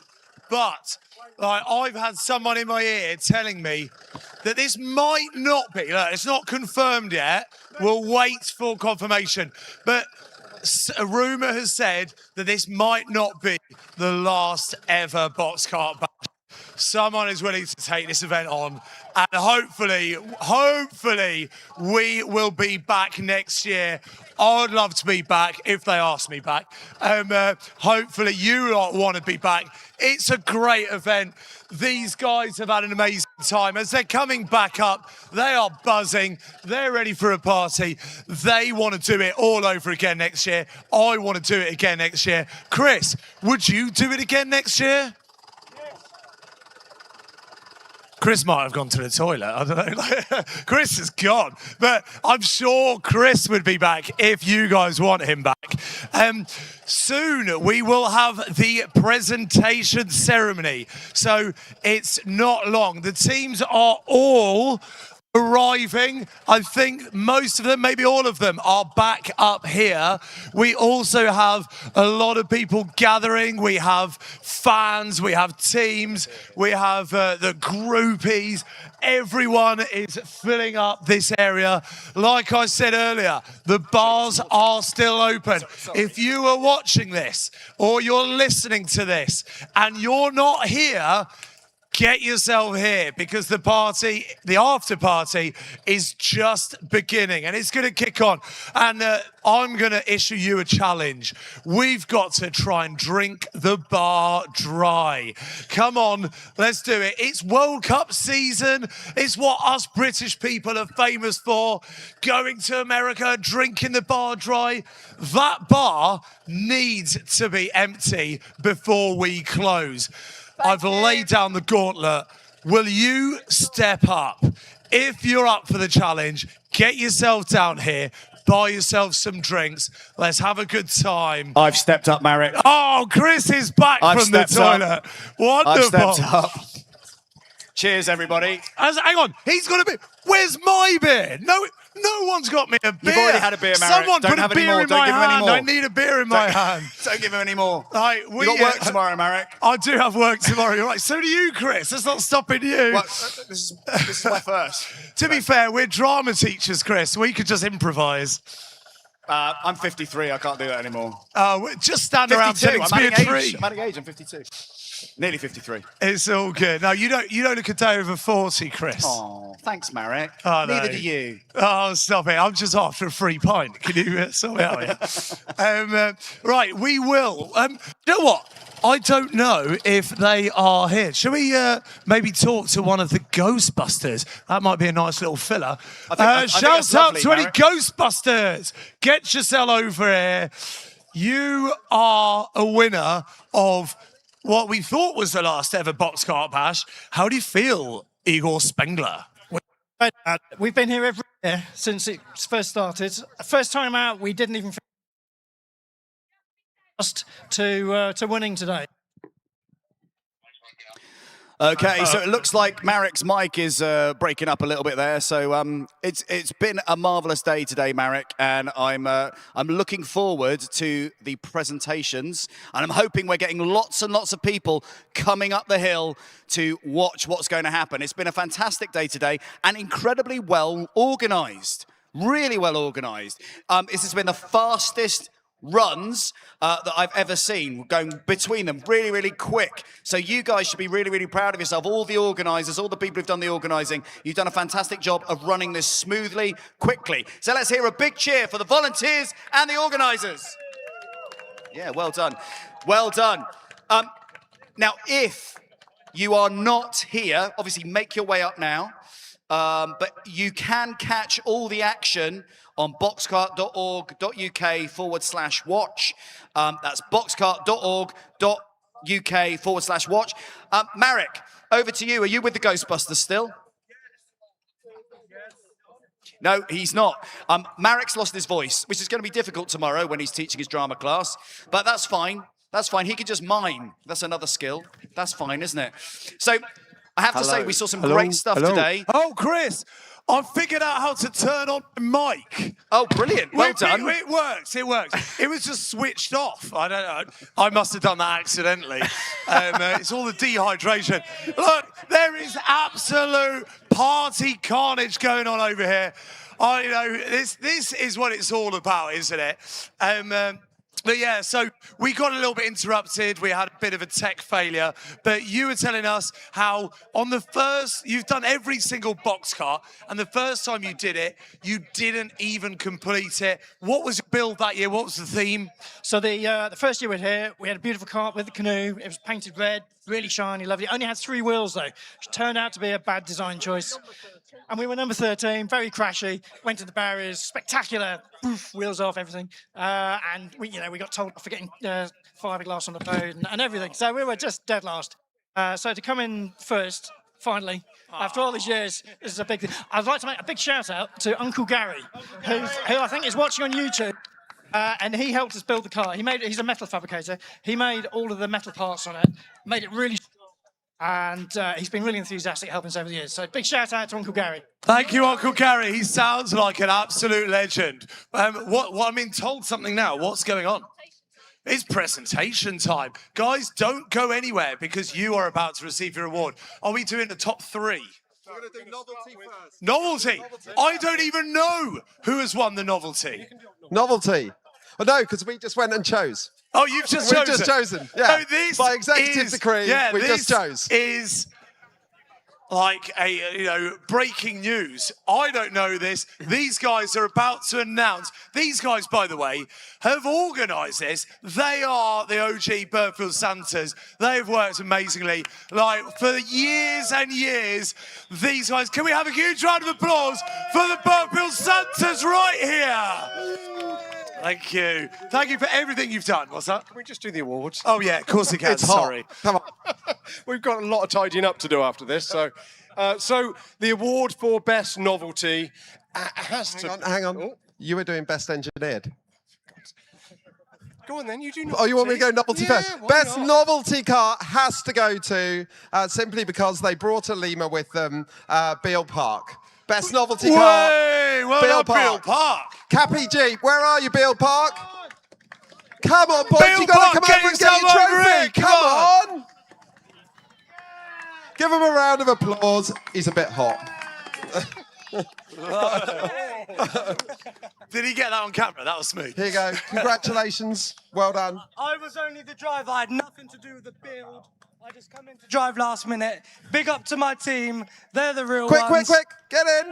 Get over here, quick, because we're running out of time. One of them's only got 1 foot, so he's probably going to stay over there. Well done, guys. Well done. And more importantly, did you beat Mika? It's not about who you beat. It's about the friends that you make along the way. Absolutely. Brilliant. Okay, and our next award. I'm not sure I'll hold with that. It's the winning. Use this one. Yeah. It's all about the winning, we all know that. And for the winner of the Best Engineered Kart, Full Tilt. Wow. Not necessarily for its performance, but dear Lord, hasn't that been engineered with an inch of success? Well done, guys. Cheers. Well done. Well done. Congratulations. So congratulations. If anybody hasn't seen that kart, you should go and have a look and have a bit of a tour about the thought that's been into it. If there was just a 5% more on execution, it would have been phenomenal. And with that, I guess we're going to need Marek's help for the first, second, third place for King or Queen of the Hill. Oh, yeah. Wait, I mean, you know the who are? answers? No, they're all up on the screen. Let's have a little look on the screen. Who have we got? In third place to... Whoa, bit of feedback there. Better late than never. Please come up and get your third place award. And also the oldest karter on the course at the tender age of 77. He's still got it. And achieved his goal of doing better than last year. Well done. And faster than all the youngsters. Well done. Brilliant. And a Brilliant. genuinely lovely team as well. So thank you very much. In second place, we had Control, Alt, Defeat. Get up here and get your second place award. Well done, guys. Thank you. Congratulations. Well done, boys. Thank you very much. Cheers. Thank you. Well done. Good job. And last, but by no means least, in fact, the opposite of least, the best team, and the king of the hill, we have the Ghostbusters! Who are you going to call? Thank you very much. Well done. Really good job. Thank you. Well done, guys. The best redemption story ever from that awful cart that scraped its way along the hill and got fined for the damage to the road surface. So I love this full turnaround. Thank you so much, guys, and thank you for your perseverance over the years. It does go to show that there is hope for everybody, no matter how bad and incompetent you feel. Yeah. Thank you very much, Lil. Okay, so fantastic day it's been today. Really fantastic day. Thank you to everyone. Thank you to all the organisers. And I just want to say a big thank you to all the AV team who've put this great presentation together. You can catch it all on YouTube. A big thanks to them and a big cheer for all of these guys who've put this together. Thank you very much. Good night.